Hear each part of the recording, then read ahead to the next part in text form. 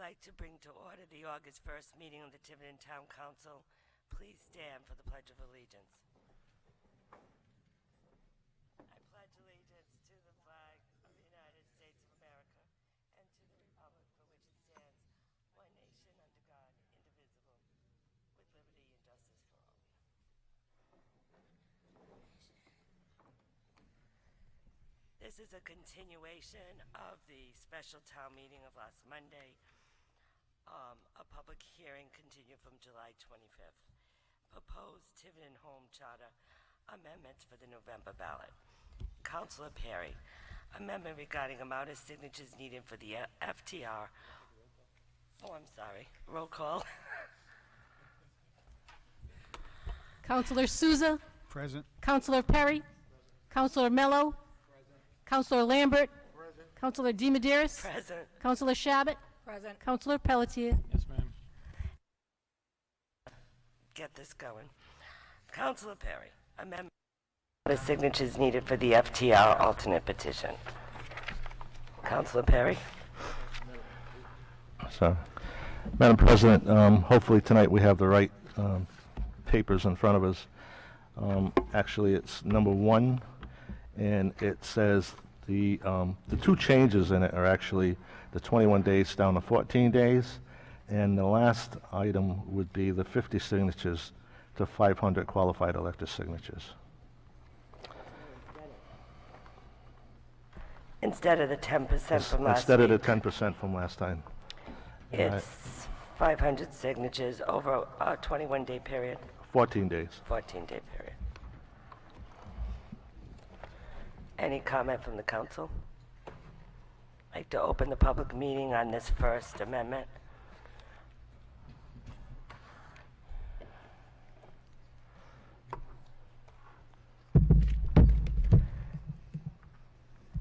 Mr. Karen, I trust you won't repeat a lot of what was said last week. I try not to. Thank you. My name is Jeff Karen from Nanaquacket Road.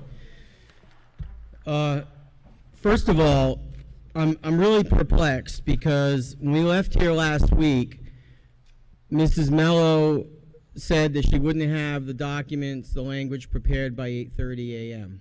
the next morning.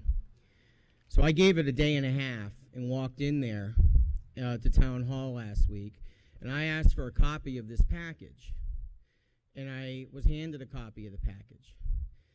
And I arrived tonight, and I just started flipping through this document, and there's things in this document that were not available to me last Wednesday, and whatever day it was, Thursday, when I walked in to get the package. Now, I haven't had a chance to review this package yet, but I mean, I walked in there and read this. I have it on my computer. This is a different package you have tonight than what I went in and got 2 days after our last meeting. So I really don't understand why this is so complicated to give the people proper notice for this hearing. What is different about this package than what you received last Thursday? I can't answer that question in totality. Because I saw the packet you received, so. Well, I can't answer that question in totality, but I do know that the first time I've ever seen the language on what appears to be the second page 1 that we're discussing right now, it was 5 minutes ago when I walked in and happened to grab a fresh copy. This language was not available 2 days after the last hearing, and I walked in and it was just hot off the press, and I grabbed a copy and I walked out the door and let 5 days go by. I read it then, I prepared all my notes, and here I am getting hit with new language again on the night of the hearing. This was the package that the town council received on Thursday. Unless you show me what you received and why it was different, it was probably, this in itself was different because it was the 10%, is that correct? I have never seen this second page 1 before, and I know that... What second page 1? Use some words to describe what is Okay, there. I have a package I picked up right over here, okay, in that pile. And in that package, there is a top sheet, which is a summary sheet of the ballot questions, or the subjects. Then there is an A, okay, which is dated 6/23/16. And then there is a next page, is a backside to that, which has a 5 on it. Then there is a front side to the next page, which is a 1. I received this page that has a 1 on it. The next page also has a 1. I don't have that page. And it was not there. It was not there 2 days after the last meeting when I gave it 2 days to go get the information.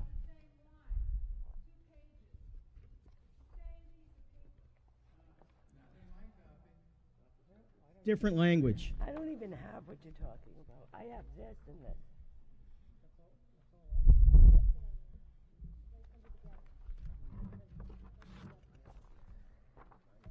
All right, so what you're referring to is that Mr. Perry, since our last meeting, changed it from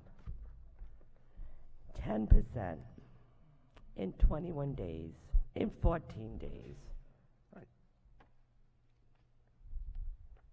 Oh, this says 21, but 14 days to 500. So he changed from 10% to 500. Now, Tony, was I right? Did you say that last week that we could amend this as we liked during the meeting? Correct, yes. So we didn't have to. If we looked at some of these proposals and we amended them tonight, then you obviously weren't going to get that ahead of time. Mr. Perry, when did you submit this change? Submit on Is Friday. that you didn't have a copy of what This I'm part talking of it about. I received. Looking at something else. We're looking, I'm really confused what In you're any looking event, if I may, this was not noticed, and the language has changed. I don't know what else in this package has changed. As without I'm trying to notice. explain to you, it doesn't have to be noticed. It doesn't have to be noticed. You're Counsel- going to have a notice change. Council Perry could have... Challenge, rather.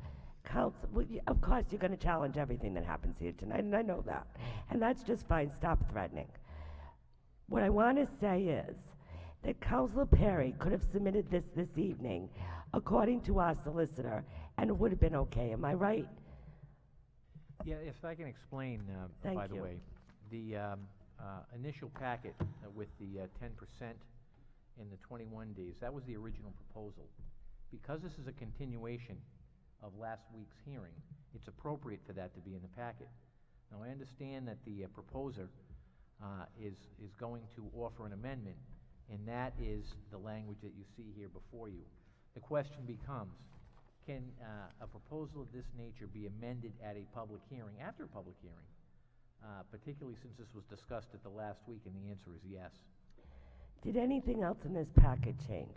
No. That's my question. No. Is this the only change in this packet? Correct.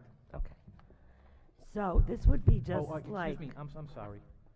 The only other change is the amendment proposed by Mrs. Odell regarding the town council executive sessions and where it appears on the agenda.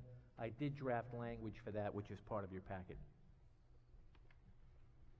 But I believe that language was in the package I received on Wednesday from Town Hall, unlike this sheet, I believe. Right, but what I'm telling you is that Councilor Perry could have... I understand your point. Could have given this to us this evening, and that would have been okay. That's what I understand that the solicitor is saying. He's decided, after listening to everything that was said here last week, he's listened to what the people said, and he changed what he is proposing, which is absolutely fine as far as I understand. Do you agree with that?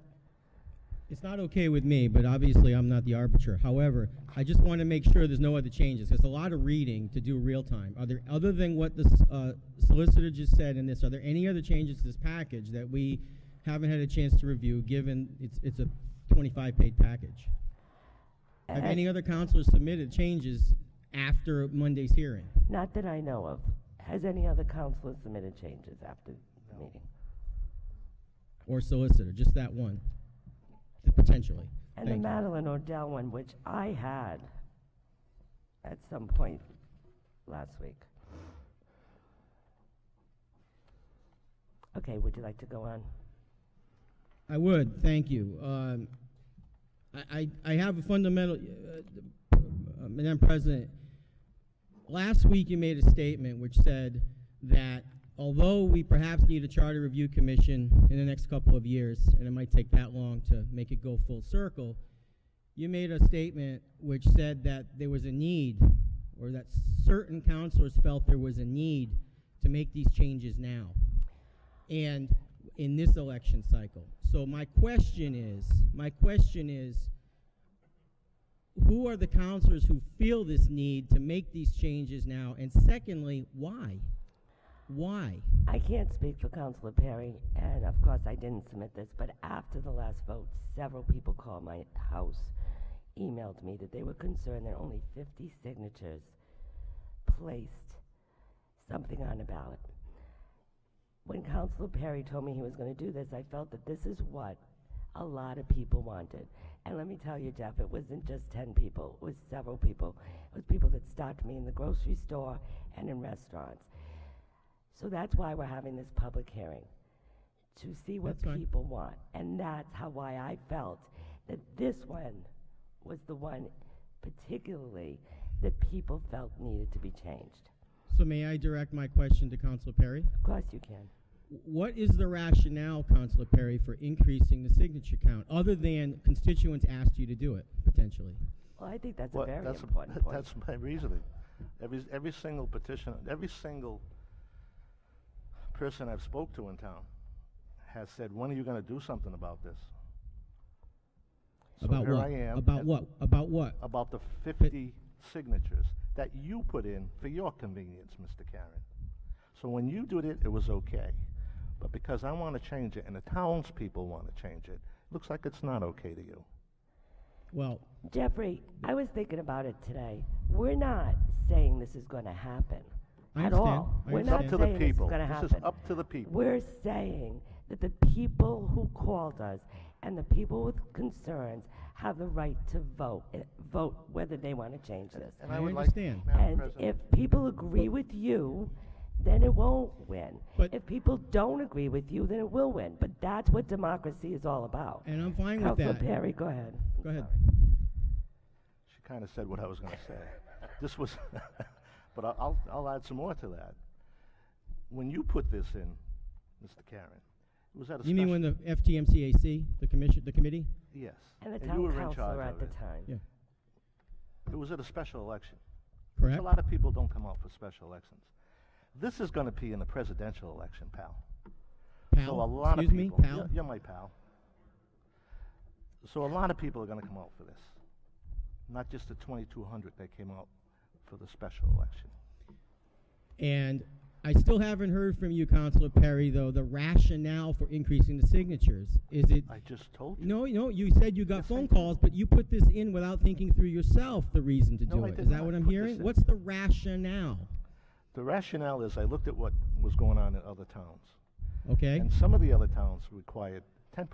That's right. And I spoke to different people, and they convinced me that maybe 10% was a little bit too much. So why not go with 500? So that's exactly what I went with, Okay. the 500. So, thank you. I'd like to make a couple of quick points, if I may, moving on a little bit. And 50 signatures is the current amount, which comes from the old FTM, where a person with 50 signatures could submit an alternate written budget. That's what we're living under right now. In addition, I recall anybody who made a motion at the FTM and needed a second was the equivalent of 2 signatures, and the voting happened real time with no notice and so on and so forth, and we all know millions of dollars could be added or subtracted right there on the spot with virtually no notice and what's the equivalent of 2 signatures. I want to put a point forward to the authors and to anybody, before the vote happens, that 1,220 people voted for this last budget. Similar number, maybe 100 more the previous year. And that was gotten with 500 signatures. 50. 50 signatures, I'm sorry, I made Dieta's mistake. That was gotten with 50 signatures. And most of those 50 people are repeat signers, we'll say. Should this be approved, 500 signatures will come in. And I will guarantee you that the 1,200 consistent votes of these petition supporters is going to be 1,700 or 1,800 consistent votes. That's good. And that's fine. And that's what fine. we I just wanna want to see. make, I That's just fine. want to present that because, and what because would that be- is probably a net effect of making the petitioner go through a larger hurdle, is that the petitioner's base of support is widened, and then there's a lot more support 3 weeks later for the FTR, or 2 weeks later, And whatever. No, also, I think Council more Per- people are informed. You have to get 500 people to look at this. And- And if it wins, Jeffrey, I'd feel better. Okay. 500 people signed this, and 500 people wanted it, and more people will come. And I will feel better that that's what this town wants. And That's all we're asking for, Okay. is to make sure that the townspeople are aware and they're voting. Okay. I'm sorry, Brett, go ahead. No, I was just going to say increased civic participation shouldn't be a threat.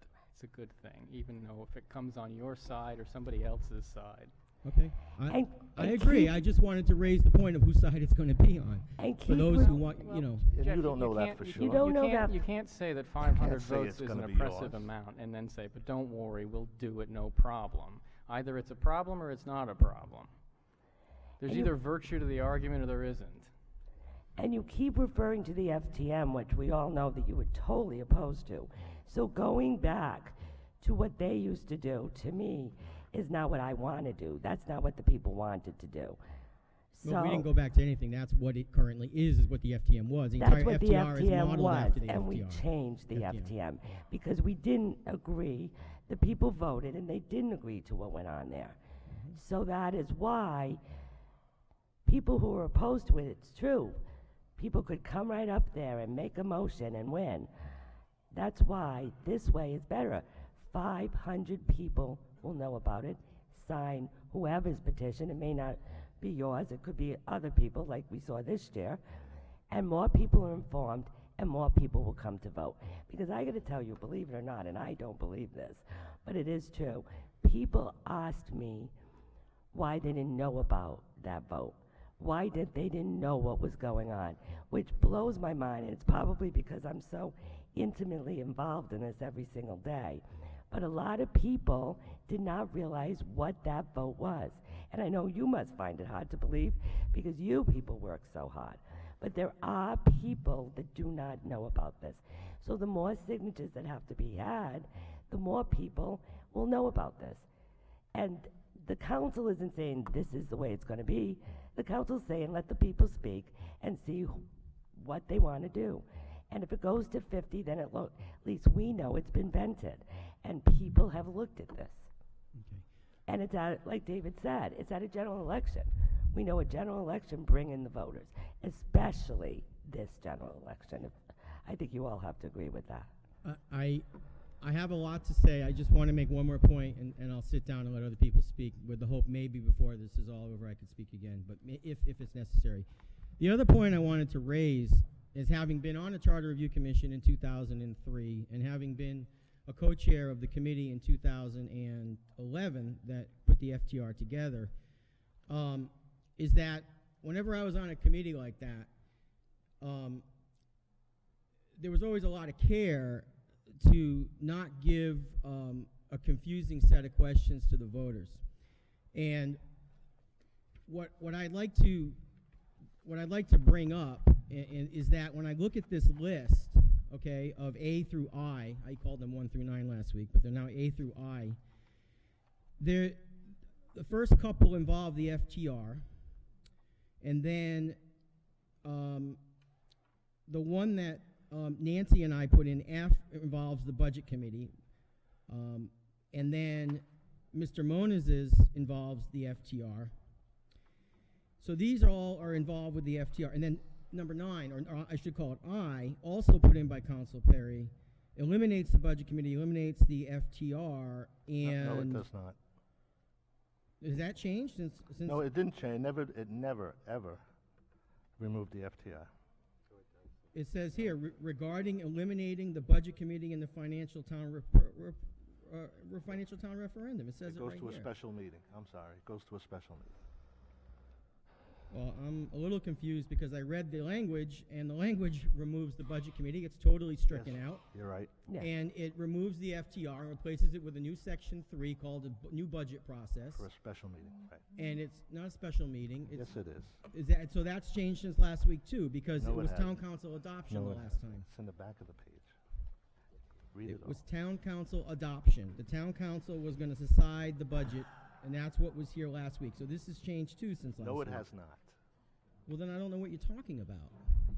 All right, well, that's not the one we're talking about right now, so let's just stick to. Well, no, it's important to, I want to make my point and I'll sit. Referendum may. at a special or general election. Page number 8 has always been there. Go to page 8, Jeff. The very very last back, one. the very last page, Jeff. 2 sentences from the bottom.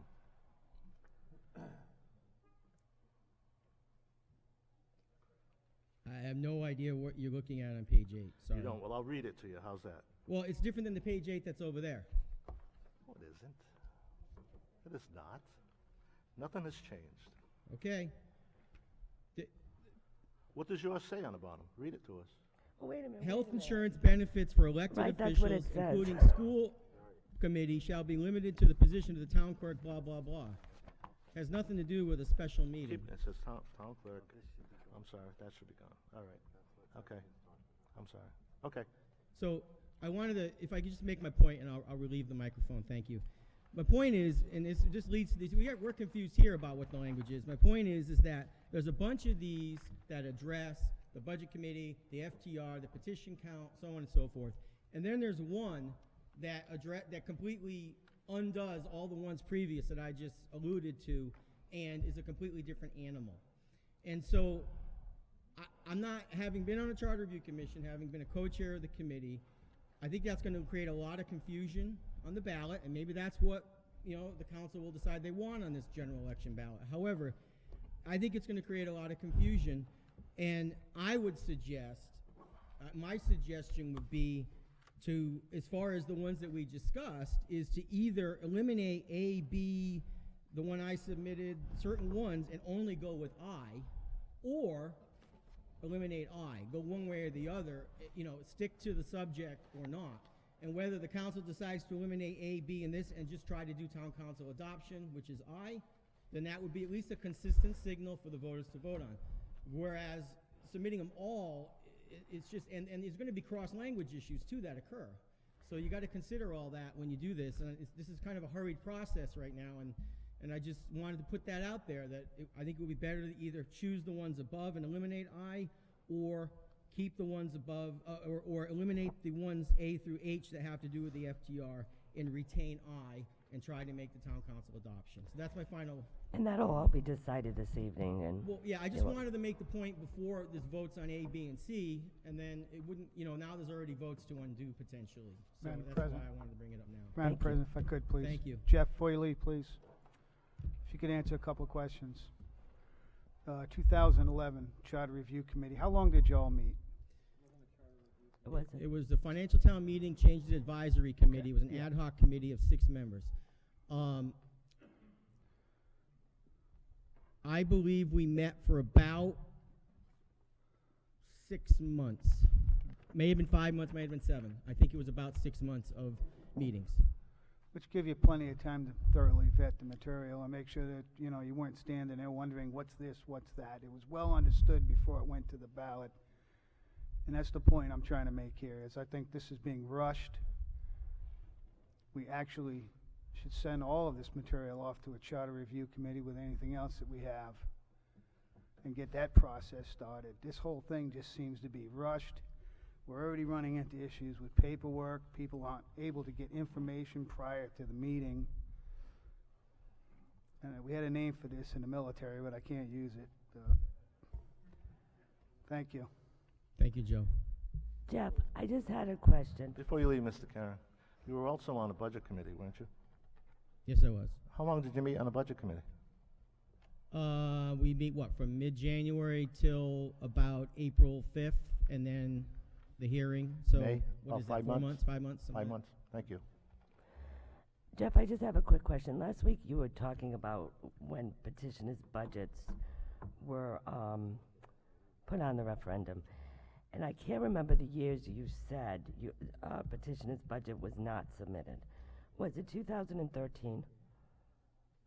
I don't remember the year, but the first year, Councilor Nelson, you might recall, put an alternate budget in as an individual. The second year, there was no challenge. So that would have been, Well, the first FTR, we can count backwards. It was 4 FTRs ago. So okay, so. It was 12, because the commission ended in 11, it was adopted, and then 12 would have been the first fiscal year. no, well, maybe fiscal year 12, but Councilor Nelson put a petition in that first year, you might recall. The So first year it he was was elect- adopted November 8th, 2011. Okay. I believe the FDR occurred in May 2012, and that was Okay. Councilor Nelson's petition. And The then- I'm saying following that year, was there the was first year. That was the first Yeah. year. The following year, there was no challenge. So 13. There was no petition. So that would have been, the That- FY is always off by a year, as you know. That's so. really interesting because I looked into this, and in 2012, the tax rate was $15.71, and in 2013, it was $18.99. Yeah, we had a revaluation, correct. Right, but I did look at that, and there was no petition put in for that, and that was just curious to me. My recollection is the increase was under 2% that year. That's my recollection. All right, And I just it was looked under at 2%. what you were talking Yeah, it was about. under 2%, my recollection. And there was a reval year. If you count Right, revals, I do and what remember- I happened do was have the that. tax base actually shrank, Mm-hmm. so the rate had to pop up a few bucks. Okay, thank you. Sure. Anyone else would like to speak on the council right now? No? Okay, I think Andrea was the next one. Andrea Souza, 178 Stony Hollow Road. As a proponent of the 500 signatures, we are not a small group, as has been alluded to. I get stopped as a private citizen all the time, asking about only 50, and why is that only 50? I agree with what the Madam President says, in that if you ask for 500 signatures, more people are going to know and more people are going to ask questions. The Budget Committee spends a lot of time. They are not paid. They get absolutely nothing.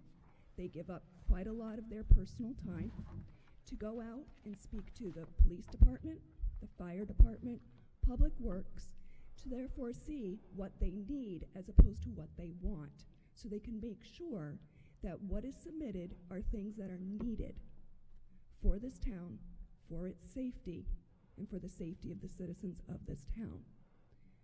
To be able to submit a budget with only 50 signatures that has no vetting whatsoever, you do not have to show how that budget will help the town as opposed to hurt the town, and get it on a ballot for the town to vote on, which at this vote, as you all like to say, that was 1,200 people, and if you look at the number of people in this town, that's actually a very, very low percentage of people who voted for this budget.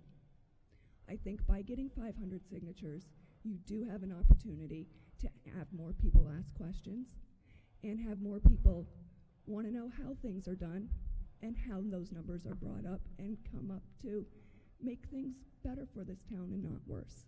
So again, I am a big proponent of 500 signatures, and I know I am not alone. Thank you. Thank you. Can I ask you a question, please? How many signatures should it take to be on the ballot to run for public office, say for a school committee or We're town talking council? two different things here. No, We're we're not. talking a budget. I don't think we should be Excuse me, like if I said- harassing the audience. If I I could- really don't. Well, I will be happy to. I can ask her a I don't think question we if I can. I'll be please. happy to What's answer the that. problem? I'm asking a simple question. Madam President, I'll be happy to answer that. Not Well, a problem. We're talking about signatures. All right, fine, Joe. Joe, You're she's talking going to about- answer. You're To talking put about something on the Why ballot. don't you be quiet? If you ask me a question, may I answer it? Yes, I asked the question so I could get it. One person can talk, and only one person can Please don't talk speak at a over time. me, because I asked for the floor and I was asking her a You've question. got people in the audience, someone at the podium, and Joe and Denise and everybody. That's not how sound works. Thank you.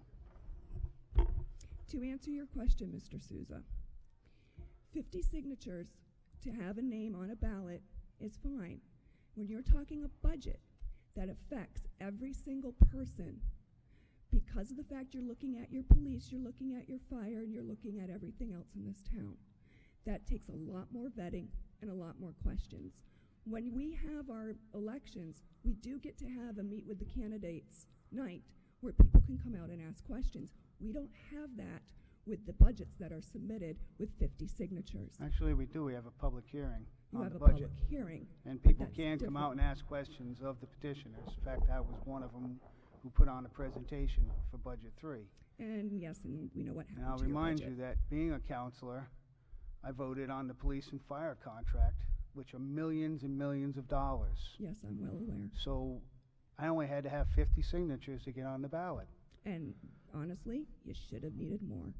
And Well, it's fine that you At supported least the you're honest. I fire mean, and the it- police. should it be which is 500 great. to be on the ballot for a candidate? No, No. you're Well, talking apples and oranges, and if No, you I'm like, I'll not get you a talking apples. cart for each Okay. one.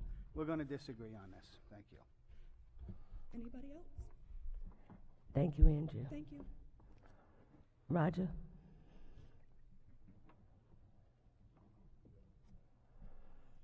Roger Bennis. I have a few comments that apply to all of the proposed charter amendments and one or two that apply to the first item, A. Just talk on the first item. Well, since all of the items includes the first item, I might just as well start with that. There are 9 proposed charter amendments, A through I, and 7 of 9 are listed with the wording proposed for inclusion in the charter, but 2 items, E and F, are worded as questions. I propose changing the wording of those 2 that are worded as questions from shall the Tiverton Town Charter be amended to, and ending with the question mark, to the Tiverton Town Charter shall be amended to, in order to maintain consistency and avoid confusion. If that is done, people will be able to either accept or reject all of the items. The second thing that pertains to all of the proposed amendments is the fact that it has already been brought out before I got a chance to speak that there is some contradiction of some of the items. If you look at the listing, A through I, if I is adopted, it appears that it needs a statement in there that says, if item I is adopted, items, certain specific items, shall be overridden and shall become mute. So you don't have a contradiction of 2 different items on the agenda, which could create turmoil. Roger, just to interrupt for a second, I'm not entirely certain that that's accurate. Over here. I'm not entirely certain that that's accurate, so I don't, That what's maybe accurate? that one negates the other. You will have multiple conflicting lawfully passed items. I don't know which one trumps the other. Well, I think that should be decided before it goes to the voters, so it's not argued after the fact. That's why something- we're all here tonight. That is something that should have been reviewed prior to this meeting, to make certain that everybody understands if a certain item passes, that I believe that there's a very good possibility that other items will be either negated or will become a serious problem. I'm Because not once an once attorney, you negate but- something, there's no use changing the wording. Yeah, I'm not an attorney, but May I address yeah, that? go ahead. In section 1205 of the charter, it states that there should 2 or more amendments adopted at the same time have conflicting provisions. The one receiving the largest affirmative vote prevails. Then I think that should be information should be specifically included on any vote, so that everybody in town who's voting for that knows that fact, and they don't have to go out and hire their own lawyer to review everything and come up with that conclusion. Wouldn't that make sense? I'm sorry if I make sense. I've had that problem. No, the only thing I'm saying, Roger, is that it's hard to talk about the issue before we talk about the issue. This is the process that we have in the charter for adopting amendments to the charter. We are going through the process. It includes a Right. public hearing, and these proposed amendments came from multiple sources, none of which were actually the town council. So there's a process. It's a little clumsy for cobbling them all together and talking about the priorities, the placement on the agenda, and et cetera. And we're doing that right now. Fine. In relation to the first item, item A, I think it should be, and I believe some of the facts have already been brought out, the fact that at the FTM, it only took one person at the meeting itself to propose a very large change in any part of the budget.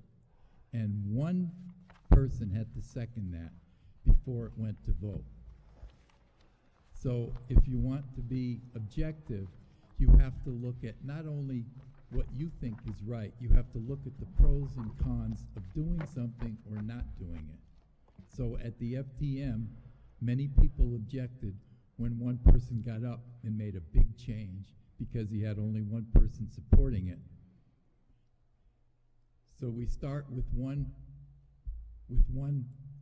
person agreeing, two people agreeing it. We have 50 for most of the people that are running for election for any town office. And then we have 10% of those voting at the FTR, which, according to today's paper, is still the number that was in today's paper for the first item, item A. If you have seen today's paper, it refers to the 10%. Doesn't refer to 500. So there's a lot of people out there who may have come today but decided not to because of the 500, whether they were pro or con. So I think and jumping from 50 to 500, a factor of 10, appears to me to be a very big jump.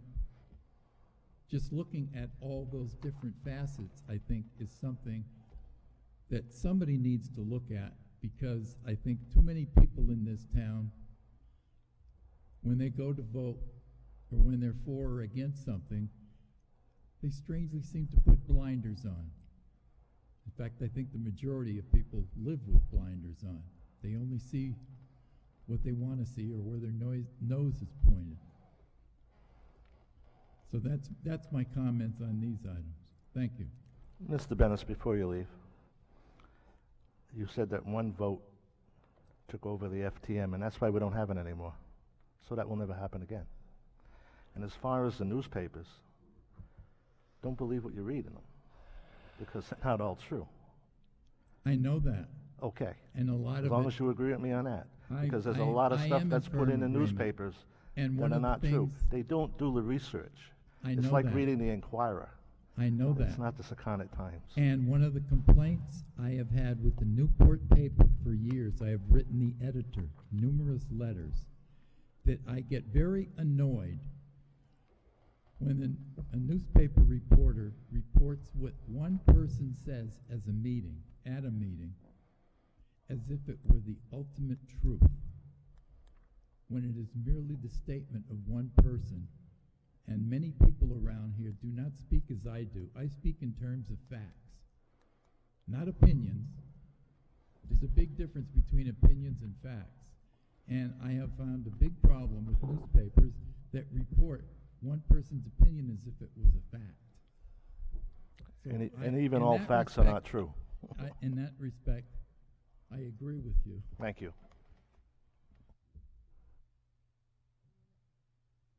Anyone else from the public?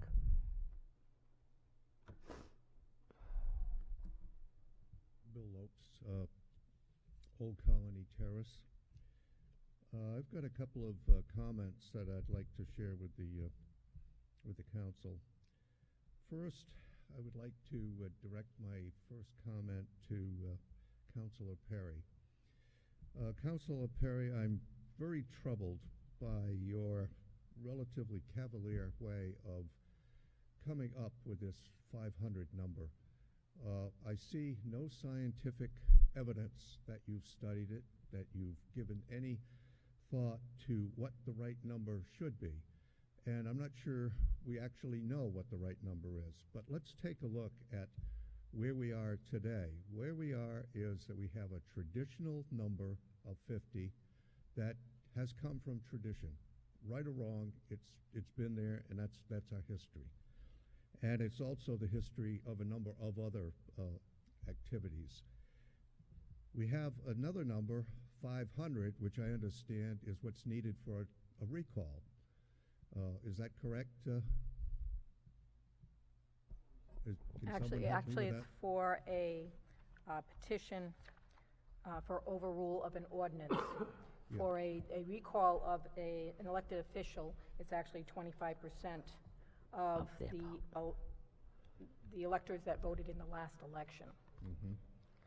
So similar So principle, it could be but less different. than 500 then. No, actually, a recall would probably be over 500. Oh, definitely. So the bottom line is we've got a spread of a pretty extreme case, 500 plus and 50. Now, when we look at what is the appropriate number, it doesn't seem to me that we should be going to the extreme end of the scale. It looks to me, quite frankly, like this is a vindictive suggestion here, something to make it much more difficult. Yet our history tells us that we've only had, I don't know, 2, 3 additional budgets that have been proposed over the last 3 or 4 years. So we don't have an excessive number of budgets being proposed. Why we want to make it difficult, I don't know. And I sympathize, Madam Chairman, with your calls you're getting from uninformed voters. But quite frankly, those people, you know, should put their effort into learning more about what's going on in the town and less on complaining about things without any positive suggestions. So when I look at the 50 going to 500, I say to Mr. Perry, why not 100? Why not 150? Or even 200? Why, other than just saying, well, I think that 500 would be a good number? Could you give us some justification? Absolutely. I did lower it from 10% after speaking to some of my colleagues. So this was not just put together in my cavalier way of doing things, because I don't do things cavalier. Mm-hmm. If I would have put 300, you'd still be up there complaining. If I would have put 200, you would still be up there complaining. If I would have put 100, you would have still been up there Not complaining. necessarily. Well, I think you would. No. It's my opinion. Because You have your opinion, I have my mine. suggestion before I leave the podium. And it might be one of those numbers that you think I'm going to object to. But it does seem to me that it ought to be something between the 500 and the 50. And, you know, again, if people are complaining about the 50, we ought to look at what is the threshold for these other activities, like electors, like other activities where we need other voters to sign petitions for us. I have no personal problem with 100 to 150, something that is a little bit more reasonable, somewhere between the two. And furthermore, it seems to me if we're going to put this to the voters for a charter agreement, why don't we give them a range? Why do we give them a number if we're going to change it? And certainly a number that is 10 times what the existing number is, it just, to me, does not make common sense. I believe it doesn't make common sense to a lot of people. And I get stopped, Madam Chairman, by lots of people at the grocery store and CVS and other places asking me what's wrong with this town. Why do we have to have tax increases year after year? I've been here for 18 years. Every year but 1 year, we've had a tax increase. I cannot understand, coming from a business environment, why this town cannot manage its budget and why we cannot have some reasonable assessment. The reason people are putting in other alternate budgets is because in this environment with less than a 1% cost of living, a 3.5% budget increase, come on, there is absolutely no justification for that. That's why people are doing it, and at least from my perspective, I think we want to be reasonable. We need to give people an opportunity to feel more inclusive, but just complaining that 50 is too little doesn't mean that that's an automatic reason to go 10 times the number of signatures. So with that, I appreciate your time. Madam President, please. Just before you leave real quickly, you said, why do our taxes keep going up? I'm going to tell you why.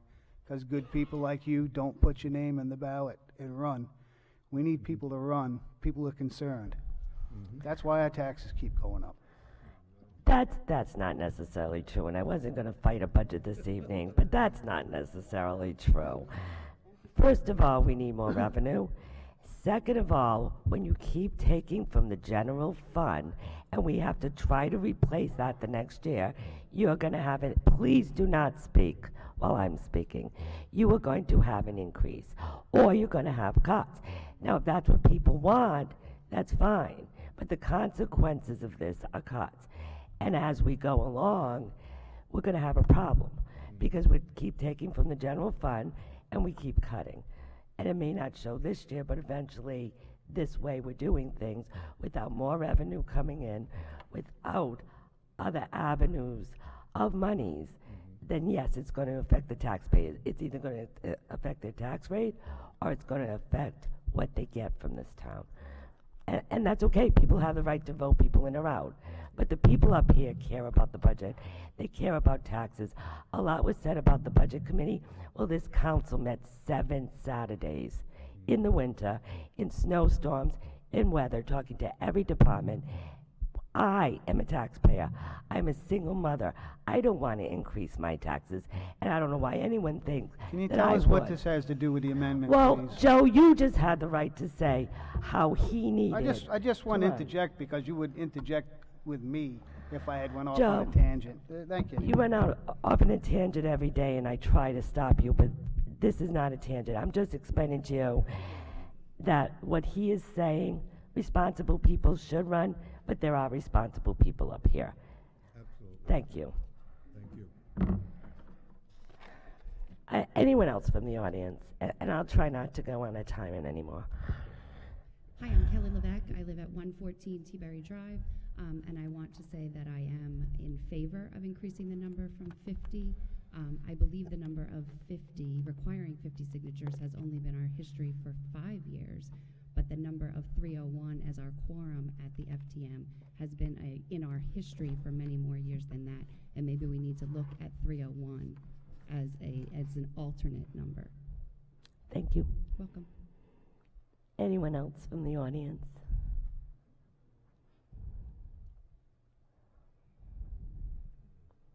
Good evening. Name's Good Tom evening. Morse. I live with the old people at Countryview Estates. That's a lot of us old people. There are, indeed. First of all, I'd like to thank all you folks for the time you put in for the benefit of the town and the townspeople, you and the Budget Committee. However, there are a few things that I take issue with. One is the fact that from Congress on down to our state legislature, now I've just heard it from the council, that we need revenue. I don't think we need revenue. I think we need more cuts. And I think we need people that can come up with these. And I'll tell you what I think. Like 1% is what our inflation rate probably was this year, or maybe some more. But my Social Security went up 0.2%, and it has for the last 3 years gone up 0. So a lot of us folks down there are having a hard time dealing with the price increases. Now, when I call up my congressman and ask why I didn't get a Social Security cut raise this year, they tell me that the CPI wasn't high enough. But then I ask them, well, why did you vote yourself a raise? And there's no answer to that. Now I'm saying what I think is the reason that we need more revenue is that every few years, it seems, when we have the municipal employees unions come up, and believe me, I have nothing against cops, firemen, the rest of the public works, but I think they should have to live under the same conditions that I do. In fact, my son-in-law is a cop in Westport. But what we have normally on these negotiations is a lawyer or several lawyers for the municipal unions, and then untried, untested people that try to negotiate with them. And I think you lose every time. It seems like you do anyway, because that's where your problems are, in the municipal unions. And I used to be a union person, but I think that they've gone overboard, especially the teachers. And that might not strike a good chord, but I don't really care. Thank you for your time. Appreciate it. Thank you.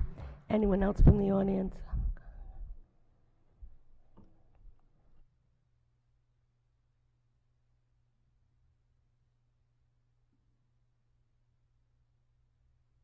Good evening. Elizabeth Lopes, 705 Old Colony Terrace.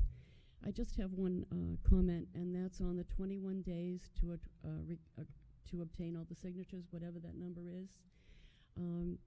I've been told that you can just go into Little Bear and get 50 signatures at any point in time. And that might be true, but we don't have too many Little Bears in town. So there would be a lot of scrambling to ever get any alternative ballot or proposed budget on the ballot. And I just ask you to please increase the time allowed just for the sake of getting the signatures, if that was to be obtained. It went from 21 to 14 since we were here last week, and I just am optimistic that hopefully we would have more time. Thank you. I'd just like to make one comment on that. You know, I've sat here through some very contentious debates, and one of them was about a year ago when this auditorium was full, jam-packed, with no mall Tiverton. And I believe that the young lady who got the votes is sitting right there, and she got them in 2 weeks. 1,500, correct? 1,800 in 2 weeks. What's your name? You might want to get her on your side. Okay, thank you.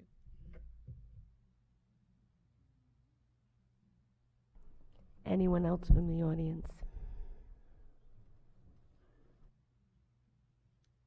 Good evening, Justin Katz, Cottrell Road. First I wanted to speak to the notion that we can't take the time for a full charter review commission, or even something that takes 6 months like the commission that created the FTR.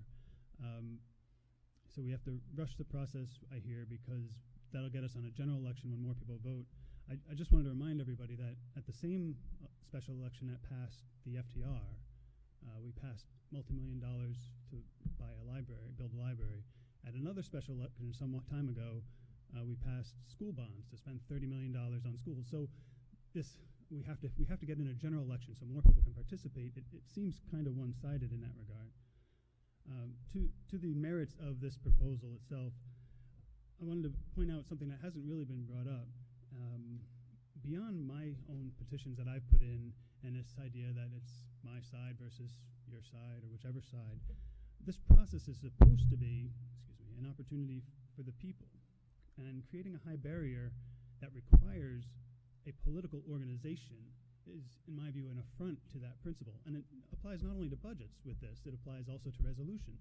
So if anybody wants to put in any kind of resolution or change anything on the ballot, on the budget, no matter how large or small, 500 signatures that's a lot. I don't think I'll have much trouble getting it, but that's a lot for somebody who isn't that involved. And that was part of my understanding of what the FDR was supposed to be about. I want to reiterate some of the concepts that have been mentioned, mainly that this is a terrible way to do this. So last week it was 1,200 to 1,400 signatures. This week it's 500 because, hey, why not? Some people suggest 300, 100. That's what a 6-month process or more to discuss that would create maybe a basis for it. I mean, is 50 signatures a lot? I don't know. Our representative, Jay Edwards, is running unopposed because somebody couldn't get 50 signatures to oppose him. Seems like somebody had some difficulty getting those signatures. Regarding the time, the proposal now goes from 1 week to get 50 signatures to 2 weeks to get 500, which is 10 times. So you're doubling the time to get signatures, and by a factor of 10, increasing the number of signatures needed. Again, it's not reasonable to expect the average elector to be able to do that.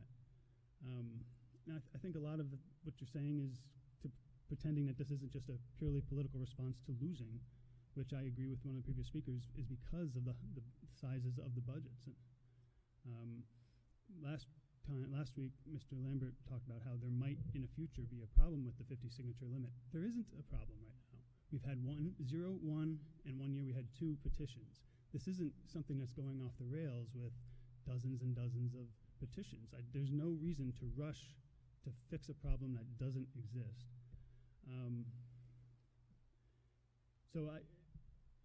In closing, I'd say the fact is that somebody who has a political organization will be able to hit anything that isn't absurdly high. Is 500 that number? I don't know. Maybe, maybe not. But for those without such an organization, 50 signatures is actually a big deal. It requires you to want to do something, to go out and ask people for 50 signatures to do something political.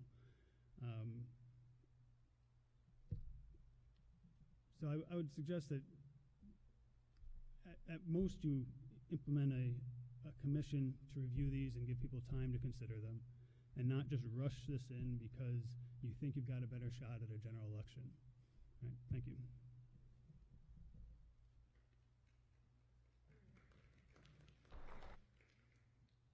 Anyone else from the audience?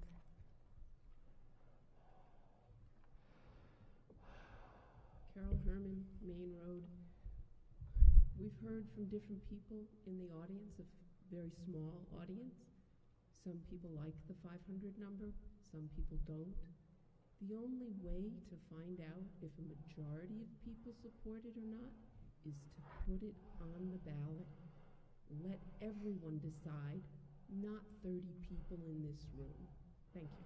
Thank you.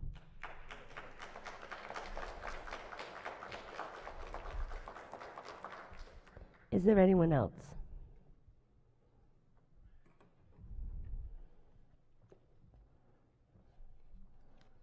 My name is Bruce Hanson. I live on Highland Road. I've been a resident in Tiverton since 2000, and I really have never been to one of these meetings before last Monday.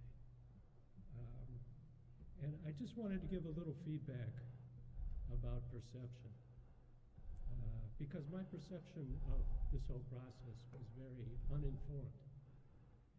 And I was trying to decide between last Monday and this Monday if that was my fault or someone else's fault.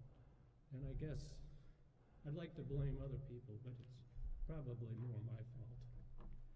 But I will say that my perception is that there's a distinct, serious communication problem here, in general, in the town, regarding what's going on. I don't believe that, and I have strong opinions, but I'll just say that I listened to some things at the last meeting, and I don't think I agree with Councilor Perry on very many things, but I listened to his description of his interaction with the police department, and I walked away with a sense of respect for that time and that effort and that process. So it'll make me think more when I hear you talk and listen. But what I want to say is my perception of this process is that there are 3 proposals here for amendments to adjust, to either eliminate the financial town referendum or to modify the ability of someone other than those in power to change the recommendations of those in power in the process. And yet, there has been no statement, general presentation that says, we as a council, or we as councilors, or we as this group or that group, are very frustrated with the process. We feel that the town needs more revenue, more money, and the town, referendum process is getting in the way of our being able to do what we think we're supposed to do, and therefore we should eliminate it. No one's come out and just said that. I mean, I should say, I more or less says that, but I've never heard anyone say that specifically. This is very frustrating, it gets in the way. What I'm saying is, you may fail in trying to accomplish what you want to accomplish. Those of you who support A, B, and I, when someone like myself looks at what's going on and says, well, they've got all these proposals, which maybe they're trying to confuse me. I don't know. Maybe they're trying to confuse me. Where is the hidden agenda? Oh, well, I see if the financial town referendum, if I vote to eliminate the financial town referendum, I guess they'll all be happy because that'll eliminate probably some of these other things, which are just requests to adjust the way the financial town referendum operates. So people are trying, my point is that it comes across as being confusing on purpose. It comes across as being deceptive. Why not just say, we're having a hard time governing. We don't have enough revenue. We believe that the financial town referendum gets in the way of our accomplishing what we think the town needs to accomplish. Please give us a vote up or down. I don't think any of us is saying, well, first of all, none of these proposals were made by the council as a whole. So you don't know what this council is going to vote on any of these proposals. I understand that. Okay, and I don't think you've heard any of us say that. When we vote, you'll see what we're thinking. But as far as assuming, if you look at this, the majority of this council did not put this here. So we are voting, we are venting it out the way that we're supposed to. And then at the end of all of this, you'll see where we're going. I understand. Maybe what I'm saying is what many of you already have in your minds and your hearts. But what I'm saying is, if all of these appear on the ballot, and I read it, and other people read it like I do, it will appear to be deceptive. Mm-hmm. But we have to go through this process. That. And so, thank you very much for listening to me. Thank you. Before you go away, and I'm the one who proposed these charter changes, and I didn't put them on to be deceptive. It's not my intention at all. A and B are on there for the purpose of, if I fails, we'll still have a safety valve with A and B. Sir, I think you need to say that from the rooftops. Well, I will. I really do. If they all get on the ballot, I hope you're saying that from the rooftops. Now, Because if you don't say that, I'm just telling you, it comes across poorly. It comes across poorly. Thank you. You're welcome. Anyone else in the audience?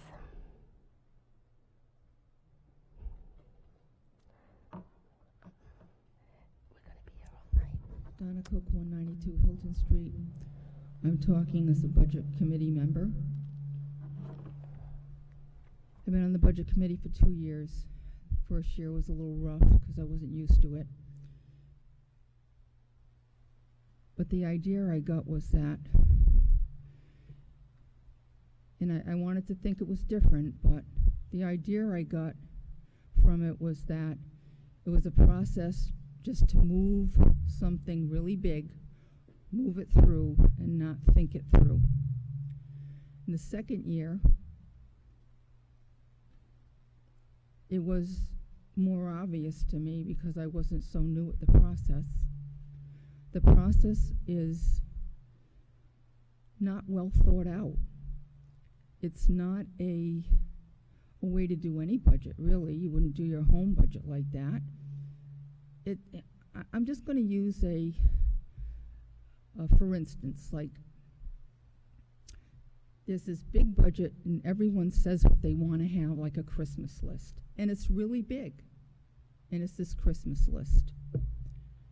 And with any Christmas list, one of my children wanted every page on the Sears catalog, every page. Another one did not want to say what they wanted because Santa would then just pick those items. And the other one was reasonable. But with any Christmas list, you have to hone it down to your most important items that you need or can afford. And I didn't see that happening at all. I went to all, went to the police department and the fire department, and as far as the police department goes, I saw a really big inequity as the way we spend our money. And I just thought it was sad that we're 11% increase in the library budget. That's a whole nother thing. The library was approved with a bond, and probably the bond money that we used to use towards the grant was now doubled because now you still had to have this grant. Now, why would anyone think that a building that's 3 times bigger than the first building? Donna, I just don't mean to interrupt, but this really does not pertain to this line item. But it does. It does because it's about the budget. This is about the budget. It's a fight for the budget and people to choose the budget that they can afford. That's what it's about. Which it's they about do. Control of the money. Which That's they what do it's all about. at the referendum. Okay. So what I saw was that it would be 3 against 8. I'd do my homework as to, look everything over and bring my package in, and I'd argue my points, and people would just sit there. A lot of people didn't even show up. That was another problem. And I'd say what I found, and there was hardly any discussion, and they just approved the increases. And it happened over and over again. For 2 years it went on like that. And then there was this big surprise at the end on the percentage of the increase. There shouldn't be a big surprise, and that's why people are frustrated. Donna, we're talking about 50 versus 500 signatures. That's where we need to stay at. What I'm trying to say is the frustration with the budget process and the way it's done and the way it starts and then it ends with 3.5 is a frustration. Once again, it's not the 50 signatures. It's the frustration with the budget and that we can't afford 3.5. That's the problem. Okay, I think you thank need to decide 1%, whatever that amount is, and you disperse it, and disperse it well through the budget. And you already know it's 1%. It shouldn't be a surprise. It was an actual surprise to Louise Durfee. She said, oh my goodness, it's 3.5. It would have been 4. But Donna, that's all what this discussion about. This isn't a... Madam President, It's about Madam 50 President, signatures. And go ahead. once again, David, Continue to let her speak because she's making my cause for aye quite easily. Thank you. All right. Okay, we're going to forget about the sarcasm. You're Are always you- sarcastic and you are you come off opposed- hateful towards the Donna, voter, Donna. David. Very Donna. hateful Could we and disrespectful, as usual. speak to the signature process? 50 versus 500. I don't, the 50 to the 500, it's ridiculous, and it's not needed. There's nothing to show me that there's any scientific thought. It's just a number picked out, and you get 50 signatures, and you all sign these contracts we can't afford. Well, first of all, Senators get 100. I'm not going to get into this with you, but I do want everyone in this audience and everyone watching to please look at the fireman's contract that we did sign and look at the $250,000 that we did save. With the fire department, we still don't know. What did we lose? The fire department is not suing us. We lost the lawsuit, and I still don't know what happened with it. What happened What with the lawsuit? With the $300,000 of overtime. That isn't on the agenda, but I don't know what you're talking about, but we'd be more than willing to discuss that with you. If you could give me all the paperwork and not have it redacted, that would be nice. Thank you very much.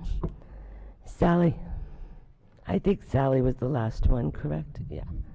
Sally Black, 64 Broadview Drive. I know we're on the 50 signatures, but other people have been a little broader, so I hope you give me that courtesy. I've been going to the Budget Committee meeting since 2003. I probably have missed one since then. I watch all the other budget processes in the state. I go to the state for my professional development to talk to everybody about how they do things. Let's get out of Tiverton and find out a better way. And I have never seen such a process. It's incredibly transparent. The school department gives their budget after going through it on their side in public. The town council does the same thing. As Denise said, the town council met every Saturday, many Saturdays till 12 o'clock. The budget committee is open, it's on television, anyone can go. They start meeting in January, every Thursday night until April. Back and forth, back and forth. The police, the fire, DPW, as we've all said, everyone comes and tells what they need. As Mrs. Cook said, sort of the Christmas list. Then we find out the revenue, we find out you can't have that. You have to bring it down. I've heard some comments tonight about the teachers and the fire and the police. I stand here to tell you that we all realize that's where we have to control. So within the past years, they've come to the table, and also DPW, so that we are now the lowest paid teachers, fire, and police, or near to the bottom of anybody in the state, which is good in one way, but in another way it's bad because we're losing people. Okay, the school department since '08, when I was elected, it was 5.5 that you could ask for, which was much too high, we all knew that. However, we passed the 4. We were all there, we said, how are we gonna do that? Since '08, the school department has asked for 1.6. We know the taxes are too high. We hear everybody every year. And when we asked for 1.6 last year, that's when I said, there's not going to be any problem because that's so low. But no, it's never low enough. So there was an alternate budget. So I don't have any problem with the 50 signatures or however many. I have a problem that that person doesn't have to come and sit and defend their budget so that everybody will know what's going to happen if you choose another budget. That's the transparency in the information we have to give to the taxpayers. Because I stand outside the town hall for 3 days from 7 till 8 at night, and also outside the high school with my charts to try to explain to everybody what might happen. Then they call me after and they say, why do you have to cut things? And that's your choice, of course it is, if you want to choose that budget. So my problem isn't with the number of signatures, it's with the person trying to defend their budget, having to come up here. The school department has to defend their budget, the town council doesn't, so does the budget committee, so that person should have to. And I'm very happy we have everybody coming to vote. I think it's much better than before. I totally support that process, and I support all the work you've done. Thank you very much. Thank you. Peter. Sally, I agree with you 100%. The only thing that's wrong with this process is that the alternate budget gets done at the very end. They do not interact. You have no discourse between their budget and the public. I have no problem with, like with Sally, for the 50 votes.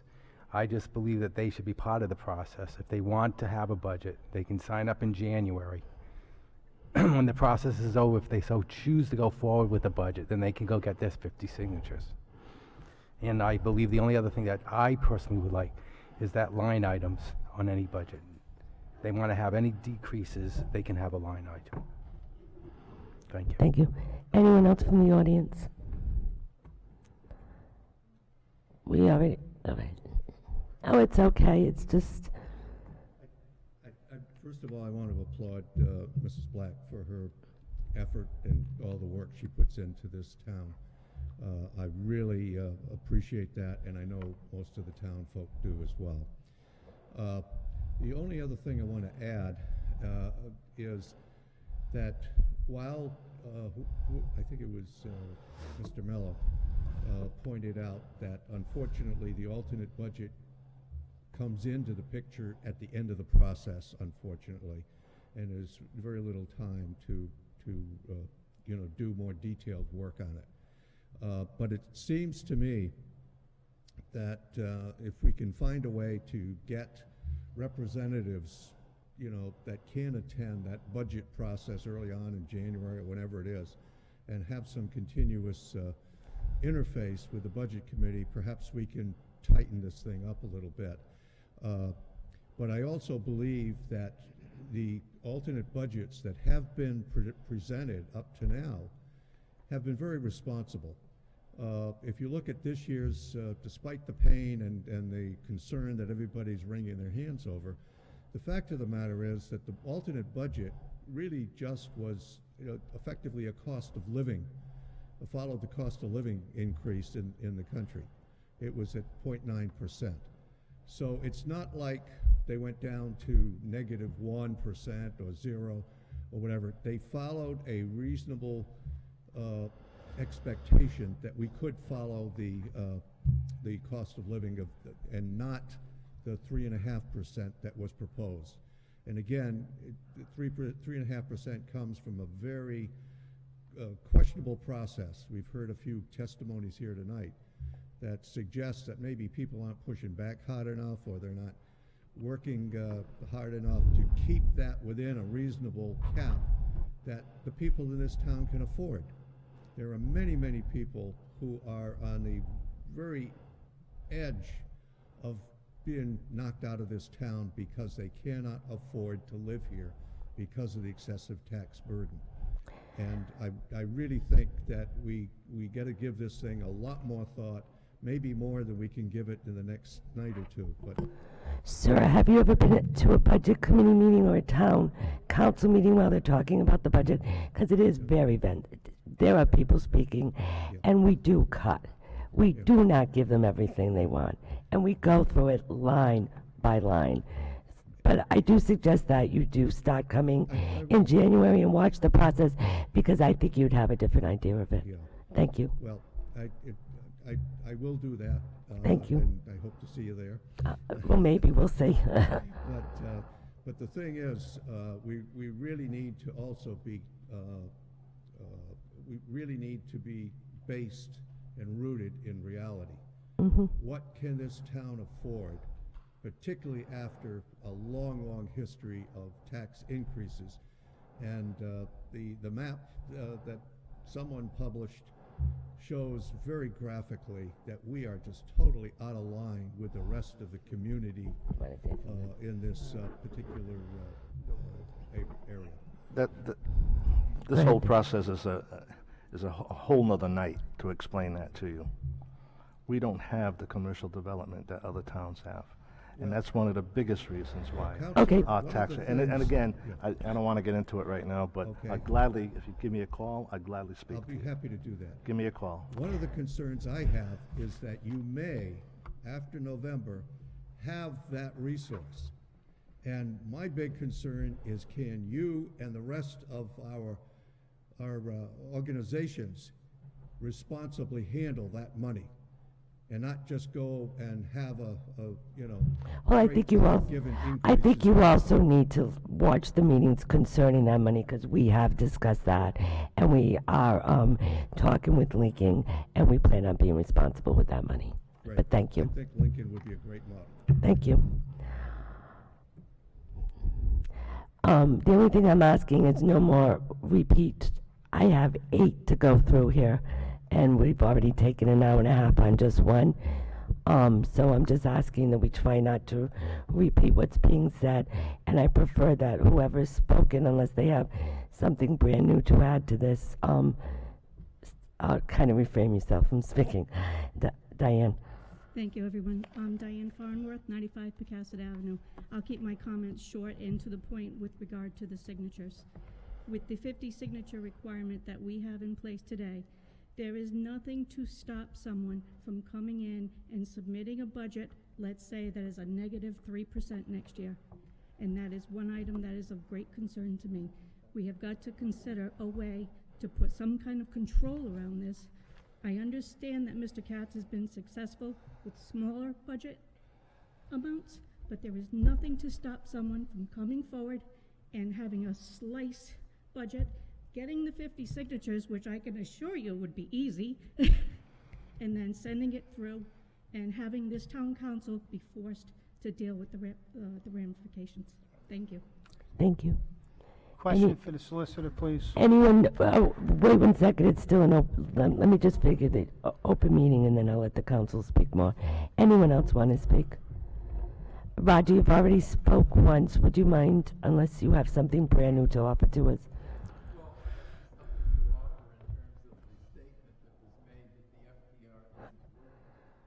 I don't think anyone made that statement. Roger, could you please, is this about the 50 versus the 500? No, it's about contradicting a statement that the FTR isn't working. All right, who made that statement?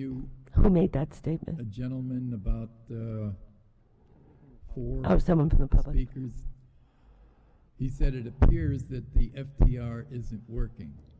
And I assure people that with the proposed 3.5% in the near zero inflation rate year, when the school bond had a 0 increase, only because it plans on a $6 million bond for maintenance that is going to be piggybacked on top of the proposed budget, it does indicate that the FTR is working. Because if it were not working, that 3.5% proposed would be even higher. To me, that's 3.5% in such a year when we can look forward to a $6 million bond. If people vote for it. We didn't piggyback a $6 million we bond didn't. onto anything. Not yet. Wait till the fall. 16. There's a $6 million bond coming.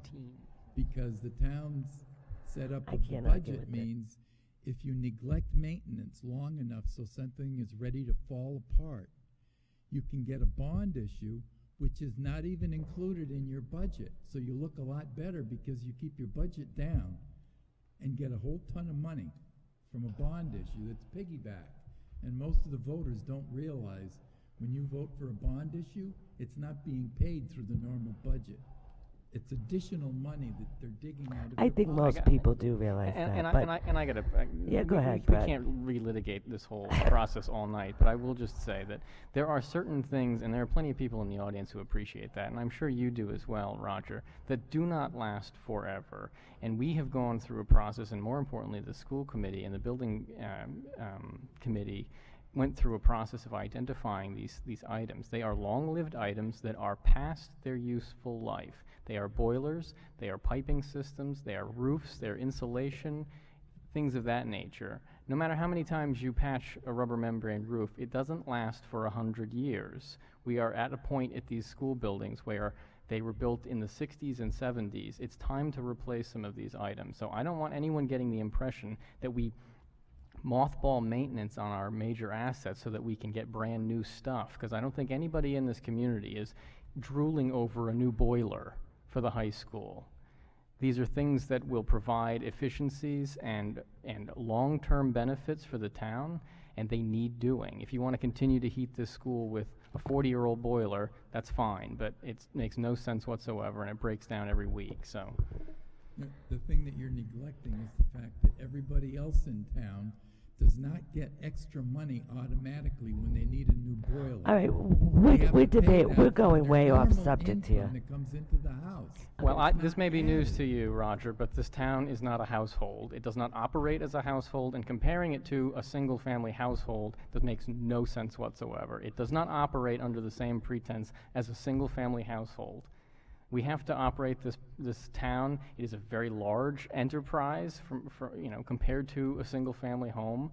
It is a large, multi-tentacled octopus that we wrangle with. There are maintenance issues and there are financial issues that do not mirror in any way, shape, or form to a household budget. It just is not an appropriate. I mean, we're way far afield on this. Maintenance is maintenance.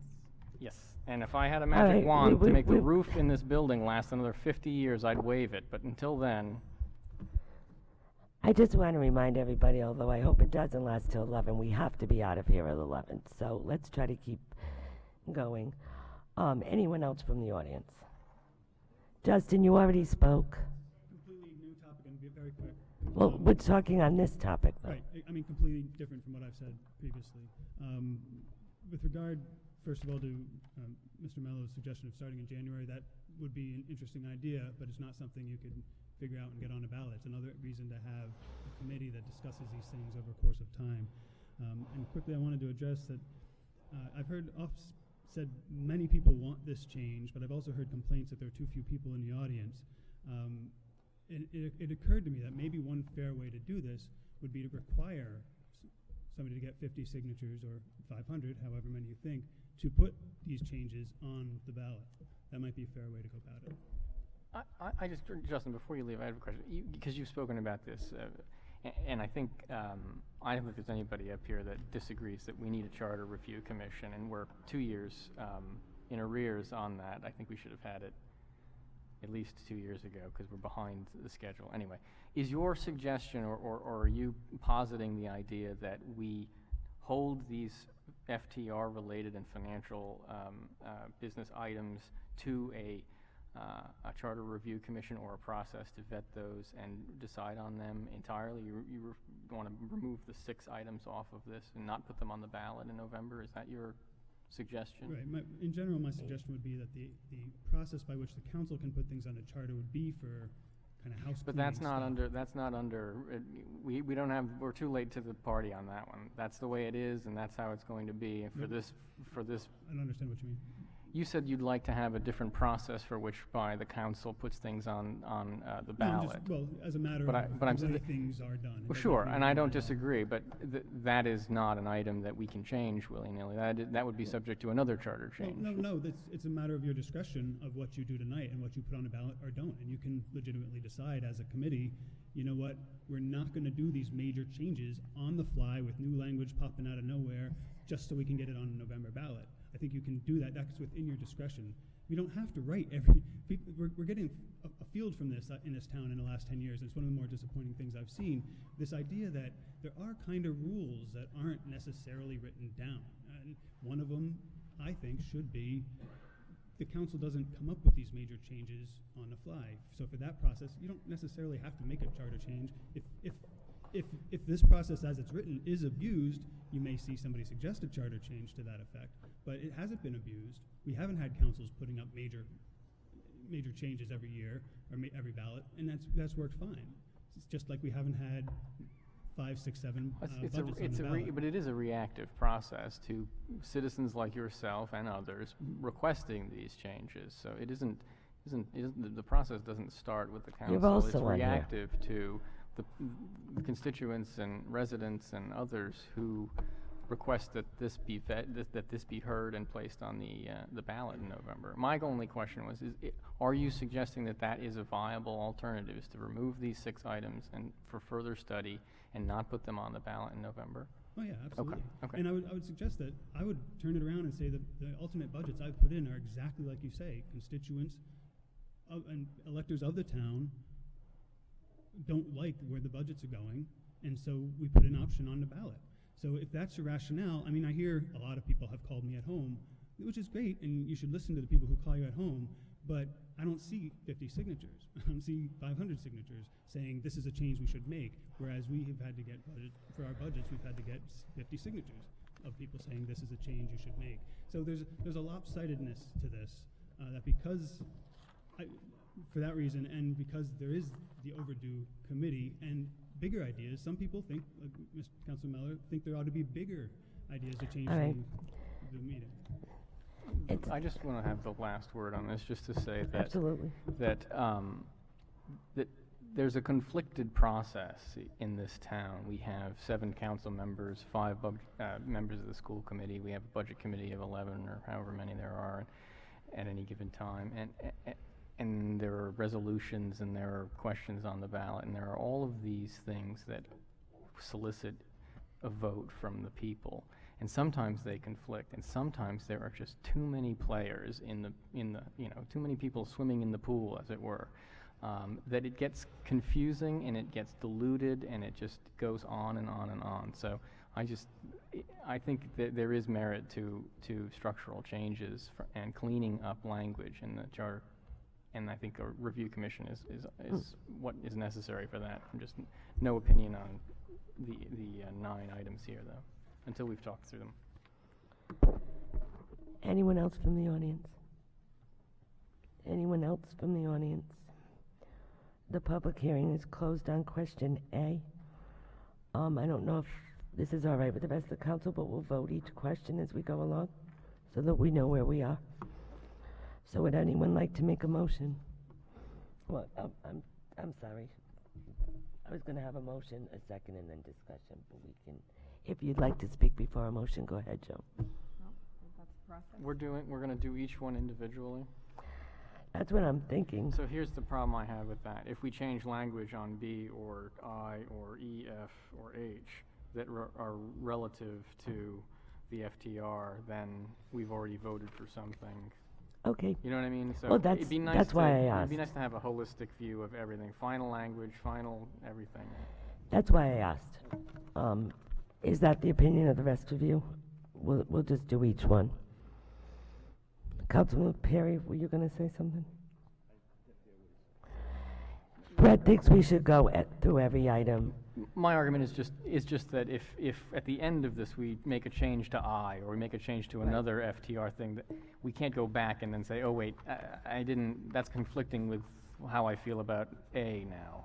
So it'd be appropriate, I think, to have a holistic view of everything and then go and vote them individually if you'd like. I agree. That's what I asked. Okay. I'll make the motion. I'll make a motion to amend. I'm sorry, still having a discussion?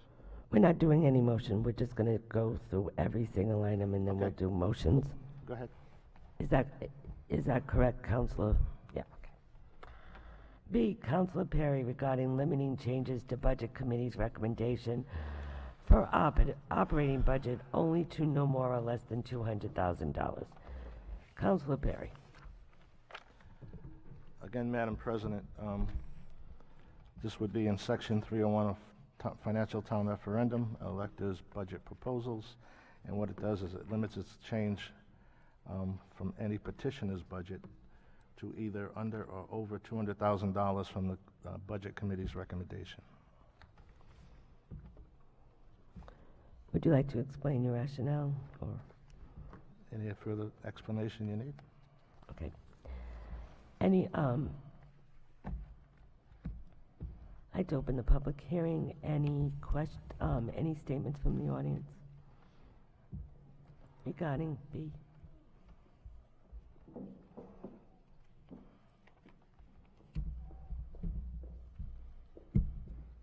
My name is Jeff Karen from Nanaquacket Road. Thank you.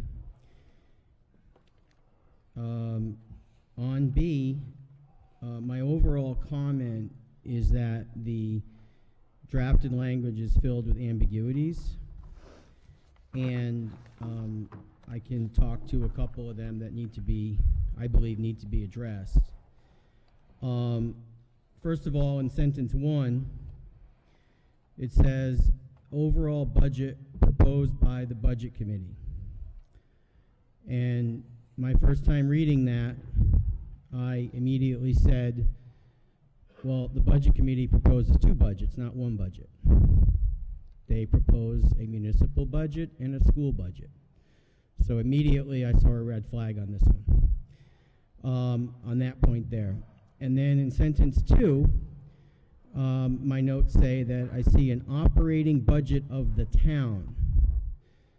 And this is specific to, I believe, the petition in sentence 2. It says Further, any elector petition for an alternate budget proposal may only make changes to the operating budget of the town as proposed by the budget committee or require remand to the committee for the same. So now I see a sentence after the first ambiguity of is the total budget for the school or the town. Now I see a question of, now I see an affirmative statement that says I can only change the quote-unquote town budget, which is quite different. The FTR process, as we all know, allows modifications on the school budget, and I see a huge conflict, evolving here on that sentence. And then on sentence 3, I believe it's sentence 3, I see no elector petition may include in the alternative budget proposal a reappropriation of working capital or spending of the town's unreserved general fund.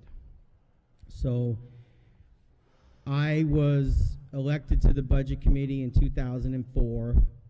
For 2 years I was vice chairman, for 2 years I was chairman, and I don't recall the language working capital. Now, maybe a committee after me has started using that title, but I don't know what that's defined as, working capital. I don't know. There's language in here, appropriation of working capital. I'm not quite clear. I know we have municipal capital, and that's kind of clear what that is in the docket. I'm not sure what working capital is. So those are 3 kind of technical language issues that I really think need to get flushed out, and they're not trivial. I mean, one of us said, the way I read this, the petitioner can no longer touch the school budget. And certainly there would be arguments made, I'm sure, to that effect. And maybe that's the intent. I don't know. Can never touch the school budget. So that's the, excuse me, Council Perry? I'll comment after you're done. So with those comments, I'd like to touch on the third one I made, and I'd like to expand on the third one slightly. And I'd like to say that regarding the unreserved general fund, it's important that people realize that the reason the general fund may grow a surplus at the end of the day is because people were overtaxed. Okay? People were overtaxed. And so for the petitioner to be able to get some of that money back is important because it's the people's money. Now, if we go back to the days when I was elected to the committee, and I understand this happened for years, is that the budget committee would, for year after year, take $500,000, $600,000, $700,000, and they would do a general fund offset. And if we go to the clerk's office and look at the old dockets, we'll see, $500,000, $600,000, $700,000 offset, general fund offset to reduce taxes. Because the people were being overtaxed each year, there was an extra $700K, it would offset the following year. And effectively lower, which became like a revolving door, which was just what it was. And so this provision of, if this language were to prevent the possibility for a petitioner to access that and do that, then there's no way for the people to get their money back. And what would happen is that the general fund would essentially, most likely, through decreased revenue estimates, accumulate a bunch of cash. And there may be people who want that general fund really nice and fat, but there's a lot of people in the town who know it's their money and that they were taxed for it, and it's just sitting there, and there would be no way to get it back. And this is a process, I said, the town did this for decades, the general fund offset. The budget committee has done it for decades. And all of a sudden, the petitioner wouldn't be allowed to do that. And ironically, it's the petitioner's money.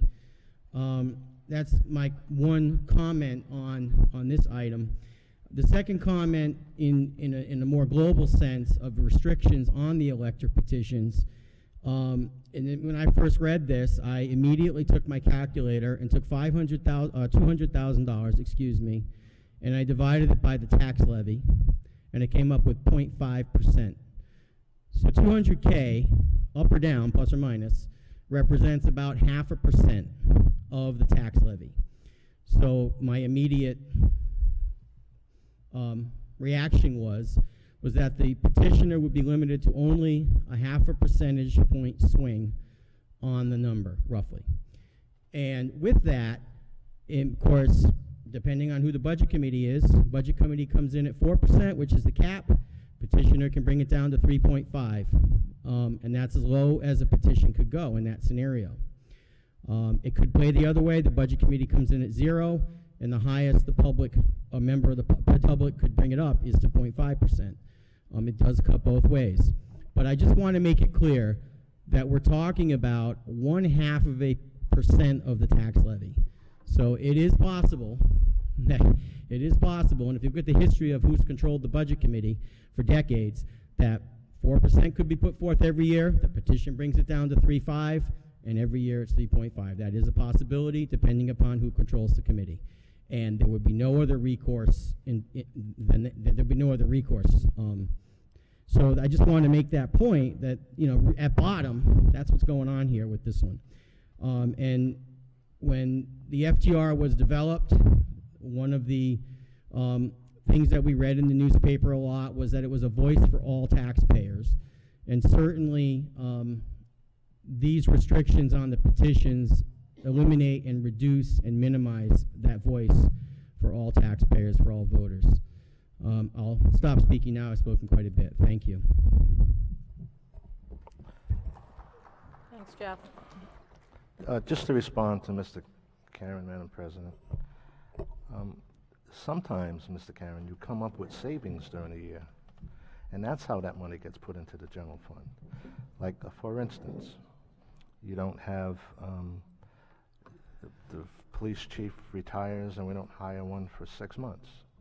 Well, all that money that is saved in those 6 months would hopefully go into the general fund at the end of the year. So we're not overtaxing people, or we don't try to overtax people. And if you can write a budget that would come out exactly, boy, do we need you. But I don't think anybody out there can do that.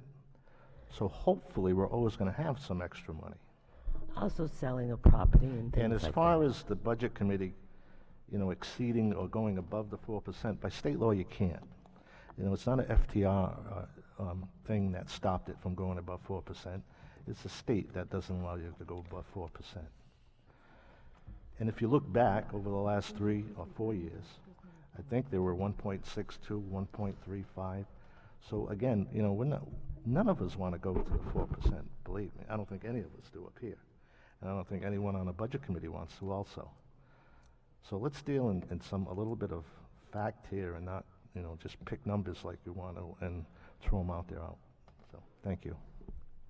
Madeline. Madeline Odell, 130 Warren Avenue. I have issue with a couple of things that Mr. Karen said because they are false. One of the things that happened, I'm not going to say I know exactly what year, but it was either 2008 or 2010. They took too much out of the general fund, and we ended up with an 11% increase one year and a 13%. So that doesn't work. And now he's trying to say that didn't happen. He knows damn well he was probably on the budget committee at the time. So I don't like people when they're coming up here and saying things that aren't true. And that's not true. The other thing is the levy changes from year to year. So how can he come up with a figure of what it's going to be if the percentage is going to be if the levy is never the same? Just for the people here that are not privy to this stuff, I'm trying to set the record straight. Thank you. Thank you, Madeline. Anyone else from the audience? May I just briefly respond to Councilor Perry? Thank you. So regarding the mid-year savings, I agree that if something comes in, if an expense comes in short, there are obviously mid-year savings, and it's not unreasonable if all the budgets weren't spent for the taxpayers to say, hey, we want that money back next year. And that's how the general fund offset gives that money back to the people. Okay, so over a 2-year period, it's overtaxation, not over a 1-year period, but over a 2-year period, if it doesn't go back to the people, it's overtaxation. And nothing's perfect with all this, but that tool to be able to do that is very important.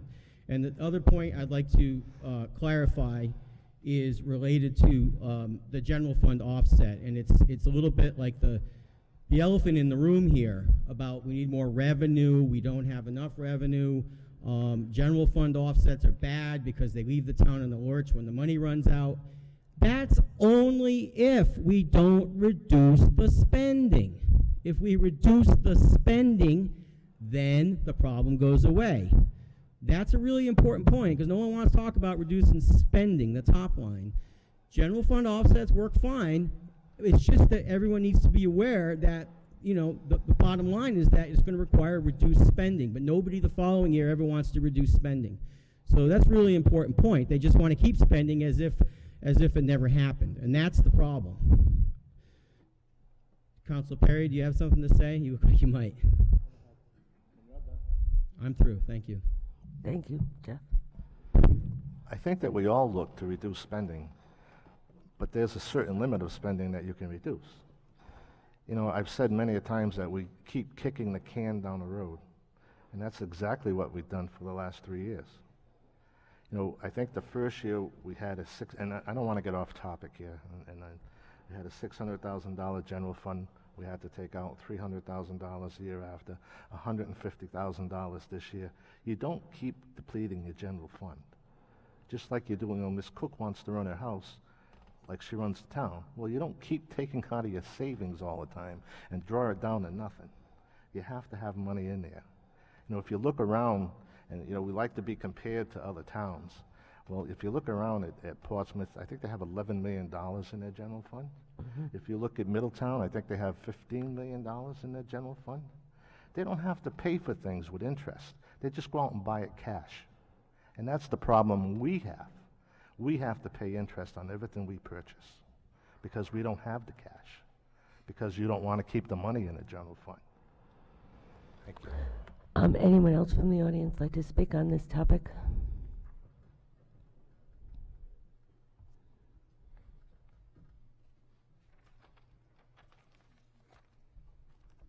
Sanford Mantell, 80 Budway, Tiverton. This is basically in reference to a letter I wrote, excuse me, to the East Bay newspaper. $200,000 is not really a significant number, and there is some precedent for it, as I wrote in my letter.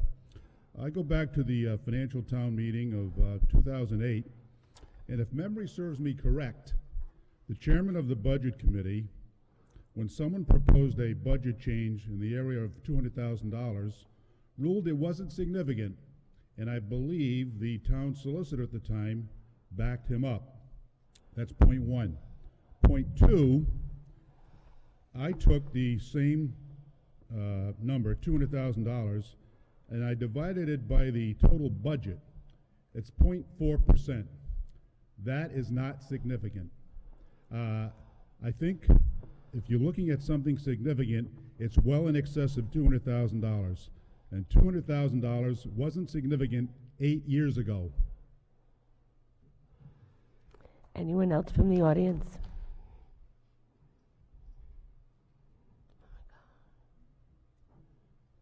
Bill Lopes, Old Colony Terrace. I'm afraid our counselor, Mr. Perry's pretty consistent in his coming up with numbers.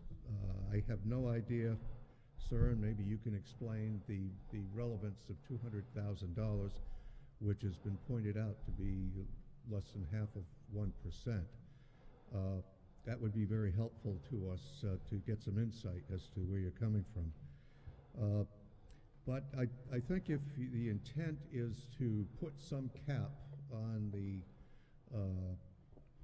the changes that a petitioner can propose, it seems to me that you might want to start with looking at the cap minus the cost of living and using a number like that in order to have a meaningful contribution from the proposed budget. Clearly, people are not in the interest of putting together, going out and getting 50 or 500 signatures and working their tails off to get these numbers. if they're only going to have half a 1% impact. If we looked at this year's budget, we would be dealing with a 3% increase if that were the case. So we're not going to have a meaningful impact on keeping the budget under control. And I think that you need to reconsider the $200,000. And again, look at maybe, you say, well, we don't need to worry about going over the cap. Well, I don't believe that that's the case. I think that you do need to consider that maybe somebody would want to do that some year. And what do you mean, no? In order to go over the cap, you'd have to get approval by the state. That's right, and that could happen. That's not impossible, First, it would have is to get approved by the council, which I don't think any council would want to go over 4%. Well, I'm not going to argue with you about that, but the point is that when you're making laws or rules, you need to consider all the alternatives. And it seems to me you ought to have something that says some committee could come up with a number that's high. Maybe it's no more than 4%. But what if it is 4%? What are we to do with this kind of a suggestion that you have here with $200,000? It's almost meaningless. And we really need to not take, declaw the taxpayers here. Give us something that we can make some meaningful impact on the rest of the community and help us to keep a lid on the spending. Because that really, as we've talked about it this evening, is really our issue. I'm done. Did you want to ask me a question, sir? No, thank you. Anyone else from the audience?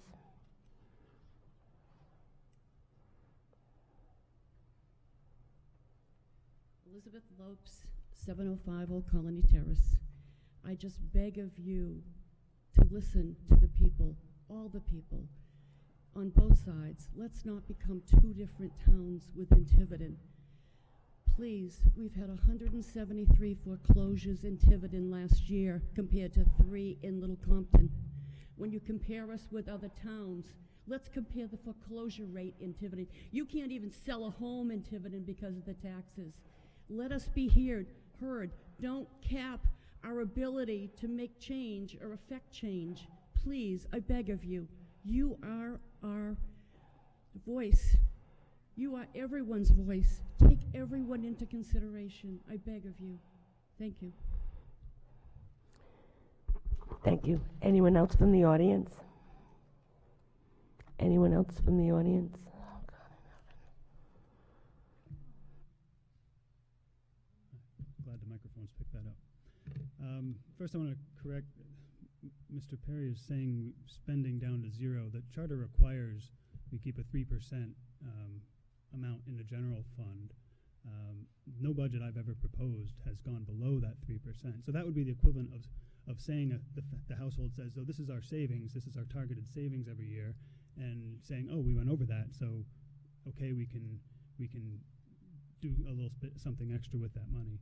I also want to correct Mrs. Odell. There has been no, since the FTR started, there have been no budgets over, I think, 2%, whether or not somebody else put one in. So what I think she's probably referring to happened more than 10 years ago when the town council actually did go, I think, down to 0 in order to increase spending without increasing taxes. And that was part of what created this huge problem we're now dealing with. Regarding the merits of Mr. Perry's second proposal, it shows again, in my view, just what's wrong with this kind of ad hoc, reactive process because of the outcome this year. As Mr. Karen pointed out, we don't know what working capital is. On the budget, there's municipal capital and there's recurring major expenses. What is working capital? That's not a term I've heard in doing these budgets. And more importantly, the very places that are restricted here, particularly working capital and the unreserved general fund, are the most obvious places you would want people to have access to. I mean, if you take capital, especially, almost every year, every year I've ever seen, we've locked in capital. So you can't even change that at the town council level. That's a done deal. So you could conceivably have a budget committee member get a couple allies on the committee and decide to build, well, I don't know, say a giant second library.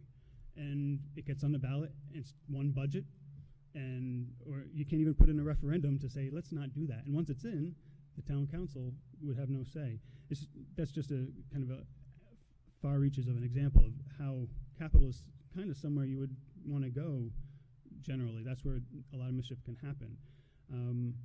And again, the general fund is excess. It's above what is required by charter. Now, if the concern is that that's too low, and we've had that discussion before, then that should be the charter amendment that's being put forward to increase that minimum percentage that we have to have. Now that would be a good reason to have a charter review commission rather than do this ad hoc at the last minute with language appearing out of nowhere. Thank you.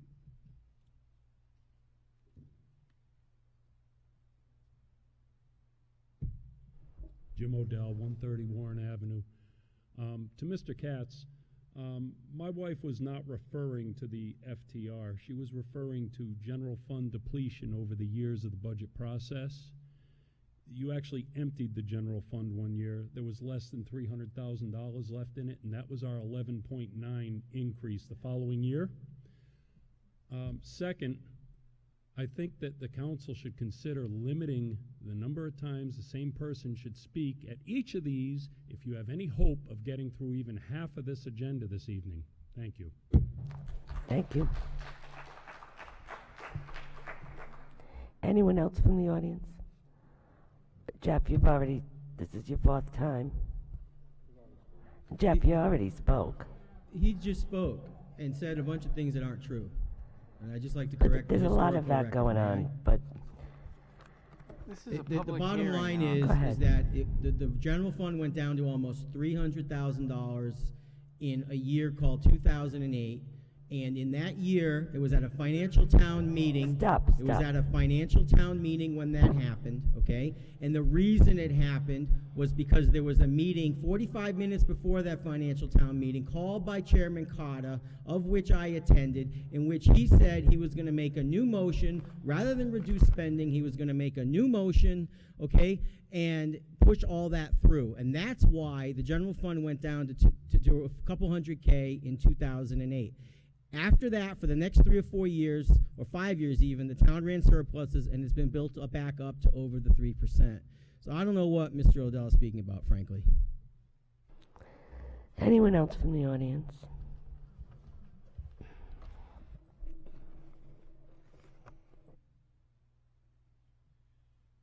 Roger Bennis, just a quick comment. The 200,000 is such a small amount. It appears that it would be essentially making the FTR worthless. It's so close to this, so far down on the scale. Anyone else from the audience? Madam President, I'd just like to make one comment again. We're not going to satisfy every single person. If I would have put $100,000 in there, they'd all be up in arms because it's way too much money to reduce. So you come up with a number of 200, which is, if you look at what's been happening over the last 4 years, you had 900, 650, you keep 300, 150. So 200 is a reasonable number. Yes, it's only 0.5%, but you know what? At least it's 0.5%.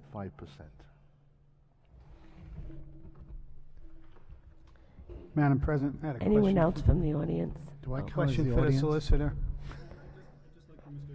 I'd just like for Mr. Perry to clarify what he's just said, because it didn't make any sense to me. The 0.5% would be the amount of increase or decrease to the budget, not anything having to do with the reserves, right? Of course not. I'm not talking reserves. But you just said 600, 300. Those are the reductions of the reserve. That all had to come out, yes. Those are reductions. Those weren't reserves. Budget reductions. That's what he just said. Can I ask the question, anyone else? please? Yeah, go ahead, Joe. For the solicitor. refresh our memory. If a budget was put in that was lower than the town's obligations, we couldn't meet our bond and our contractual obligations, would that would that budget not be rejected? If such a budget were approved, that would trigger, under the state statute, you'd have the first step is a commission from the state, which would review it, and then, depending upon the town's finances, which has happened in one of the community, that would trigger the appointment of a receiver.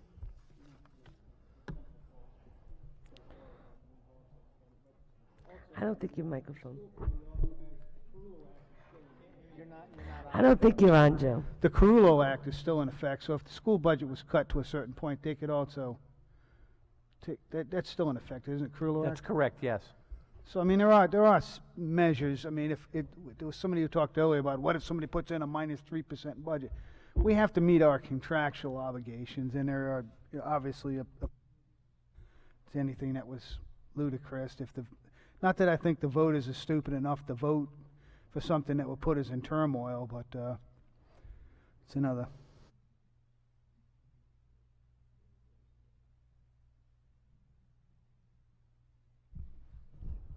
Anyone else from the audience?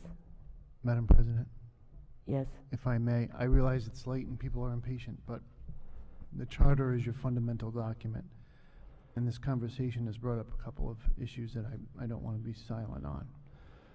First of all, I am going to agree the use of the words working capital in this draft is completely inappropriate. Working capital is a term that means something very specific to many of us, and the town doesn't operate that way. We don't have that form of working capital. We have a very narrow window to potentially passbook borrow, but there's just really not what you would call working capital. We clear all of our accounts every single year, and we collect almost all of our receivables every single year. We don't have pure working capital. But more importantly, I think this debate this evening brings up an important point, and I think I've made this point many times to the solicitor. It's a source of great discomfort.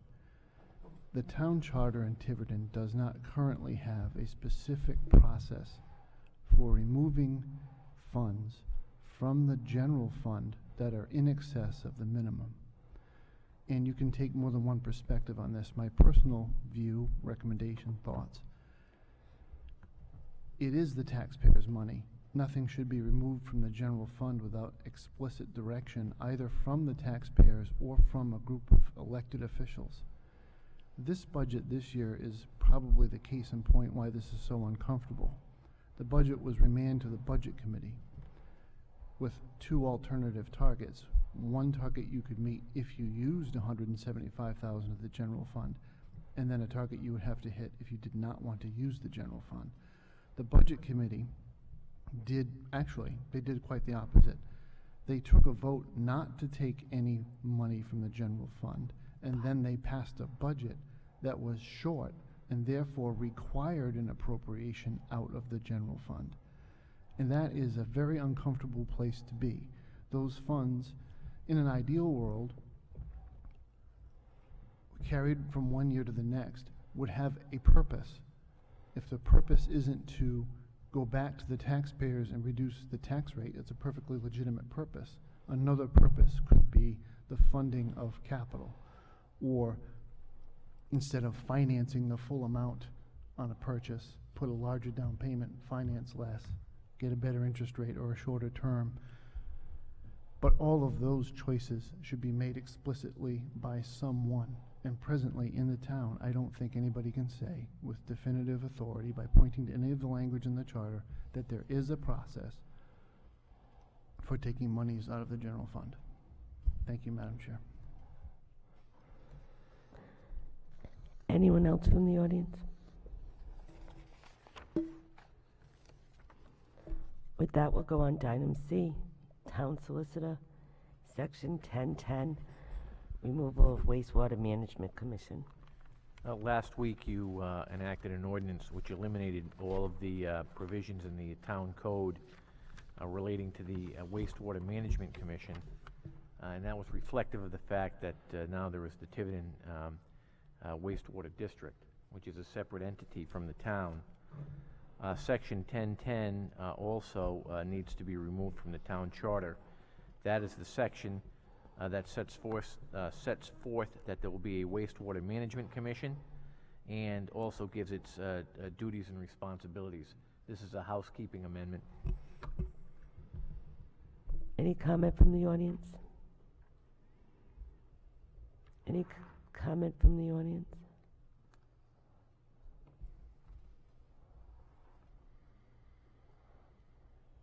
Roger Bennis, I have a question rather than a comment on this.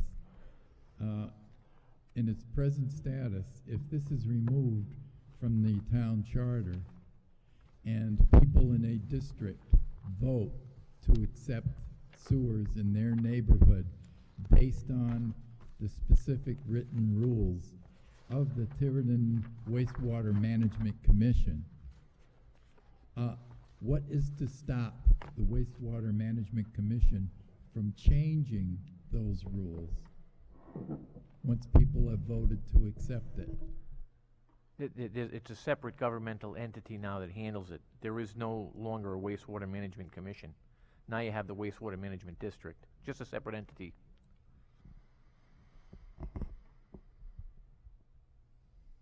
So because of the change in the wording between commission and district, it becomes mute? Well, there's a district now, and you had the legislation creating it, so you have that separate entity now. It's not a part of the town of Tiverton. That's why this needs to be eliminated from the town charter. Right, so now people are on their own as far as the rules, Well, because they're disassociated from the town government as a district. Yeah, I have to tell you, this took place before I was appointed, so you know I'm coming in on this. But apparently, this is something that took place as a wastewater management district. It's a separate governmental entity from the town, and that's who you know the users now would deal with. But because that happened, this section has to be eliminated from the town charter. All right, thank you. Roger, just a quick comment. It's similar to the water districts. You have a separate water district, Stonebridge, North Tiverton. They handle the water supply. This Right. is the quasi-governmental agency that handles the sewer. So it's separate from the town. And they have their own rules and regulations. So that they're now under, state law was passed, and they have their own entity and their own board, and they operate similar to the water districts. And if I may, they are subject to the Open Meetings Act, the Access to Public Records Act, as well as the Administrative Procedures Act. All right, thank you. Anyone else from the audience? Anyone else? We'll move on to D, Town Administrator, Section 1007, Personnel Board Amendment for Advertising Requirements. Madam President, I've been thinking about this for a long time and submit the language to you to change this process, but still try as best we can to respect the basic purpose for the Personnel Board is to take politics out of the hiring process, to advertise to a large enough audience to get a lot of qualified applicants. What we're learning in implementation is that times have changed, and if you look at newspaper subscriptions, they are way, way down. Newspapers no longer reach such a large audience as they once did even a couple of years ago. And I've gotten to the point now after several recruitments where I really feel like we are spending a lot of money in getting very low quantity and relatively low quality of applicants from the newspaper channel. So what I'm suggesting with this amendment is that we go from the charter mandated 2 newspapers of record to just 1, and that the town administrator submit an advertising and recruitment plan to the Personnel Board for their approval. And once we're all on the same page, we go forward with the recruitment. And they now have to send 3 names up to the administrator. If they get to a point where they have one truly highly qualified candidate that they want, they can send that one name. none of the others are strong enough. We've actually had to do that in practice just because after 3 recruitments for certified building official, we got lucky and got a good one. But frankly, the universe of certified building officials, both in Massachusetts and in Rhode Island, is a relatively small number of people who are willing to work at any given time, change their place of work. So the notion of advertising it in the Providence Journal and the Fall River Herald until you bankrupt the account is just silly. Lastly, the last phrase, I'm going to defer to the judgment of members of the Personnel Board who suggested, and by the way, they vetted this entire proposal. This is the so-called EEO language, or Equal Employment Opportunity language. And because it already does appear in the charter, it really needs to be updated to the modern standard and be in compliance with those requirements. I think it's a lot of language to be in the charter, personally, but since it was already there, it should at least be up to date if the voters decide it should be there. Thank you. Any comment from the audience?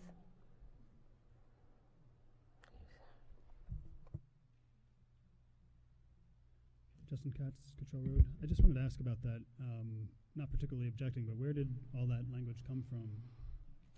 We've got, Mr. Katz, if I'll answer your question through the chair. We have several professional personnel directors on our personnel board who work in various defense industries or private industry.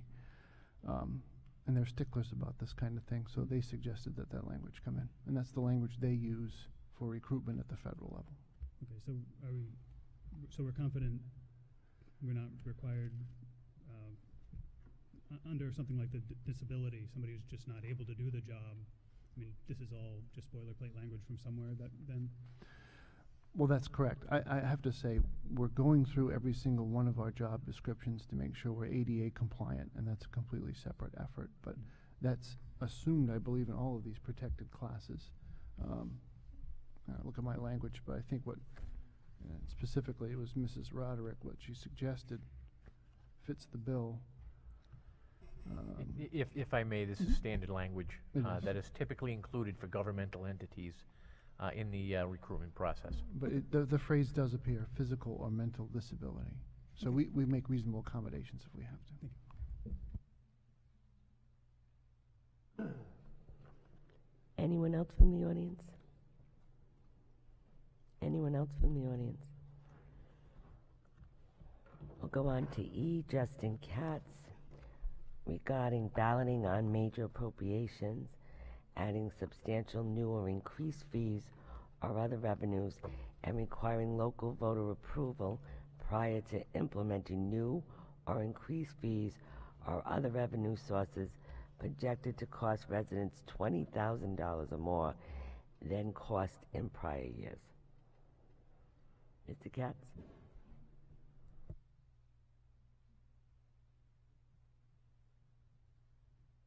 Good evening, Justin Katz, Cottrell Road. I propose this pretty obviously based on the discussion of trash pickup, and one of the things that made me want to think this was something that should be done was actually Councilor Pelletier's reaction when you were first discussing it after the FTR and the Budget Committee process. It's like, a little bit disturbed that we're able to do that, or I'm paraphrasing. It just seems you got the gist of it. Yeah, it seems pretty obvious that it's, well, the residents said we can't tax them, so we'll call it a fee, and it creates all kinds of inequities I won't go into here. But if we have to vote for a budget, and if we have to vote for bonds, and if there's actually additional processes that the council would have to go to spend, say, more than $500,000 as the charter requires, then it seems the ability to say, hey, a new fee for $500,000 ought to get some review, some say from the taxpayers. That was essentially my rationale from this. And with the trash, I want to emphasize an important point that's not often brought up is the idea of precedence. I mean, for example, what if a future town council had the brilliant idea to charge parents a fee for school, or library users a fee that covers the whole grant, or some other thing? Those might have narrow restrictions in the law for those examples, but there are any number that might be implemented just to transfer tax burden into a user fee. And I think that ought to, at the very least, go to a vote. I think I'll be happy to answer any questions. Yeah. Go ahead, Madeline. Madeline Odell, 130 Warren Avenue. I have two comments. One is that, is Mr. Katz aware that, and I'm not exactly sure how much it is, but a voter, if he says he wants to ask the voters to approve it, it's going to cost about $20,000, isn't it, for any kind of a vote thing? So he wants to save money, but yet he wants to spend. Okay. And then the other thing is, if they had not, if his budget had not remanded to the budget committee, maybe we wouldn't be talking about trash. You know what I mean? That was the, I mean, I'm just saying, if he had line items, then maybe we wouldn't be talking about something over 20,000 for, but those two things have to be taken into consideration. Thank you. Anyone else from the audience?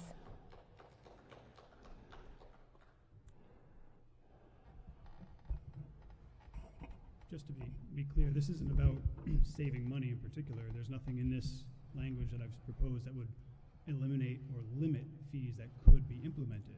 It's just to give taxpayers, the people who have to pay the bills, some say in giant fees directly, just like they have a say in taxes, and to prevent this idea that we can, if we don't get the taxes we want from the taxpayers, we'll just call it a fee. And it has nothing to do on its face with saving money. I just have a sort of mechanical question. So this would, by necessity, be something that would have to happen after a budget is implemented, or after the issue were to arise, which presumably would be after a budget situation that would require that, or potentially not. It could happen, absent a budget shortfall or something. But in the situation like we're faced with now, if this were part of the charter, what it would require is before any fee, say for trash pickup or whatever service, we hold an election essentially. Is that sometime before this can happen? Because it's not something that you would be able to foresee during the budget process. You wouldn't put it on an FTR necessarily. Right. Well, I mean, you could if the council, as part of their own budget, subject to the budget committee, wish to switch to a user fee. You could put both questions on the same ballot. I think that's highly unlikely. But this would be because we have the ability to tax, so right, you don't really need to have the user fee. You have to consider, I mean, people have different ideas about how government ought to operate. There could be a town council that says, this particular item ought to be a user fee. Last year there was some discussion about user fees for the town's fields or something like that. Well, that was slightly different. I think that was in excess of $20,000. Certainly, it was $100 per no, the total use. revenue would be. But I'm just giving you. Sure. Any time throughout the year, the council might suggest this item that we're currently funding would be more appropriate as a user fee, and that would be legitimate. But you would have to have a vote, just like you have to have on any number of other things. Just like you have to have on the housekeeping issues we're addressing tonight. So, I guess my concern is that the measures like this continuously require people to show up to vote for discrete issues. And I hear it already from people, and I know this is just anecdotal information, but how many times do I have to? I just went to the ballot box to vote for whatever it is, and certainly when we have elections and midterm things and out of schedule, the most recent Senate race, which is obviously a good example of people just not wanting to have to go vote in the middle of September or whatever, December and then again in January. I mean, it just, for people, it just didn't jive as, and so participation was low, and it's another just mechanism, I think, that while potentially well-intentioned, restricts the flexibility of this town to operate an efficient organization. And the more we have to re-litigate and rehash issues, I cannot believe that we are existing in a universe where we have been talking about a budget very regularly now for, since October or September, over and over and over again. And the more time we spend talking about issues that we've already talked about a dozen times, we deflect from issues that are entirely important to the town's operation. And you know, it's you know, the old saying, it's repetitive, it's saying the same thing twice, and it's saying things more than once. Which are all the same thing, by the way. Also, as far as trash is concerned, we weren't telling people you have to pay this fee. We were saying there's alternatives. You bring your trash to the dump, or you hire an outside agency. We weren't requiring any taxpayer to pay that fee. No, Not really. The proposals that have been on the table, and there's nothing has been done so far. Right. But So, there's an absolutely. enterprise But what I'm fund saying, as that far as taxpayers this, would- I don't know if that would have stopped the council's ability to stop trash and say, if you would like to continue with Patriot, you can pay this fee, or you can bring your trash to the dump, or you can get an outside agency where you might be able to get a better deal. We weren't requiring, like taxing, we were requiring everyone to use this usage. Right, well, fee. that's the nature of a fee. A user fee it's optional. So Right, I- but I'm people pretty sure didn't this have would to do covered this that. in order to get rid of their trash. That's what I'm saying. So I think there would have been some kind of an argument towards that. No, but I'm not aware of any fee that's mandatory of every taxpayer, right? I mean, if you want a service, you pay it. That's why it's a user fee. So here I have a sort of a hypothetical question. Would this apply to, say in one, let's talk about, say, mooring fees as a hypothetical. Mm-hmm. Those get reduced 1 year. A bunch of people decide not to renew their moorings, or the high pay users, the commercial or the out-of-town residents decide to give up their moorings, and we have a reduction 1 year. The following year, we have a massive increase in interest from outside vendors, and we go from essentially making maybe $40,000 a year in mooring fees to making $75,000 a year. Would that require a vote of the people to approve those fees? Because it is it is more than $20,000 in the aggregate over the previous year. Well, in that particular instance, I think not, if the idea is that people are coming from out of town, because the aggregate from taxpayers in town. I don't care where they come from. Let's say they come from the town of Tiverton, and they're all commercial. I mean, we're getting a little granular in the detail, but hypothetically, if they are all Tiverton residents and the aggregate increase is more than $20,000 from the year prior, this would require a vote of the town, the electorate, to approve mooring fees that people are willing to pay. Well, we're talking in generalities without a dollar amount. If it's over 20,000, no, we're not talking. And we're expecting it to all be Tiverton residents, then I suppose yes. Although in that budget, the next budget, you would just put it. I mean, one of the great benefits, speaking to what you mentioned before, of the FTR is it gives us an opportunity to get together and vote every year on an expected date. So any fee that's going to be substantial, and you could, I mean, you have the power to change this language here. $20,000 was my initial suggestion.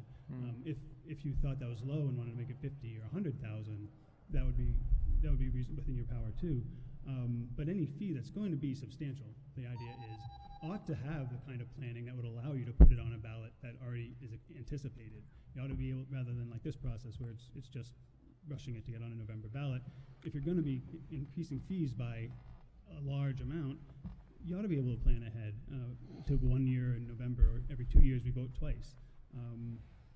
And that shouldn't be rushed and should have a vote, I think. And if you, as has been mentioned before on signatures and such, if you put it on a ballot and people don't want that say on fees, then whether, for whatever reason might be suggested, then they don't have to approve this particular measure. I guess my concern is that there are fees that are certainly unexpected and put a burden on taxpayers, but there are also fees that people pay in this town entirely voluntarily and eagerly, I think. And I think one of those is, and maybe I might be speaking not for all of the mooring holders, but that's a pretty discretionary and a pretty voluntary thing. You don't, begrudge the harbor master collecting your $50 every year. But if there were an instance whereby that were to increase by your factor of 20,000, or your delta of 20,000, I mean, that seems like unreasonable to then go say, all right, you guys can't pay the fee. We'll have to hang on till we can schedule a referendum, which may cost the town $10,000 or $12,000, just to get approval for something people are willing to do. I think there are. I mean, I don't know. Well, the nature of a fee, as I said, is people are willing to pay it. I mean, otherwise it's a tax. I'd be amenable to the idea that it ought to be higher so that you're outside of a range that a group of boat owners might say, yes, let's increase our mooring fees by But I think you also run the risk of, when you require the entire electorate or exposure to the entire electorate to vote on those things, you're requiring, or you're potentially opening up the possibility of people who are not paying that user fee. They have no interest, they don't own boats, they don't have a mooring, they won't ever have a mooring, from saying, those people can't pay that fee. They can't have that mooring, I won't allow it. Well, if the moorings are at the town discretion, then those people have a right to their opinion. They're the electors of the town.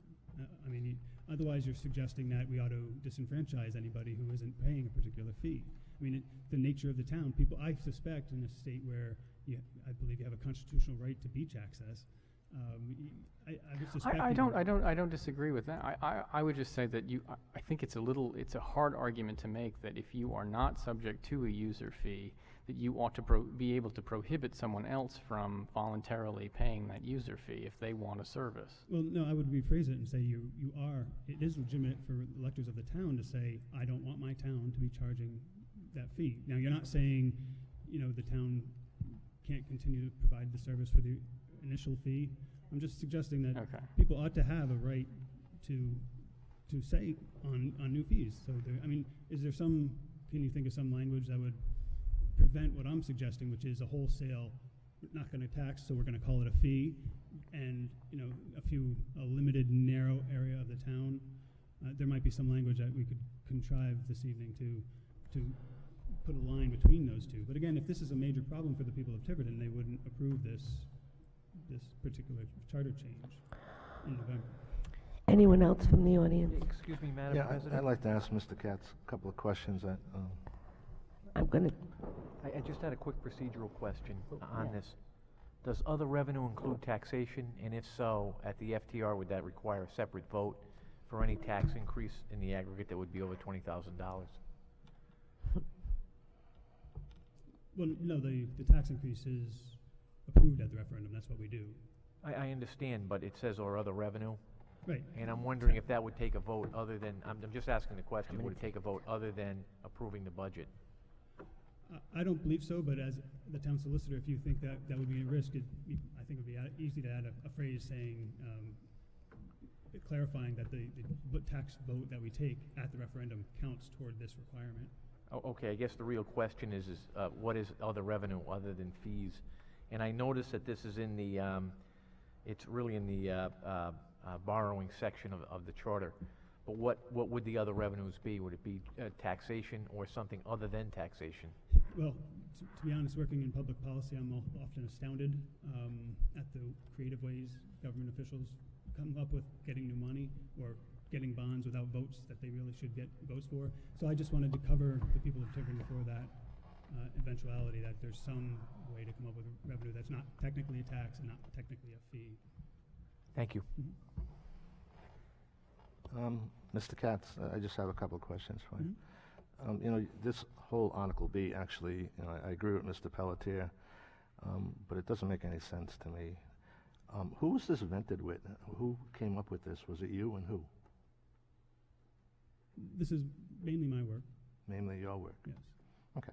And that $20,000, I know you just picked that out of the sky? Well, I might say I took your 200 and divided by 10, but that would be untrue.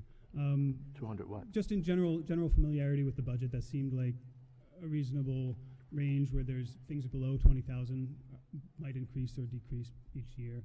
As I said, this evening you have the authority to change that number if it seems to you too low.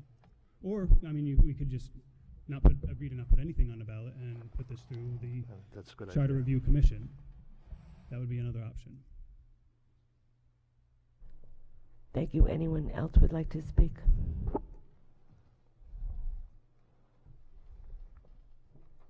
Sanford Mantel, Budway, Tiverton. I just wanted to clarify something. The new or increased fees, in my mind, would be an action taken by the council. What Mr. Pelletier gave as an example was really people on their own deciding to get more moorings, and the difference between 40 and 75 is no action of the town council, so I don't think it's something that should be voted on. That was just the market.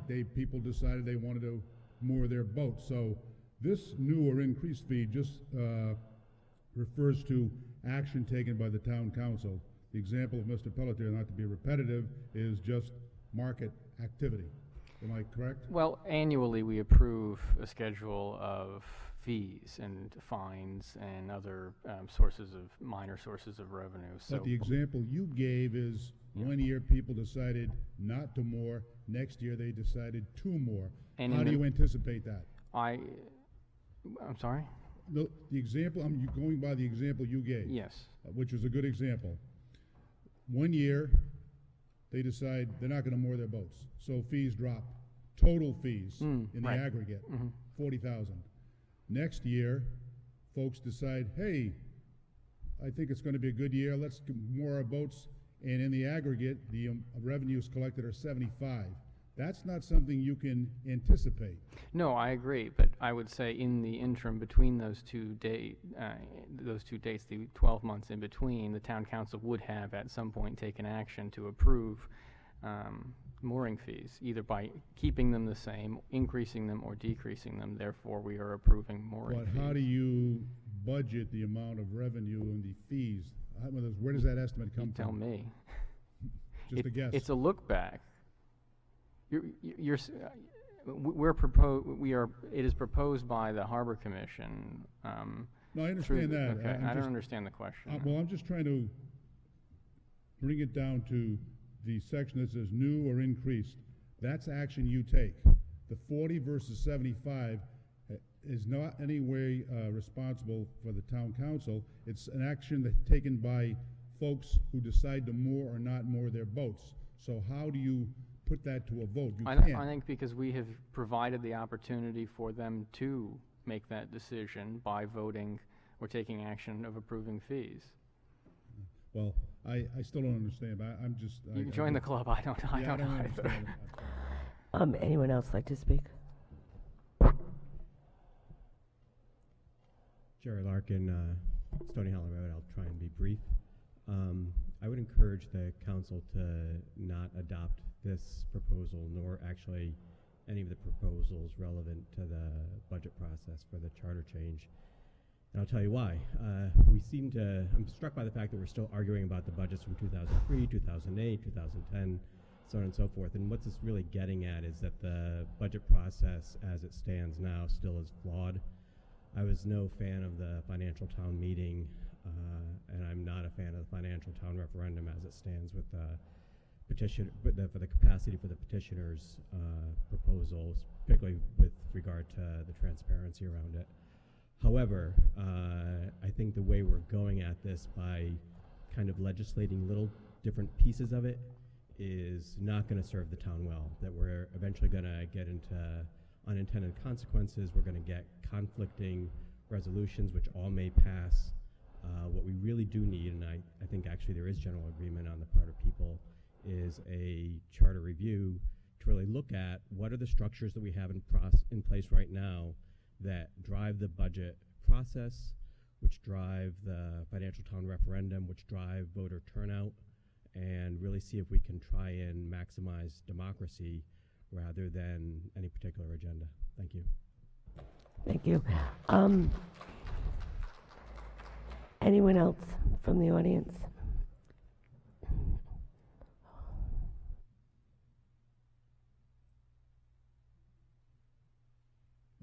Roger Bennis, I have a proposed solution to Mr. Pelletier's problem with the boating fees that would increase.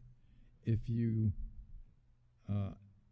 start with the word substantial instead of the word adding and state substantial new or increased fees or other revenues added or implemented by the town council or budget commission shall require local voter approval prior to implementing. I believe that would eliminate the problem for a whole bunch of people getting new moorings or something similar to that. The mooring example was just that, it was an example, and it's the first thing that came to mind. You know, Right, the point of fleshing out something like that is to try and foresee potential unintended consequences and problem solve before the problems need solving. Right. And you know, to sort of echo what Mr. Katz said, that inevitably these things creep up.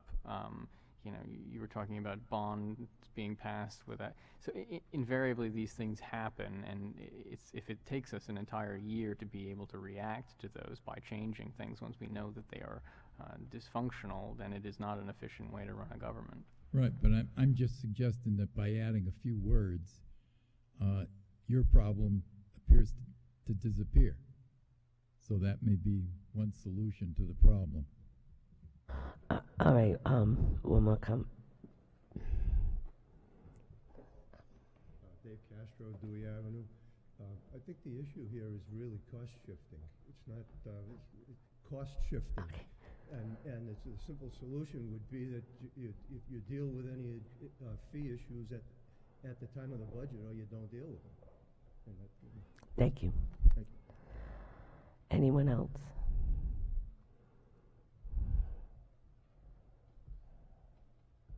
So I just wanted to clarify, because I think I misunderstood your example. I thought you were saying that people wanted to pay more for their fees or as a competitive thing. If I would say, by this specific language as it exists right now, if one year people bought twice as many moorings or signed up for twice as many moorings and a fee went up, that would not be prevented by this language, because the new or increased fee has to be projected to be both paid by residents and over $20,000. So it would have to be a situation in which you were anticipating somehow that twice as many people were going to sign up for the fees before they actually did. So I think that would be not a problem here. And if that were a concern, even taking out increased fee would be a reasonable compromise there. Regarding the need for another session, if you can't wait till the FTR or to the November ballot every 2 years, if you're talking about a fee of a huge amount of money, and as I said, you can adjust the $20,000 if that seems low, then a $10,000 to $15,000 investment in giving the people a say isn't a whole lot of money in light of what could be $500,000, $1 million, or whatever. Right. Anyone else from the audience? Anyone else from the audience? At this point, I'm going to take a 10-minute recess.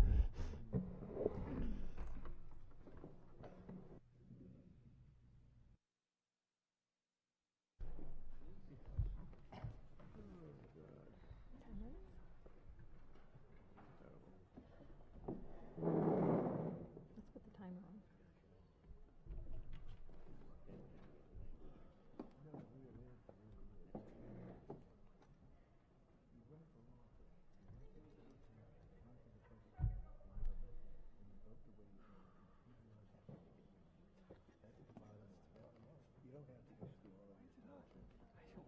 I'm freezing. I'm freezing. I am so cold.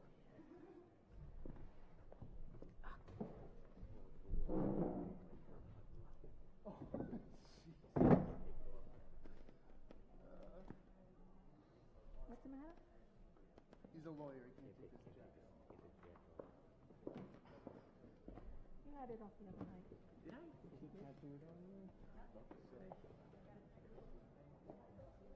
Hey, Brett, so what's your objective here? To vote on them one by one afterward? Yeah. Joe?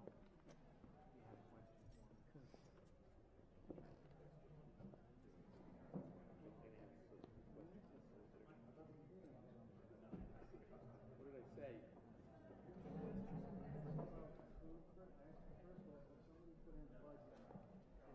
No, I don't understand it either. I read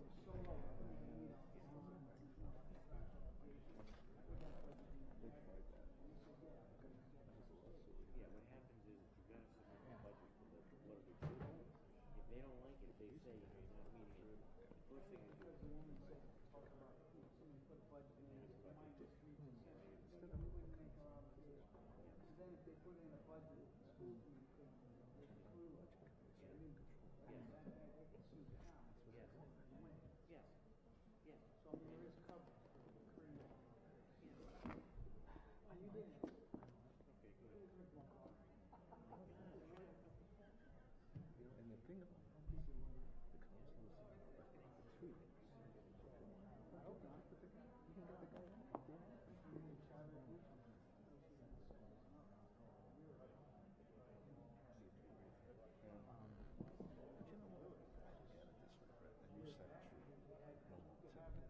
This place was freaking packed.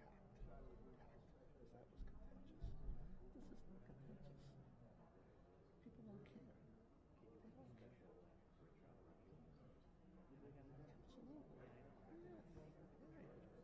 Yes. Right. So, you know, I kind of agree with what they have to look now. What they have to budget.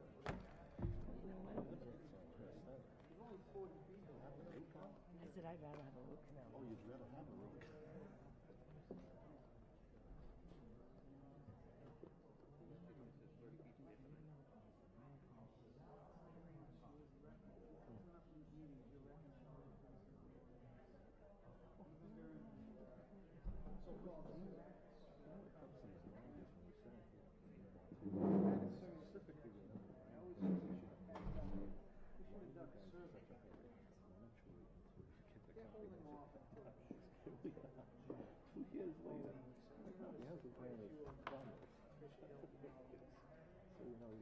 They're hoping they're gonna get in these years. Oh, that's gonna be hell.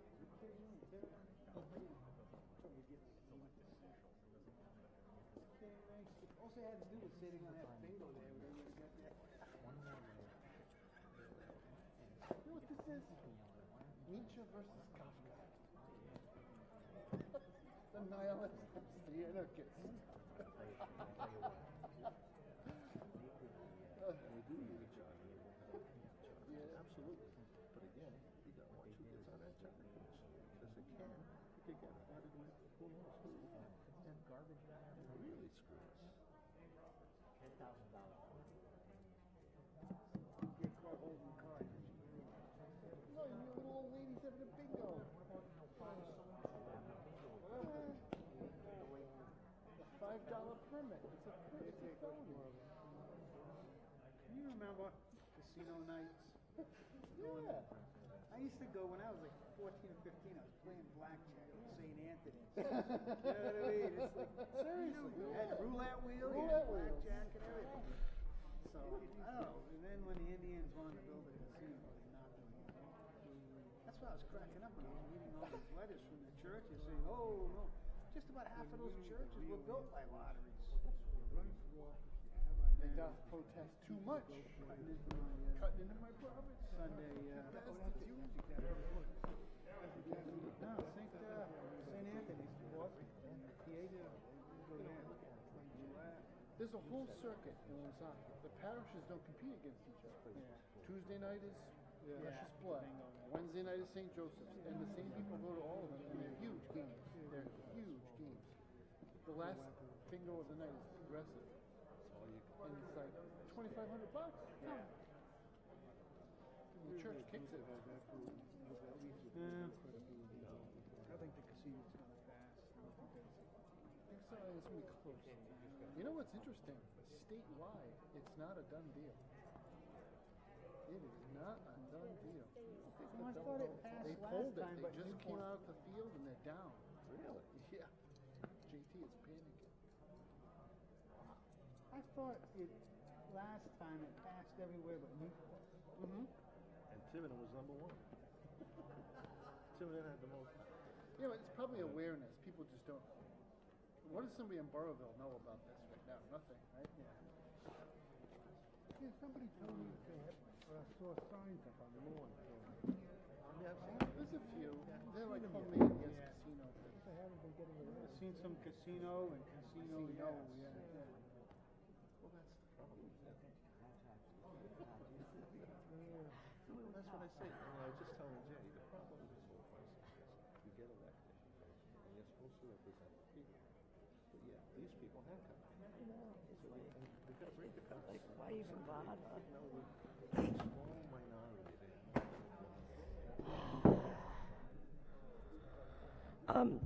Where's Tony? Peter Monis isn't here, so what do I do with that? Peter Monis is? Peter Monis is not here in the audience. Well, if you're looking at the represented. watch, aren't you glad? Well, yeah, I know, but I mean. Here at night, too. Yeah, Well, Roger Bennett is bad enough. That's true. That would be pretty.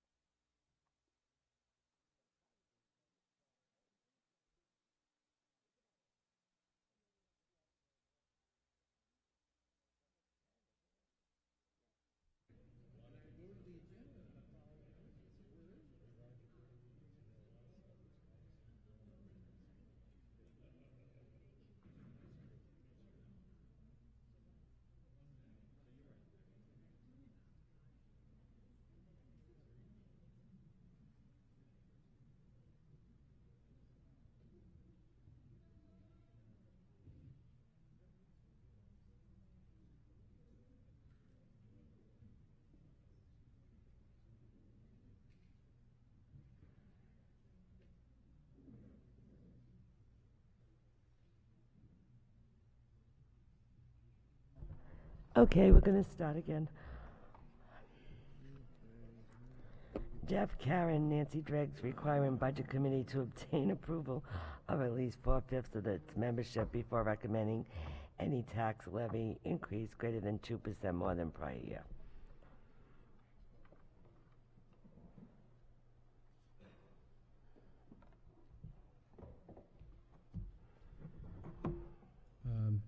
Jeff Karen, Nanaquacket Road.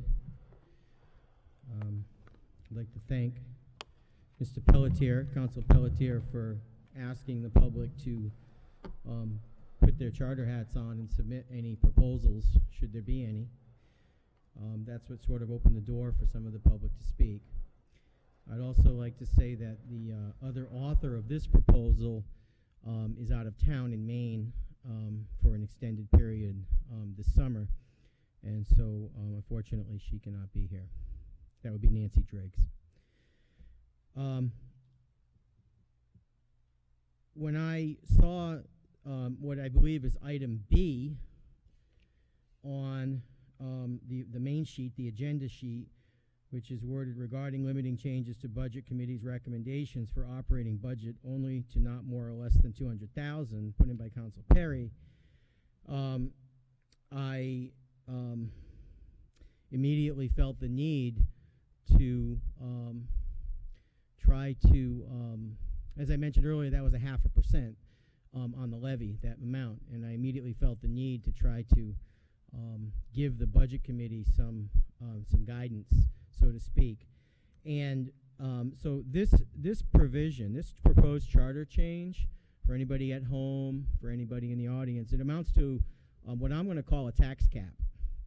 And as we all know,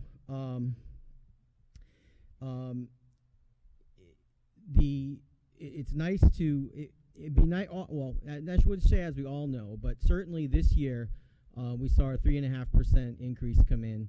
And it would be nice, in my opinion, for the Budget Committee to have a goal, and a goal in terms of what is the tax increase going to be. And when I was chairman of the committee and vice chairman and even just on the committee for that 6-year period, and later when I was appointed back by the council, I was really frustrated, as Mrs. Cook has said, that there never really seemed to be a goal of the committee in terms of what is the tax increase going to be.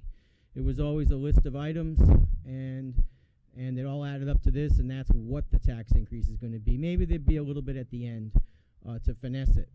But in fact, I'll tell a very brief story, which I know Councilor Perry will remember quite well. I think he'll remember quite well, is that when I became chairman of the budget committee, or it was one of my 2 years as chairman, I actually tried in one of our very first meetings to have a vote, and the vote was to have a goal. I tried to get the committee, as chairman, to have a goal, and the goal was, what do we want this tax increase percentage to be? And the committee turned around and took a vote not to have a goal.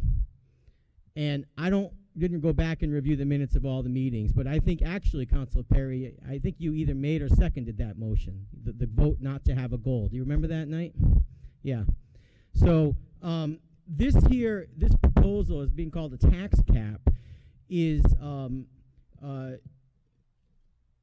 attempt to, especially in light of the plus or minus $200,000 restriction, it's an attempt to put a goal into the budget committee by default. Now, excuse me for a minute. There's a couple of factors that play into this. First of all, we all know that the state tax cap is 4% on the levy. So first of all, someone might say, Mr. Karen, where did you come up with 2%? Did you pick it out of a hat? And I will answer no to that. I will answer that obviously it's the midpoint between 0 and 4. I will answer that a lot of thought was put into for many, many years, 2.5% like Massachusetts has. And so the 2% is the midpoint, and that's where that comes from. And it doesn't have to be 2%, but that was where that came from. And secondly, another thing is, well, where does this 4/5 of the full body membership? And for anybody who doesn't know at home, or I'm sure the council knows, it was already mentioned tonight, but the tax cap as written in the RIGL and the general laws requires that to exceed the 4% on the levy, a 4/5 affirmative vote of the full membership body is required for approval. Those are my words, but essentially says that. So that means that 80% of the full body membership needs to approve. So since that has been done in the legislature, it seems to work, apparently, I just lifted that language simply and brought that in. So there's nothing new or crazy there. It's just brought down from state law and applied at our budget committee level. I did put a lot of thought into, actually, initially, I put a lot of thought into simply having a 2% cap, and without the possibility for the budget committee to exceed 2%. And if it was necessary to exceed 2%, the necessity for that would have to come either through a school committee or a council petition or through an elector petition. But I decided that in the spirit of compromise and whatnot, that the 4/5 affirmative vote of the full membership body of the budget committee was the right way to go for this tax cap, because it offered the budget committee the flexibility and whatnot. And for those who don't quite know the numbers on this, there are 11 members elected to the budget committee, and so 4/5 of that is 80% of that number is the number 8.8. So you would need 8.8 people to vote to exceed the 2%, and 8.8 people obviously is 9 votes. So if you flip it around, 3 people on the budget committee could vote to stop a tax levy increase greater than the 2% under this language.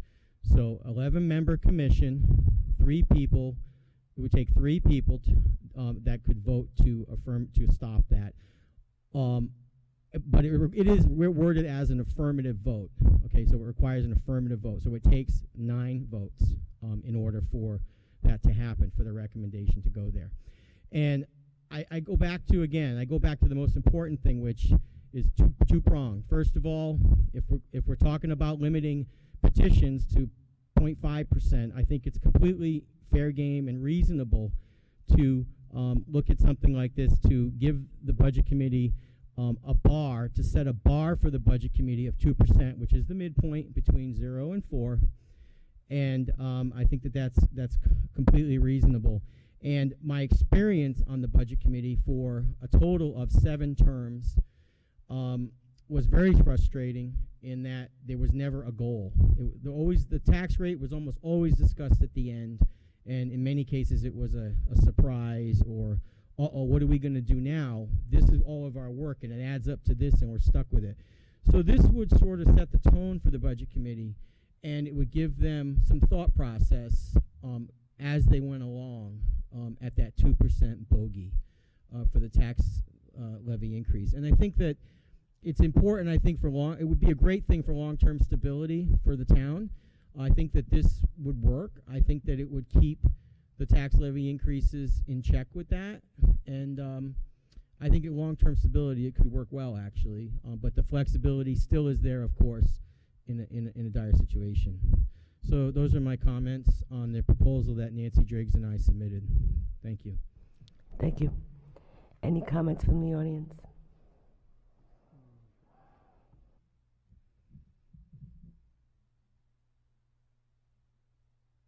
Donna Cook, 192 Hilton Street. Just going to comment on the budget process. That's exactly what happened at the Budget Committee meeting. We got to the end, and Maggie Odell felt it was close to 4%. I think she was kind of on the mark. She also asked, how about if we look at this, we're getting to the end, and no one wanted to do that. So we come to the last day, the last night, and pretty much it was, Louise Durfee says, oh my goodness, it's 3.5%. I think the 2% would give some guidance to the Budget Committee. I think it would be helpful that, as far as spending goes,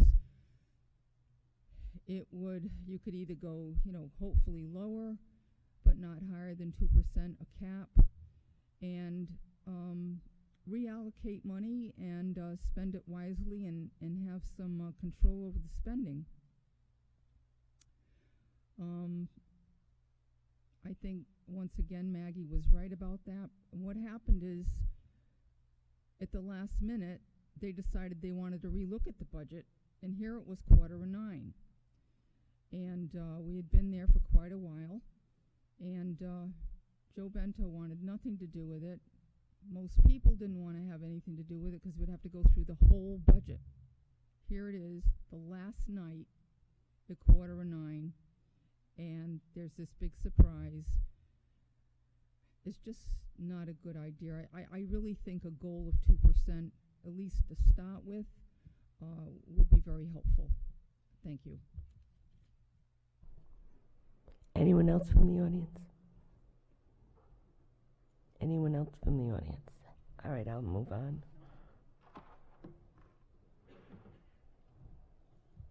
Justin Katz, Cottrell Road. I want to make it clear, because when people start hearing tax caps, they get scared that this is some arduous thing. I want to make it clear that this is actually a very mild goal-setting mechanism.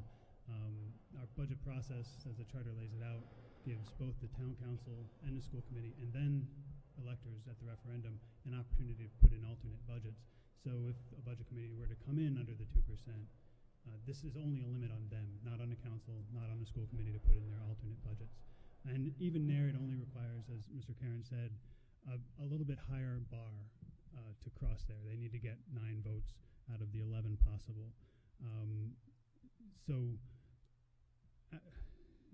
looking at the numbers, Mr. Karen discussed how this was half of the 4% cap. Massachusetts is 2.5. If you run numbers and try to hit a reasonable increase of the budget for inflation over time of people's investments in their homes, after the last decade's increase, so basically up until the financial town referendum came into being and put an end to it, after the increases during those years, in order to get down to something like a 2 to 2.5% average, by keeping the budgets down, you'd have to actually have 2%, 2.5 until the middle of the century. I mean, this is, it's the impulse to do this is that we need to get that under control. People lose sight of that long-term outcome of having that one big decade. Now, the financial town referendum results, particularly in the past 3 years, have shown that voters are not content with the budgets that they've been getting.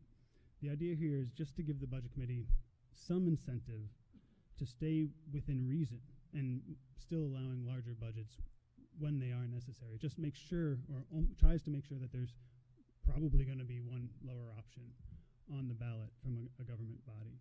And that's an entirely reasonable thing to expect. And I encourage you to give the voters a chance. If any of these go on the ballot, I encourage you to give the voters a chance to suggest and let you know and let us all know by putting on in the charter some kind of mechanism of a cap that limits some body in the town government before we have the referendum.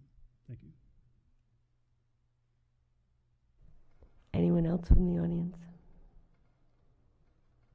Anyone else from the audience? All right, item G. I had some things, if I could, Madam President. Go ahead. This is one of the charter amendment proposals that I found to be probably better than some of the other we've heard this evening.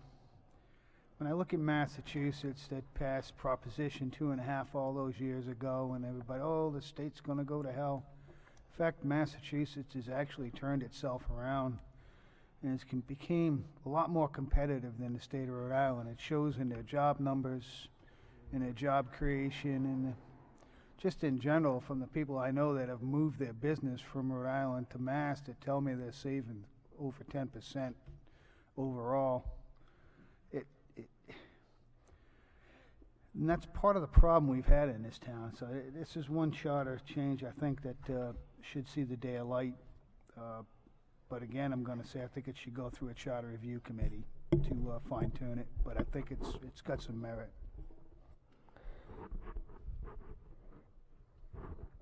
I'll move on. Madeline Odell regarding holding executive sessions at end of council meetings.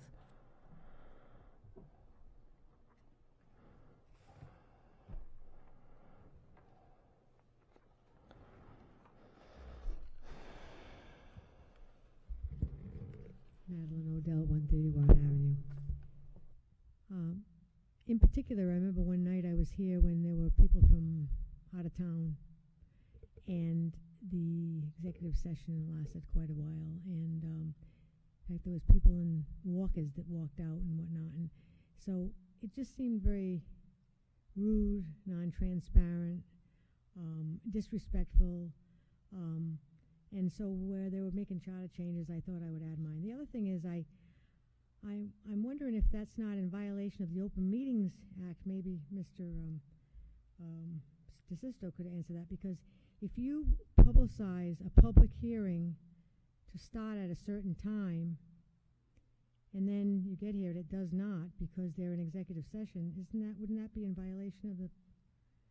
In other words, if you say the public hearing is the meeting is going to start at 7, and the meeting starts and closes because there's nobody here to run it until 8 or 9, isn't that against the Open Meetings Act? May I? No, because the executive sessions are typically, I shouldn't say typically, they're a part of the agenda, and the public body does have the ability to change the order of business. One thing I noticed that the town of Tiverton's Town Council does is oftentimes the executive session that's held at the beginning of the meeting is in fact listed at the beginning of the meeting, and sometimes the executive sessions are segmented. There'll be one at the beginning of the meeting if an attorney is coming in that is charging the town for that, and then the rest of the executive session would be at the end of the meeting. But in years past, other councils almost never had their executive sessions at the beginning, and this council seems to almost always have it. And it's not always, but I mean more times than not, I should say. Because I know that sometimes I think of attending the meeting, and when I see that they're going to have an executive session at the beginning, I say no, because I don't want to be here till midnight. And that's the other thing. The meetings are supposed to end at 10, and the meetings have sometimes last past that, and the public is all going home. And that is contrary to the transparency that the meetings were created for, I believe. I think the town council meetings are for, first of all, for the public to be informed, and secondly, to the public to be able to put input. And if you can't because you got to go home because you got to get up early, then the purpose of it is defeated. That's my rationale. Yeah, if I can comment on that and give a brief history. This issue came up about 5 years ago, and when I first went on the town council, the practice was to simply go through the open session, and then you'd have the executive session. It made no difference that attorneys and engineers and other expensive consultants were sitting there for hours. The result of that was that we got constant complaints, constant letters to the editor, and even at one point an editorial, I thought it was from the Secundit Times, indicating that we should use a little bit of discretion. That's when we began having the executive sessions at an earlier point, when we could look out in the audience and see there were 3 or 4 attorneys billing either us or the applicant $150 or $200 an hour. This would be my suggestion, Mrs. O'Dell, because I sympathize with the point that you're trying to make. And if I may quote,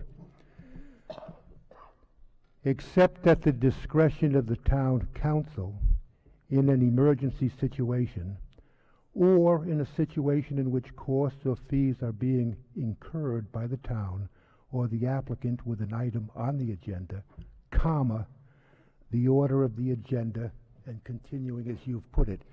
In other words, I'm simply trying to give some direction to the town council, but at the same time allow them some discretion in the situation where, 1, there legitimately is an emergency, or 2, we're running up some very big bills for the town or for the applicants. Well, Mr. DeSisto did put, except in a case of emergencies, which I'll go along with that. But as far as the people waiting, and all that, if you have a lawyer or 2 that know that their thing is not going to come up till 8 or 9 o'clock, then they can come later to the meeting. But that's only 1 or 2 people. You're talking about sometimes there's been 50 or 100 people at a meeting where you've gone in the executive session. So I think that that goes out the window for me, because frankly, this council has had more meetings, town council meetings, special meetings, than a lot of the other councils, and that's a lot of money for the town because the solicitor has to be here. So I don't buy that money thing. I think you have to make it transparent for the people of the town who come. As it is, a lot of people don't even bother coming to the meetings, but if somebody bothers to come, I think you should put their agenda first so they can be here, and you know, I just think it makes sense for the voters and for the taxpayers and for the people who take an interest, instead of turning them away from taking an interest. I'm not going to try to continue the argument. I don't have a strong view one way or the other. I'm simply giving you the history. No, and there is a history to this. There were constant complaints about the fact we were paying lawyers, engineers, and consultants. Well, like I say, why don't they now, come later? Yeah, but you never know that. We tried that. For example, gee, why don't all of the lawyers and the engineers come in at 9 o'clock? And gee, we took them at 11:30 at night.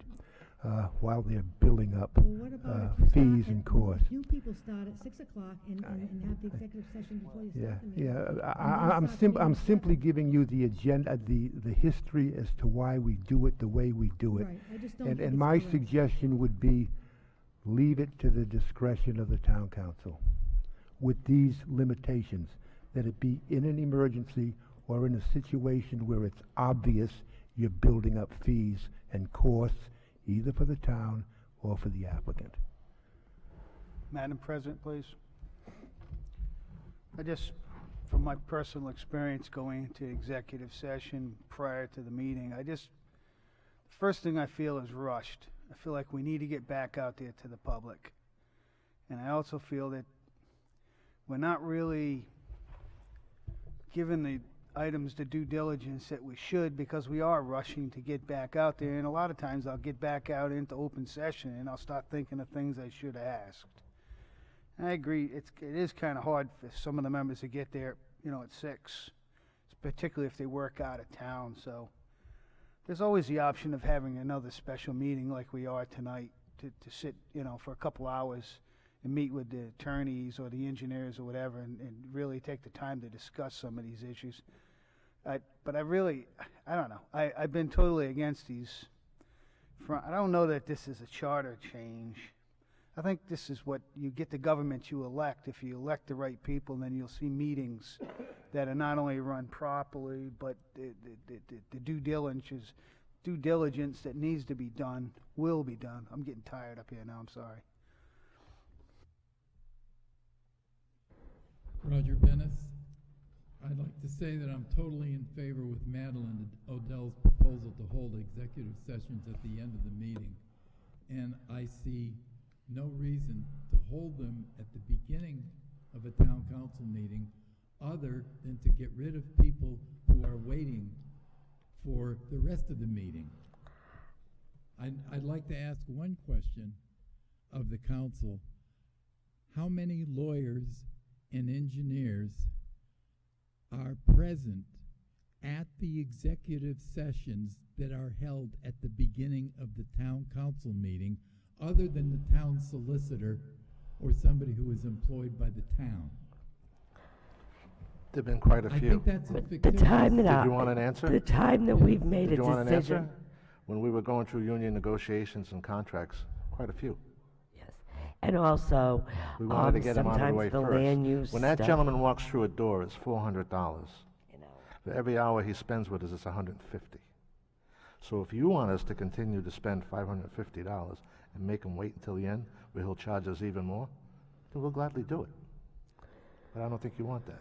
Then I think the alternate proposal is to hold the executive session before the town council meeting with a strict provision not to interfere with the remainder of the town council meeting or any other public hearing which is specifically designated as a public hearing in order to have the public there when things are going on, and not to get rid of the public by having a long meeting at the beginning of the meeting.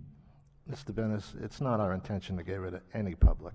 Well, None it sure- whatsoever. it sure- And, excuse me, I have the floor. When we have counselors who are coming in from Boston, and we have 2, it's tough to get here. You have to work and then get out and get on a train or a bus or whatever it may be to try and get here for 7 o'clock. And sometimes they have a difficult time getting here for 7, and you want to push it up to 6. Again, we have to leave it to the discretion of the council. And actually, what we've been doing, and I don't know if you noticed, is that if we have an executive session, we'll go in and get rid of the lawyer first, and then we'll continue the executive session till the night, till late at night. And we don't want to be there till 11 o'clock, or 12 o'clock, or 1 o'clock in the morning. we've also tried to start at 6:30 if we have to, but like Dave said, that there are some problems because some counselors can't get in by 6:30.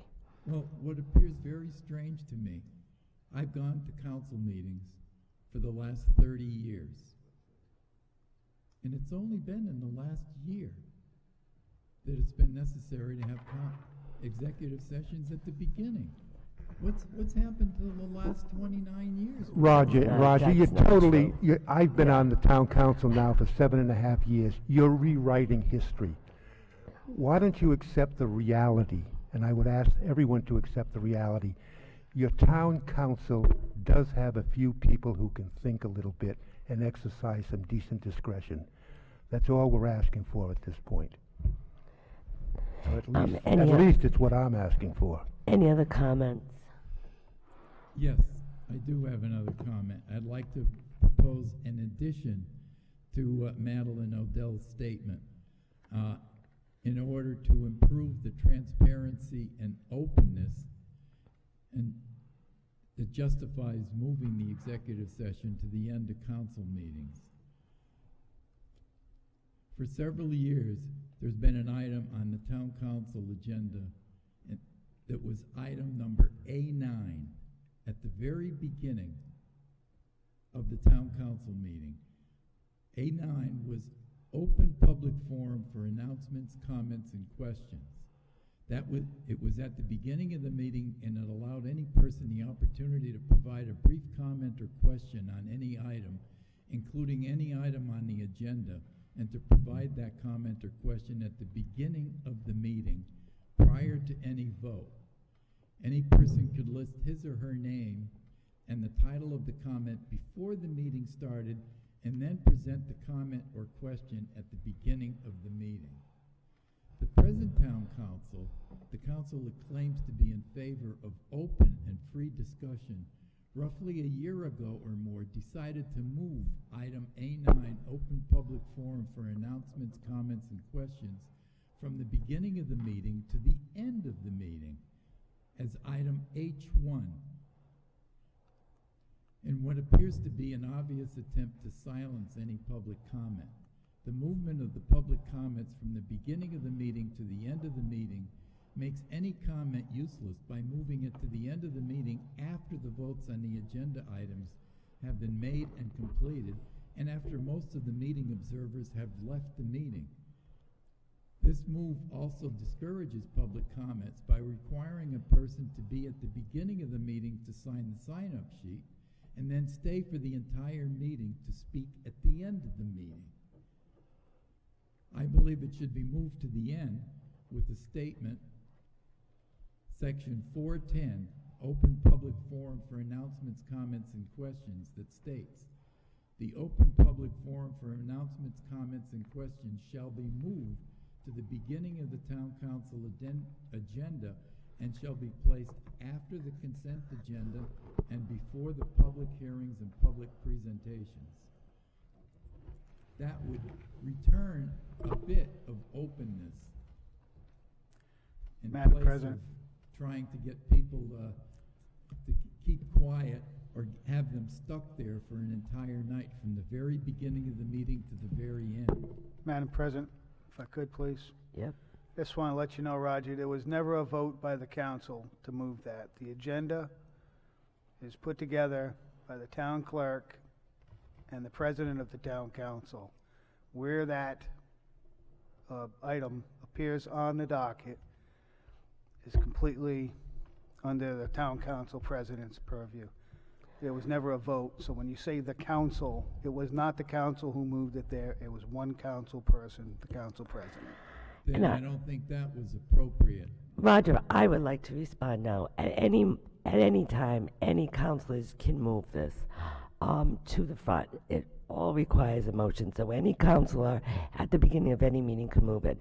When I discussed it with this council, Joe may not remember that because I just have no idea. I discussed it with this council.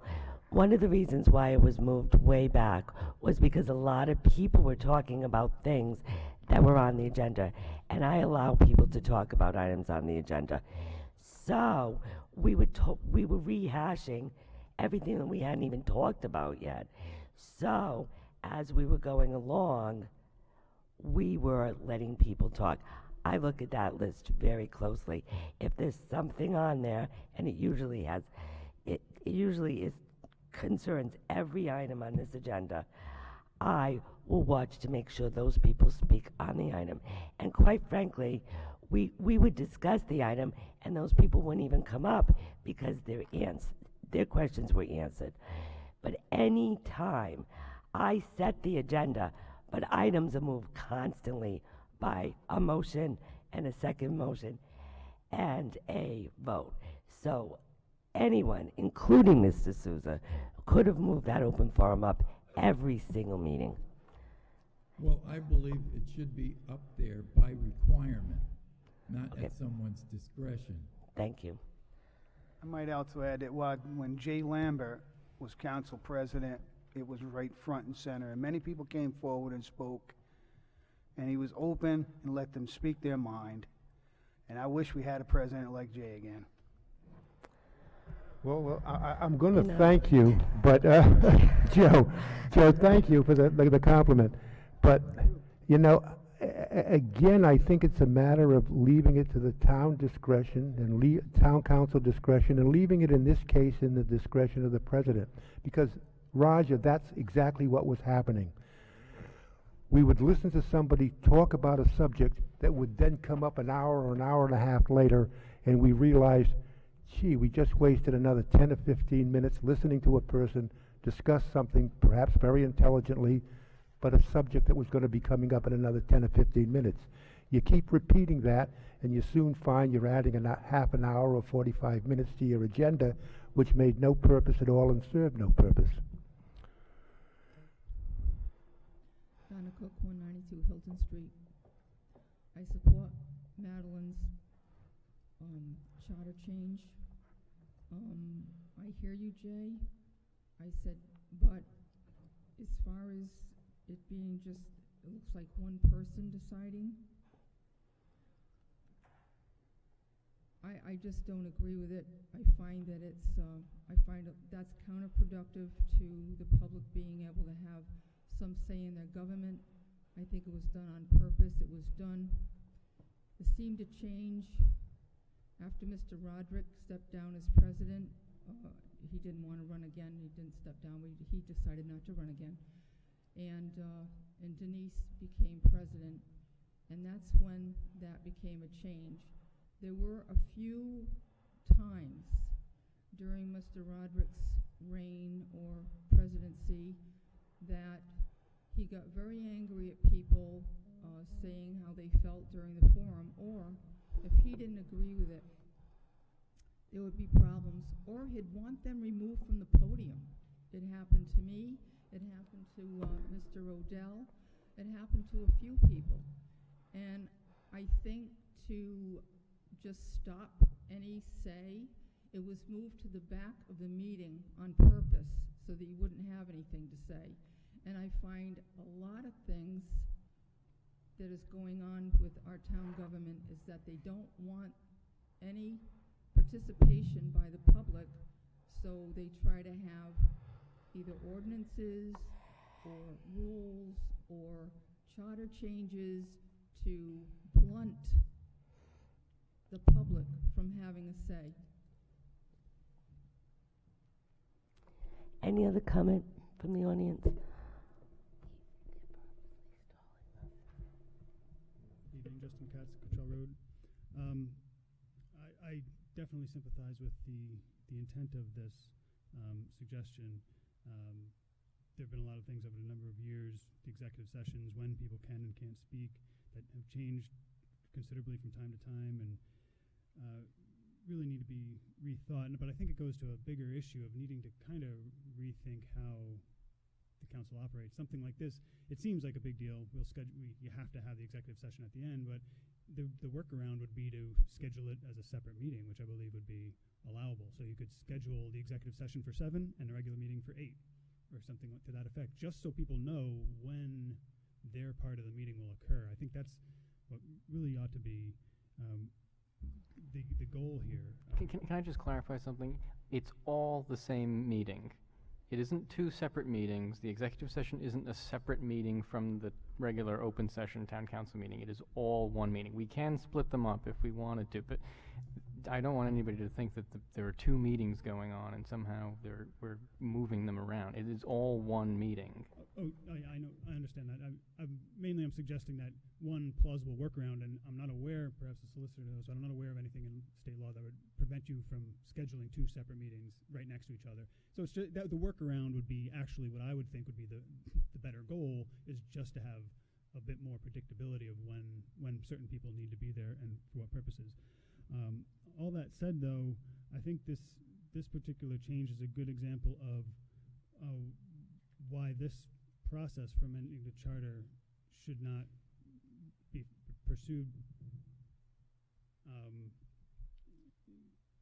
like we are tonight, the town council going through a whole bunch of suggestions to get on a ballot in November. If you have a commission, they can discuss these things for the 6 to 12 months or however long it works, and these ideas will come up. They can be honed to the point that they're large enough conceptually to put into the charter, and we're not trying to, because I agree, it's a discretionary thing. You don't know what's going to come up in a given year. But people need to be able to have some say to change a charter, not to be more than a couple meetings in the middle of the summer to try to make the November ballot. Thank you.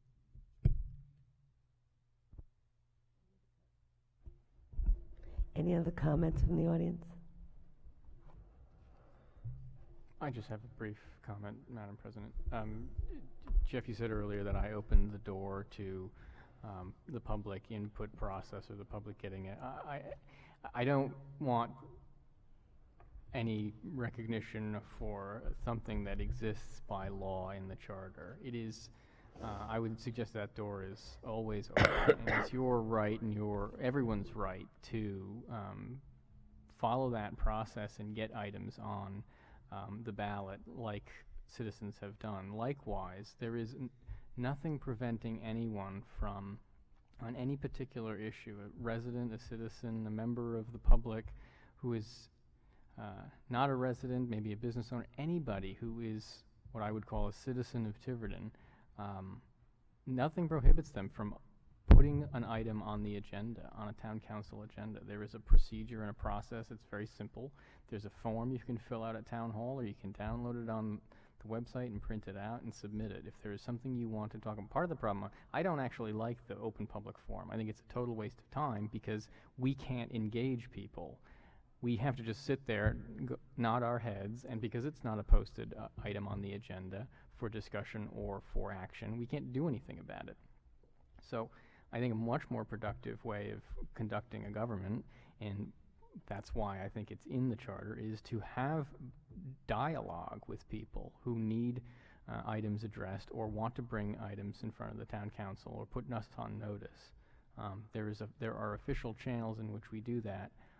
Sometimes it can be as simple as putting it on the consent agenda for distribution if that's what's necessary, and oftentimes it could be actual matters that come before the town council from residents. So anybody that wants to come on the agenda can come on the agenda. There's nothing prohibiting that, just FYI. Any other comments from the audience? I would like to make one comment. Sitting here as a town council member, you can say whatever you want about Denise, Joe, and her policies, but I've been on this council, and Denise has allowed any and everyone to speak on any and all subjects. Whether she puts it at the end of the agenda or not, she does allow everyone to speak. So I think some of your comments are uncalled for. Well, I'd like to respond then, because I can go back years back when I attended council meetings. You mentioned when Ed Roderick, who me and Ed probably don't get along on two things that we ever talked about, but he never shut me down. He allowed me to get on the agenda, or rather get on the open forum and say my piece. And previous council presidents have done that. And to move it to the back of the agenda, I think, was to shut down debate and discussion, because it was realized that people were watching this stuff on Channel 18. So I think it was to shut the public up. That's just my opinion. If you don't like it, oh well. And all I have to say is that's absolutely not true, but I'm not going to continue this conversation. It's not about me, obviously. Peter Monis, I don't believe he's in the audience. his proposal is regarding providing specific line items to be increased, decreased, or created on a petitioner's budget proposal. Since Peter's not here to speak of it, I will move on unless someone would like to say something.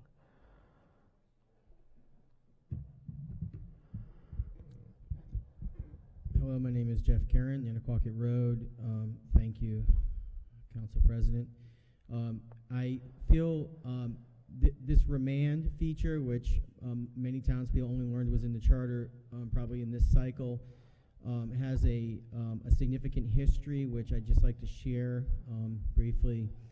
And when the Financial Town Meeting Changes Advisory Committee was developing the FTR, there were a lot of things from the FTM we tried to bring over, and we tried to, as much as possible, knowing that the voters of Tiverton love their FTM, we tried to preserve a lot of things from there.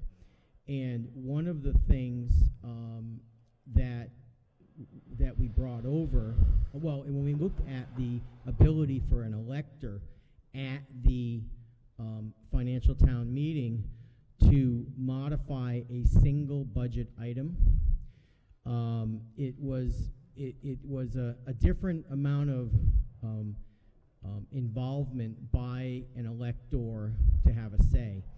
And when the FTR was drafted, because it is an all-at-once process with a ballot question versus a meeting which goes on and on and on and then has an ending in a sequential fashion, it was necessary. The committee felt, the Changes Advisory Committee felt strongly that it was an undue burden to expect a single elector to have to be an expert in the entire budget to perhaps change one line item or several line items.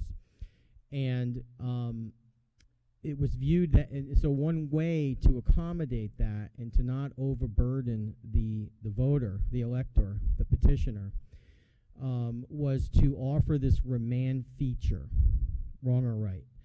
And so this is something that sits there in the charter, and it sits there as an opportunity to make a taxpayer or a voter's voice to be heard without having to spend 35 or 40 hours on an entire budget. It's obviously been used once in 5 years, and arguably with success or not, depending on how you look at things. But it sits there for that reason, and I wanted to share that it sits there because the FTR was designed to give everybody a voice, and this is a way for people, for electors, to participate should they want to without having to specify or be an expert in the entire budget. So I just wanted to share that. And the language that Mr. Moniz, he's not here to speak for it, unfortunately, and I'd love to know why he wants to remove it, because it's only another option for the people. It's not necessarily, it doesn't have to be used. It didn't get used for 4 years. So I'd love to know why. But him being absent, the language is straightforward, obviously, in what he did. But I would also just point out, though, that this language in his conflicts with number 2 above. In number 2. So there's a conflict, again, with the word remand and language. And so I just want to point that out, that these are things that are going to have to be reconciled before it goes to the ballot. So I hope that was helpful for anybody at home or anybody on the history of why the remand was added in. Thank you. Jeff, I just have one. You just said something that just like rang a big bell in my head. You said that people can put together an agenda that really don't have to have experience in it and put it forward. To me, that makes no sense at all. And that just came out of your mouth. Well, the remand... That's what you said. I said, okay, the remand allows people to not have experience at all and to make a statement to say, I want this for about... Actually, I did misspeak. I'm sorry, I did misspeak. People who have no knowledge of a budget to be putting budgets in. That's what you're saying. I'm saying that the remand offers a tax-paying voter the ability to say what they want for a bottom line without having to be an expert in a budget. That's what the remand does, that's what it was designed to do, and that's what it was put in for, and it's been used once in 5 years. And if this provision were to, if it goes to ballot, and if the voters take it away, then the voters just took away their ability to do that. And if that's what they choose to do, then fine. Well, out of everything I've heard tonight, that makes the least amount of sense to me. Well, I believe that all the remand does is give the taxpayers a voice on the bottom line. And if you don't think the taxpayers should have a voice on the bottom line, then that's your opinion. And you just said it didn't make sense for the taxpayers to have a voice on the bottom line. That's what you just said. People who don't have knowledge of a budget shouldn't be putting items on an alternate budget together. People who don't have knowledge of a budget should not be putting provisional budgets together. And I agree with you, and that's why the remand exists, to let the budget committee do that work. If it passes, it goes back to the budget committee, who are the experts, to do the work. I agree with that point, actually. It goes back to the budget committee to get it done. It's not fair to require an elector to, in this scenario we're discussing, to have to do the work of the entire budget committee. That's exactly the point. Thank you.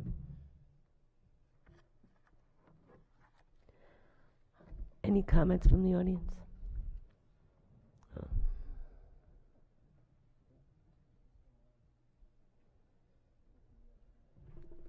Roger Bennis.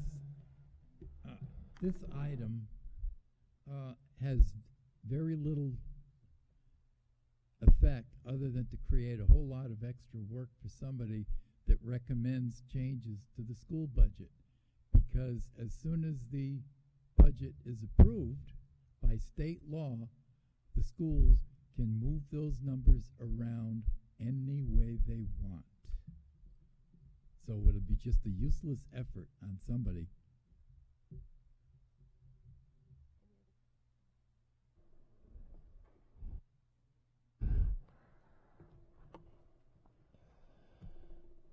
Evening, Justin Katz, Cottrell Road.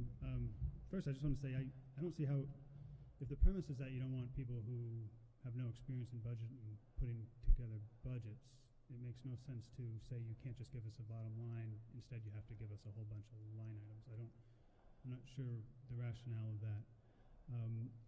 Having been the person who put the remand on the ballot this year, I'll say I did so mainly because I kept hearing all this talk about how the budget committee had all this great insight and did all this work, and then the town council often didn't follow the line items, say with a few years ago with the town planner, or 2 years now with I guess last year with the League of Cities and Towns. And this goes back to the $200,000 limit. I mean, what's the point of that if there's no following? And even this year, there was talk about creating a whole new fee that would actually have increased the budget over what was approved, because I mean, if that hadn't been, the town council hasn't responded to the line items, and people say the budget committee is so expert, so thought the remand might be a good option. I will say I did not expect the budget committee to be so vindictive and reckless, or frankly for this council to go along with it. So as this poorly thought out political move by the budget committee showed this year that it is an open question. So I do sympathize with Mr. Moniz, whether our elected officials can really handle an option like the remand. And I don't think you're likely to see another one from me, at least in foreseeable circumstances. Maybe something will change in the future that'll make it make sense again. But I would encourage you not to take actions to take this option away from other people to set the bottom line, whether it's lower or higher. That's definitely a legitimate position for a taxpayer and elector to put forward, is to say taxes are too high. I have to pay this bill. This is too high for me. And we keep forgetting with the talk of signatures and so on. There's a vote, and you have to win. And the winning votes have been over 1,000. So it's not like one person comes in and says remand and boom, it's done. If that person, and somebody said earlier that the person who puts forward the budget never has to go in front of the public, there's the hearing. It's not mandatory, but I've gone to all of them, and so did Mr. Souza for his budget. So if the public decides that that remand does not make sense in a given year, the public doesn't have to vote for it. So I would suggest that you leave it in there, and probably not expect another remand, at least from me, in the foreseeable future. Any other comments from the audience? Any other comments from the audience? I'll move on. Councilor Perry regarding eliminating the Budget Committee in the Financial Town referendum and replacing with a process whereby the Town Council enacts a budget subject to possibility of an elector petition for specific changes to the budget. Councilman Perry. Thank you, Madam President. I will go through the budget process that I'm proposing, but it was great to hear from Mr. Karen, Mr. Katz, and Ms. Cook tonight. Looks like Mr. Karen had 6 bad years on a budget committee he wasn't happy with, and Ms. Cook spent the last 2 on her budget committee that really didn't produce anything, and Mr. Katz just said that budget committee was reckless. So they're kind of making my point for what I'm trying to do here tonight, and I want to thank all 3 of you for doing that. What my proposal is tonight is to eliminate the budget committee and the budget process. And again, I've been following different towns and looking at what other towns do. And again, we like to compare ourselves, as we heard tonight. Let's look at what other towns are doing as far as tax rates, and they're lower than us in Massachusetts, which has a totally different way of doing their distributions of money, Mr. Souza. You can't compare Massachusetts with Rhode Island. Of course you can. You cannot. So I'll start with page 1 on I. And anything that had to do with financial town referendum, as you can see, has been scratched out, and new wording has been put in. I don't think I'm going to sit up here tonight and read this whole document to you. You've had it for a while. It was available since at least Wednesday. But I will go through part of it. The way it works now is the way that I would have the process work in the future would be that the town administrator would put together a budget, and he would submit it to the town council. And as you can see, that's in number 2, no later than January 15th. The town clerk shall prepare and submit a preliminary town clerk budget request to the town council no later than January 15th. As you all know, the town clerk and the town treasurer submit their own budgets to the town council. And that would be the next one, which would be the town treasurer shall prepare and submit a preliminary treasurer's budget requested to the town council no later than January 15th. The school committee shall prepare and submit a preliminary school department budget request to the town council no later than January 15th.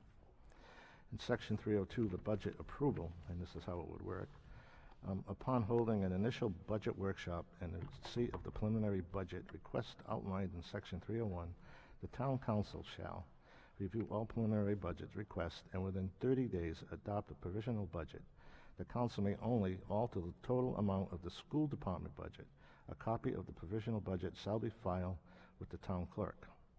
Immediately following the adoption of the provisional budget, it shall be published in a newspaper having general circulation in the town showing the initial request, total amount of each department, and the recommended total amount of the town council.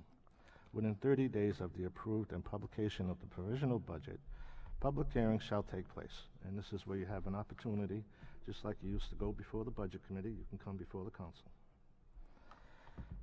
The councils have printed and available copies of the provisional budget for public distribution at least 5 days prior to the public hearing. The time and place for holding of these hearings shall be included with the publication of the provisional budget. Upon completion of the budget hearing on the provisional budget, take the results therefore under consideration and make such additional changes as the council may deem appropriate.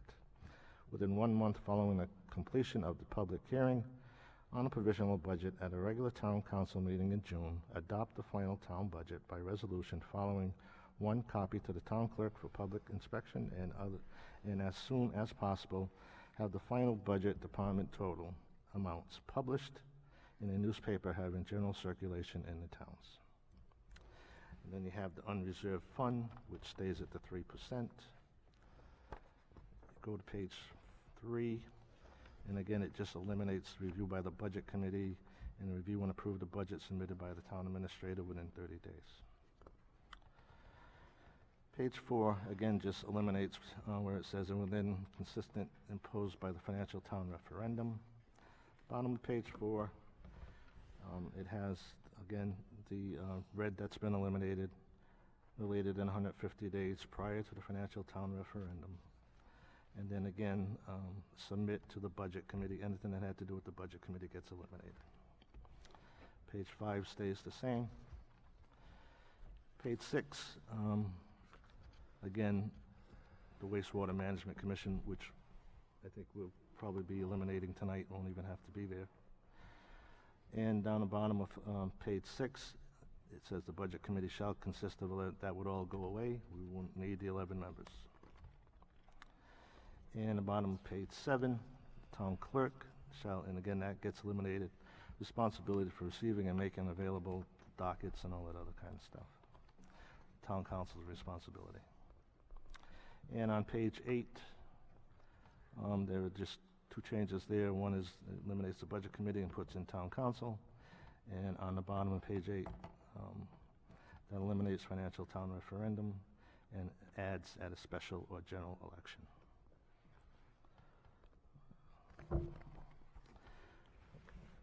Any questions? Any comments from the public? Madeline Odell, 130 Warren Avenue. This is let's say, extremely bad idea. The reason why a budget committee was instituted in the first place is checks and balances.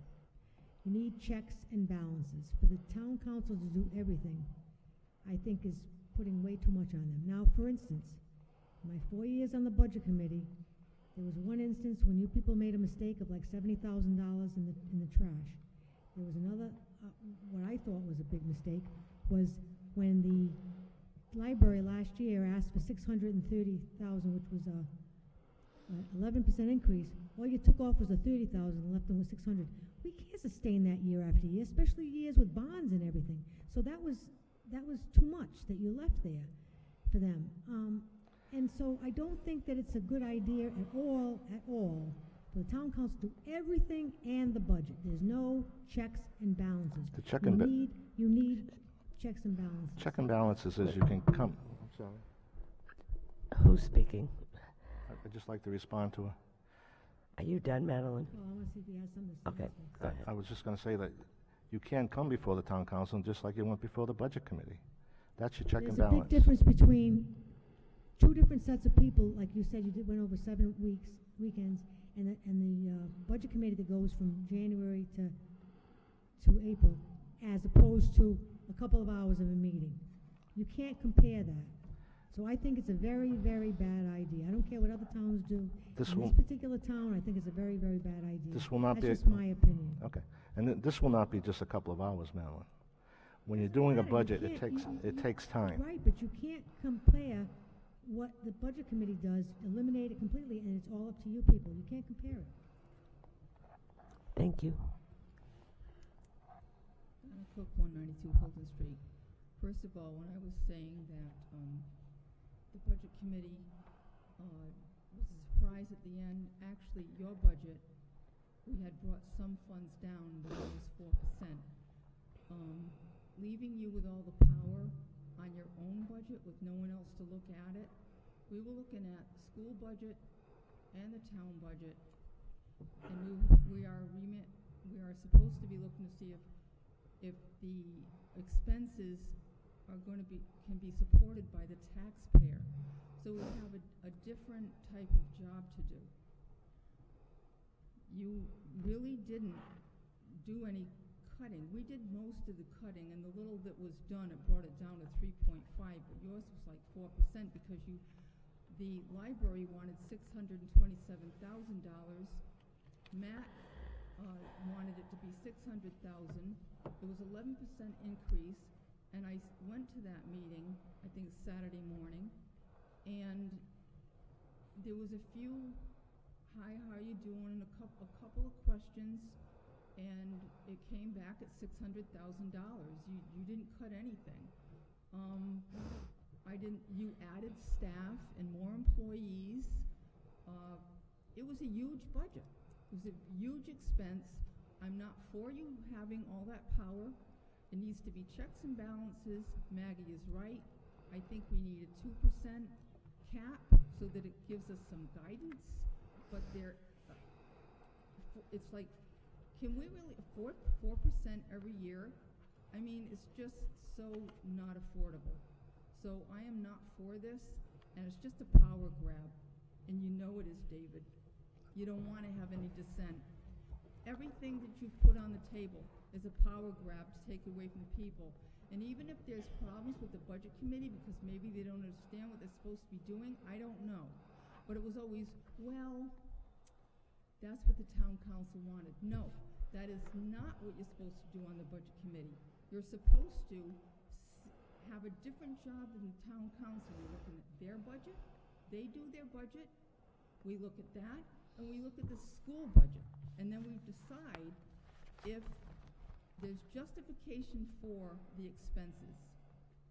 And you pretty much just took that big budget or Christmas list and passed it on, and we did some cutting, and we ended up with that big package of a surprise at the end. I am not for this at all, David. I'm not for anything you've proposed, and it's just disgusting that you're trying to take any tool the taxpayer has to have some control over expenses trying to be taken away. Why don't you stay right there, because I like to respond to you. I don't like all the power, and I never did. All right. And as a matter of fact, I think what my proposal is gives our taxpayers more power for them to come out and vote for whether they want a budget committee or not want a budget committee. If you've seen what's happened, and you've sat in that budget committee for the last 2 years, as what's happened to that budget committee over the last 3 years, that's an embarrassment to this town. An embarrassment. And I have the floor. I wasn't going to speak. Good. You're very rude. Go ahead. That's your opinion. So what I'm trying to do is have some kind of a compromise here and let the people decide on what they want, not what I want. If you think I'm that, this is an election year, Ms. Cook. I'm up for election. If you don't like my proposals, then don't vote for me. I'm not. Thank you. But if you like my proposals, you'll vote for me. And I'm going to tell you something else. Come November, and I think it's November 8th or 6th, the election, if I get elected, I'll be happy. And I'll probably celebrate with my other 6 colleagues who are going to be on this town council. But when I get home, my wife's going to be, if I lose, my wife will be ecstatic. And so will my 3 children, and my 3 son-in-laws, and my 6 grandchildren, because they'll have their grandfather back, their father back, and their father-in-law back. Instead, I'm here tonight trying to do something for this town, and I've got people, and not a lot of yous, because, you know, I've seen contentious votes in this town, and you've seen one too, and it's not too long ago where we were looking at the No Mall Tiverton, and this place was jam-packed with people, and people were holding up signs, No Mall Tiverton. What do we have here tonight? We got 6 of yous on this side who like to do the little clapping when it goes your way, and we've got a handful on this side who sometimes clap when it goes their way. So if I'm going to split the vote here tonight, I'm probably 50-50. So I'm okay. I'm not afraid of not getting elected. And I'm not afraid to put proposals out there that are going to benefit this town. I'm going to move. I don't quite know what you mean by benefit the town, but anytime you you try to stifle the public. It's not to the benefit of anybody that I can see. So if you feel that it's very difficult for you, listen, I understand your family, you know, is doing without you, and I can understand that. But I don't think, and if you win, good for you. But that would be the electorate speaking, just like the electorate was speaking. You know, are we supposed to say, if you're elected, David, that because only so many people came out, that your election doesn't count? Or that we should redo the charter because, you know, you didn't get enough, or whatever, or we didn't like the outcome because you got elected? Am I supposed Donna, to change the charter? Donna, I'm gonna have, I know, but we have to be out of here in 5 minutes, so I really do have to move this on, and I don't want this tit for tat thing going on any longer. I just want to continue on. If anyone else likes to speak on this item, please do so now. Oh, I had a couple of comments about this proposal, but I think my biggest objection is, as a council person, is because we come and we have an agenda that's about this tall and a stack of paperwork. We're putting in a lot of time now, and to take on, and I realize we sat Saturday mornings, I was there for the budget, but for the most part, I'm going to say that the administrator did most of the work. We came up with some ideas, but it was the administrator who did most of the work. And if this was to go forward, more than likely it would be the administrator who would be putting the budget forward. Because the council, quite frankly, has so much on its agenda already. I don't know how we could take on any more responsibility and thoroughly vet a budget to put forward to the... I mean, just a matter of going out and doing the site, you know, walks and things like that, which we did. 4 years on the budget committee. I went to every building in this town, looked in the attic, looked in the basements. I mean, we did some... You know, looked underneath the ambulances and the fire trucks, looked at the rust behind the wheels, and we did it. There's no way that a council person can do all of this. It's just too much work. That's why we have a budget committee, to push some of that work off into other, you know, it'd be like saying, okay, we're also going to take over we'll take over the harbor commission. We're going to run the harbors. We're going to, you know, we just, not enough time in the day. Well, I don't know about you, Mr. Souza, but I find time in my day to visit the fire stations and the Public Works Department and the police stations. And if you don't believe me, give them a call. I just want to say that this past year is one data point in, you know, decades and decades, and we can't assume that recent history is going to be any indication of the future. There was a time in this town not that long ago, Joe, you weren't on the council at the time, that the town council did the lion's share of drafting and analyzing a budget. It was excruciating, and I don't enjoy doing it, but we did it. And that can happen again, potentially. Diane. Thank you. Diane Farnworth, 95 Picassett Avenue. I do realize it's 11 o'clock. I'm trying to get the janitor to stay a half hour. Go ahead. I will try to be as brief as possible. Tonight we've heard a number of speakers come up time and time again and hash through history. And not one of these people has spoken up as to what the future of our town will be. I completely support your recommendation, Councilor Perry, to eliminate the budget committee and the financial town referendum and replace it with a process whereby the town council enacts a budget, subject to the possibility of an electric petition, which of course could be worked out, the details of which would be worked out. I think that at $19+ million, our town budget is far too large and important to be subject to every single year going through this clown circus of back and forth, okay? We have one petitioner who has successfully derailed the work of the budget committee 3 years in a row. We need to start holding our elected officials accountable, and that is the 7 of you. The election is coming up in November. I would like to be able to elect town councilors who can be held accountable and responsible for enacting budgets responsibly for our town, in the best interest of our town. Remember, I'm talking about the future, not the past. Not talking about the FTM, not talking about people's bitterness over budget committees. I'm talking about our future. We have families in this town that want to live here, and we want to do what's right by them. Thank you. Thank you.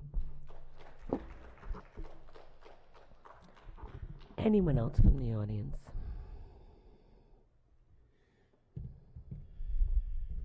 Jeff Karen, Nanaquacket Road. I just would like to understand the schedule. It's 11:01. Is there a time limit to the meeting at 11:30? Is that what I heard you say? Or? I'm going to try to end this meeting this evening. We're talking with the janitor right now. Here's what I'm concerned about. Your local questions have to be certified By Wednesday. by August 10th by the local board of canvassers, okay, and then they'll be sent over to the Secretary of State. Okay.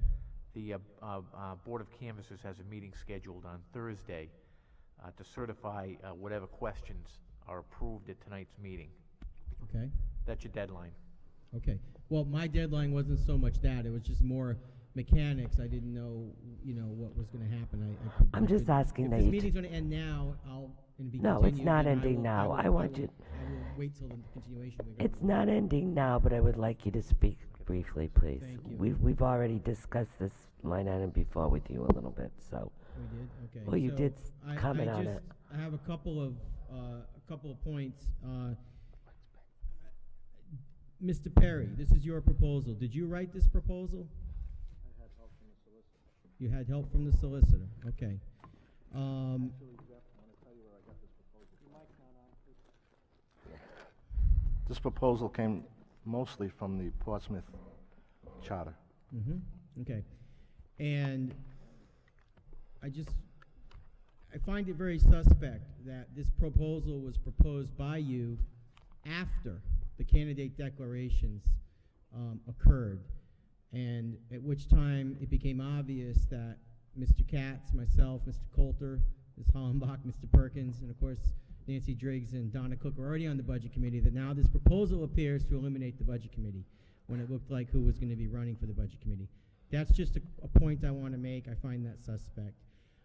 Did you confer with the school department at all on this, in that the town council is now going to be setting the school budget? Because when we developed the FTR, the school department was very, very adamant in the school committee that they wanted access to set their budget, and they didn't want to be under the town council or any other body necessarily. They wanted access to be able to do. Did you check with the school committee on this?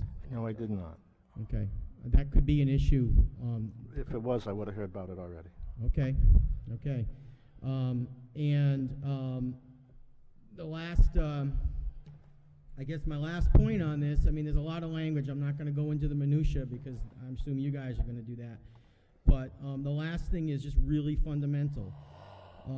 The ballot question reads, whereby the town council enacts a budget subject to possibility of an elector petition for specific changes to the budget. And that obviously is not in this proposal. And so either one of two things needs to happen. Either that needs to be eliminated from the ballot question, that would be fair, or we need to draft that language of what this petition thing looks like, this elector petition thing looks like. My big red flag was, hey, the ballot question says that there's a possibility of an elector petition. If that goes to the ballot in November and there is no possibility, then that's really deceiving. So I would suggest you either eliminate that part that leads the people on to think that, or start drafting. Thank you. Anything else from the audience?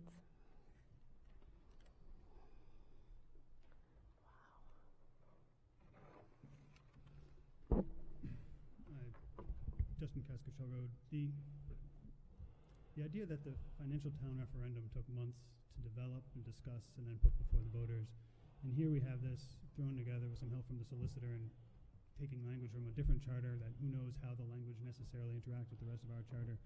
And that kind of really takes the cake for this whole process. And then you have the question that says there's possibility for referendum, and the language apparently that would do that is specifically in the charter mentioning health benefits for elected officials. And you're gonna sit here at 11 o'clock in a rush to get this done so you can get it on the ballot because you think you have a better chance in November than you would at a special meeting. That's just not how things ought to operate. And I want to reiterate so people understand what happened. Mr. Perry put together the first one to increase the number of signatures, the second one to reduce the ability of the taxpayers to change things through referendum. Full stop. Before the next meeting, a bunch of people he doesn't like put their names in to run for budget committee, and it becomes plausible that the majority of the budget committee would actually flip. And so what happens? Then suddenly, I think it happened after a town council meeting, he throws in new language to make sure that we get rid of the budget committee too. That's not what charter amendments should be for. I said earlier they shouldn't be for micromanaging the work of the council. It definitely shouldn't be settling political scores and making sure your team has the advantage when it comes to voting and politics in town. You thanked us for mentioning the recklessness of the people on the current budget committee. Well, I would submit that part of the reason you did this is because we stepped forward and proposed to run for the committee and change that fact. There's no need to eliminate the budget committee when the process is already underway. And in fact, the budget committee is one of the few it's in a kind of a weird place between, it's elected, but it's not. They set the budget. It's not the council, it's not the school committee. And it's one of the few that there's generally people running. This year there are 6 seats and you've got 9 candidates. It's not a useless committee that doesn't get used. I'd also point out that the budget committee is useful even beyond setting the budget. A lot of people in town who maybe don't have the experience to put forward budgets or run on the town council run for budget committee first, and that's where they get to. It's a stepping stone into government, and you'd be eliminating that step for them. And I think this whole effort is just because you don't like what voters have done. It just seems like there's a distrust of voters, and you think that government is about making people pay more than they want to pay. That's just not right. And if you do have those beliefs, then you ought to let the people vote in a way that disagrees with you and not take away committees at 11 o'clock at night to rush to get on a ballot because some people ran that you don't like. It's just, and I would encourage you to think of it, flip it too, and ask yourselves the question, what happens if the council flips? What happens if, because of this language, and so many of us who want to change things, change our focus and accelerate our plans to run for the town council, and it flips? Then you were going to be powerless with a council that wants to cut the budget by 5% every year. Who's going to have a say on that? There's no budget committee, there's no FTR. It's just the town council, and that's just not how it ought to go. And another problem I think we have is there is confusion here between this and the other petitions. I understand the charter says that if there are conflicting provisions, the one winning the most votes at the election wins. How would that work? So suppose... Well, that point has already come up, and the town council hasn't voted on any of these yet. Well, so if that does happen... Well, I'm encouraging you to consider that, and that if we get to the point where multiple ones of these are on the ballot, then it really has to be clear. If you eliminate the budget committee in this one and it wins, but then you keep the FTR implied by having more votes to get on it, for example, then it wouldn't be clear. The voters would need some way to know. Does that mean the budget committee disappears, but we still keep the FTR, or how would that work? That can't be just assume that voters will have clarity on that. And finally, I wanted to just mention earlier, Mr. Perry, you said that the reason you put in A and B was as a safeguard in case this one doesn't pass. Well, A and B came first, and And if you're talking about only putting one on the ballot, then that's not a safeguard. That was your first option until you saw which way the election might conceivably go. I would suggest that you look forward into the distant future, maybe 2 years, and know that we don't know how future elections are going to go, and you might not want to limit yourself in this way. Thank you. Mr. Katz, unless you have specific knowledge that this is a vendetta that I have, you shouldn't be going around saying that. Okay? And secondly, when you spoke about, you all ran for the budget committee, of course you all ran for the budget committee because you wanted to control it. You talk, let's call a spade here. You all ran for budget committee because you want to control the budget committee. You want to control the budget. So you don't want to run for town council because then you have to live with what the budget is. And you don't want to do that. You never wanted to. That's our job. So now That's our job. You're inferring my opinion. I suggested that it appears to be vindictive, and everything about your comportment with the public suggests that that's... All right, Justin, we're stopping now. We're not going to do any more tit for tat. This is getting totally ridiculous. I'm moving forward. Jerry, speak. Thank you. Previously, I think Introduce yourself. Sorry, Jerry Larkin, Stony Hollow Road. This is far too substantial a change in the charter to undertake in this manner. You really need to be more introspective, deliberate, and thoughtful about the entire process. Regardless of what I think about the budget committee or the process right now, this is not the way to do it. Speaking as well, I do not speak for the school committee. Let me be absolutely clear about that. But as a member of the school committee, none of this has been discussed with any of us. And my personal feeling as a school committee member is this is not a good idea. I would not be in favor of this. Thank you. Thank you, Jerry. Anyone else? I don't want to scare anyone from speaking now if anyone wants to say anything else. All right, thank you. All right, the public hearing is closed. I'd like to take comment from the council now, or motions, or whatever is your pleasure. At this time, I'll make a motion to adjourn. Do I have a second? All right, would anybody else like? I have a motion at the very least to, approve item C, Town Solicitor, Section 110, removal of wastewater management commission. I'll second. Okay, I have a motion to approve Town Solicitor, Section 1010, removal of wastewater management commission. Any discussion? All those in favor? Unanimously. I also move Town Administrator item Section 1007, Personnel Board amendment for advertising requirements. Second. Motion's been made in second to approve Town Administrator Section 1007, Personnel Board amendment for advertising requirements. Any further discussion? All those in favor? Unanimous. All right, now what? At this time, I'll make a motion to adjourn.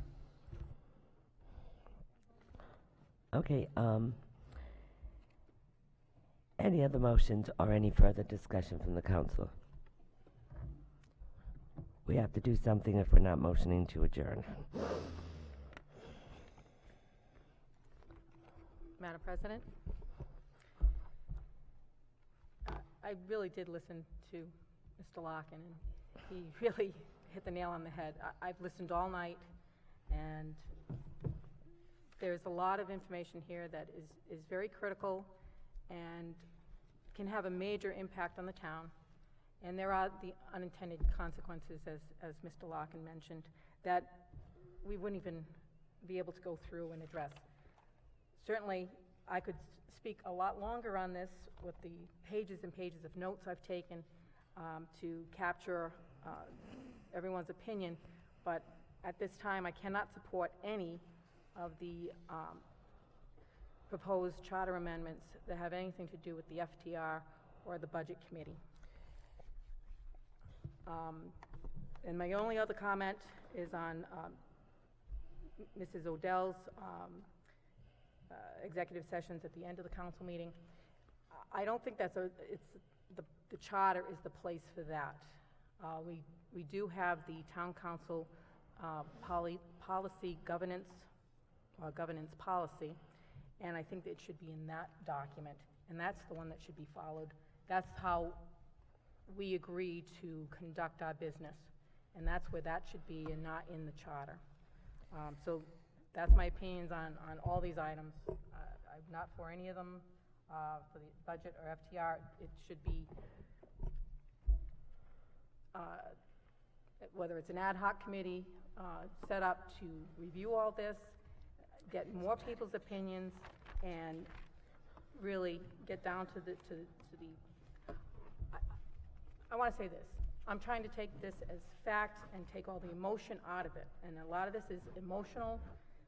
People have vested interest in this, but I'm thinking of the people, and will they actually understand all this? And half of it goes one way, half of it goes the other way, and then get rid of the budget committee altogether. That to me is confusing. I don't know what people would think looking at all this if we approved every single one of these to be on the ballot. I can't see it. It should be methodically gone through. It should have more discussion than 2 meetings in front of the town council. It's just ridiculous. It should be thought out. It should take months. It should take more people than just the 7 of us to review this. Thank you. Any other councilors? I'll just say a few words, and thank you all very much for bearing with us for 2 meetings. You know, Jerry made some very good points, and so has Joan. My real concern is that of stability and whatever the opposite of chaos is, calm, I suppose, in governance of this town.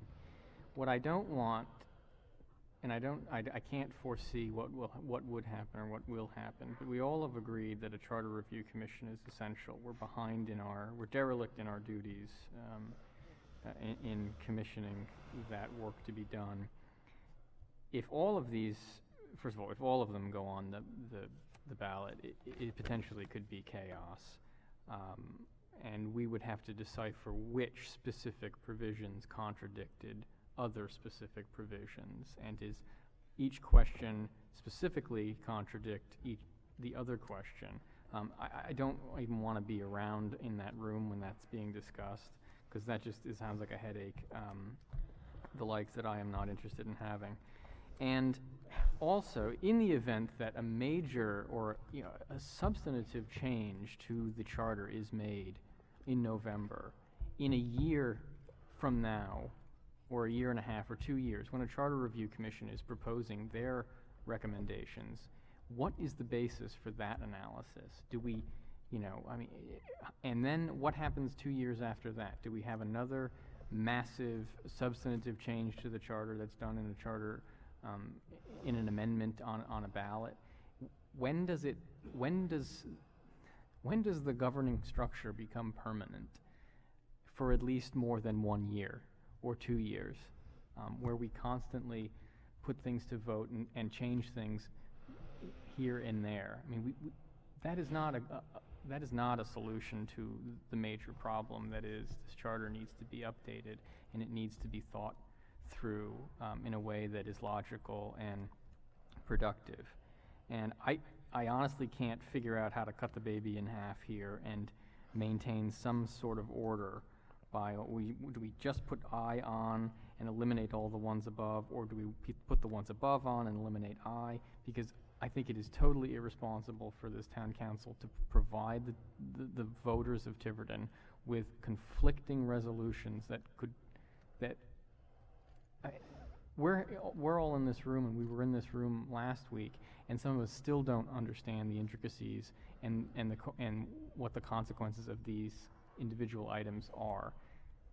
And now we're going to ask people to vote on back page stuff that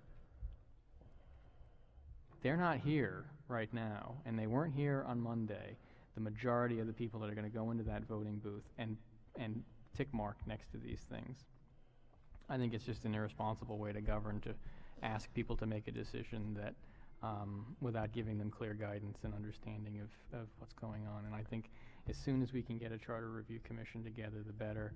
And, you know, I think that's the way to go about this. So would you like to make that in form of a motion to table these items and set up a charter review commission to and forward these items to them? Like I said the other day, I spoke with Nancy. There could be a special election maybe 6 months from now, and she said it would not cost a great deal of money. She would just open town hall, and then elect those people and give them a year to come back to us. Yeah, I'm not an expert in how the formation of a charter review Yeah, commission. I asked. So I'm not sure if that is within our authority. Yeah, No, I know it has to be an election, but I'm not saying, I'm not sure that me motioning to Well, I think maybe convene a charter. table, that's maybe, fine. what I'm thinking is no action on these items and forwarded to a charter review once that gets set up. Maybe that would be a motion, Tony? I'm just trying Well, to I'd like to solve- make sure, Madam President, that we've completed with any other proposals or Well, any other What I'm that might thinking, be made. if I have a motion on the floor in a second, then we Okay, could have okay. discussion, and everybody can speak up. Okay, well, one that I feel comfortable with is the proposal for the amendment to Section A, which is the elimination of the 50 signatures and the replacement with 500 signatures. I say that because I know how easy it is to get 50 signatures. I'm not a member of any party. I'm not a Democrat. I'm not a Republican. So I go to the signing for the Democrats and I go to the signing for the Republicans. And when I walk out, and I can walk out in a matter of minutes, I have 60-some signatures. So that's not a really very difficult task. It's not it's not much of a fence to jump. My proposal, well, what I am doing is I'm moving that we approve the proposal for the Tiverton Home Rule Charter Amendment for the November ballot of Section A, the amendment regarding the amount of signatures needed for the FTR alternate petition, and the proposal by Mr. Perry is for 500 qualified elector signatures. Is that a motion, or that's just an opinion? Do I have a second? I'll second that. Any further discussion? Motion's been made in second to approve Councilor Perry amendment regarding amount of signatures needed for the FTR alternate petition. All those in favor? Against? Yes. Yes.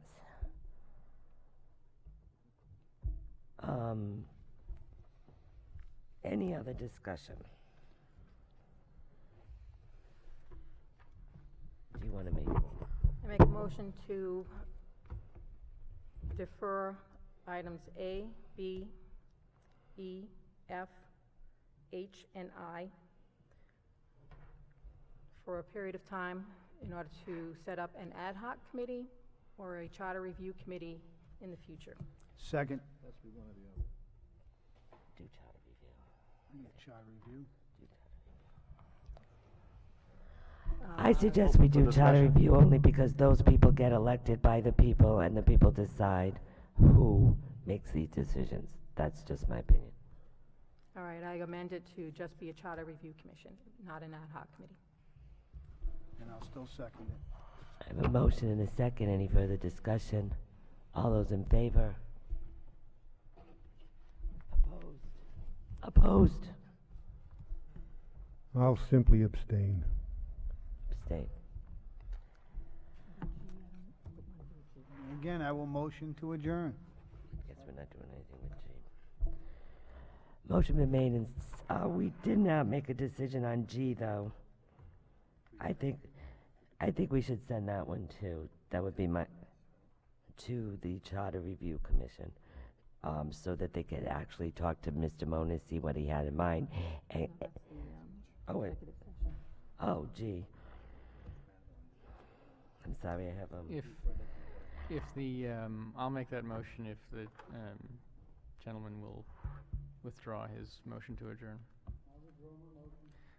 I'll move that we forward item G regarding holding executive sessions at the end of council meetings to that same Charter Review Commission. Motion been made in second. All in favor? Now, motion to adjourn by... Second. Motion been made in second. All those in favor?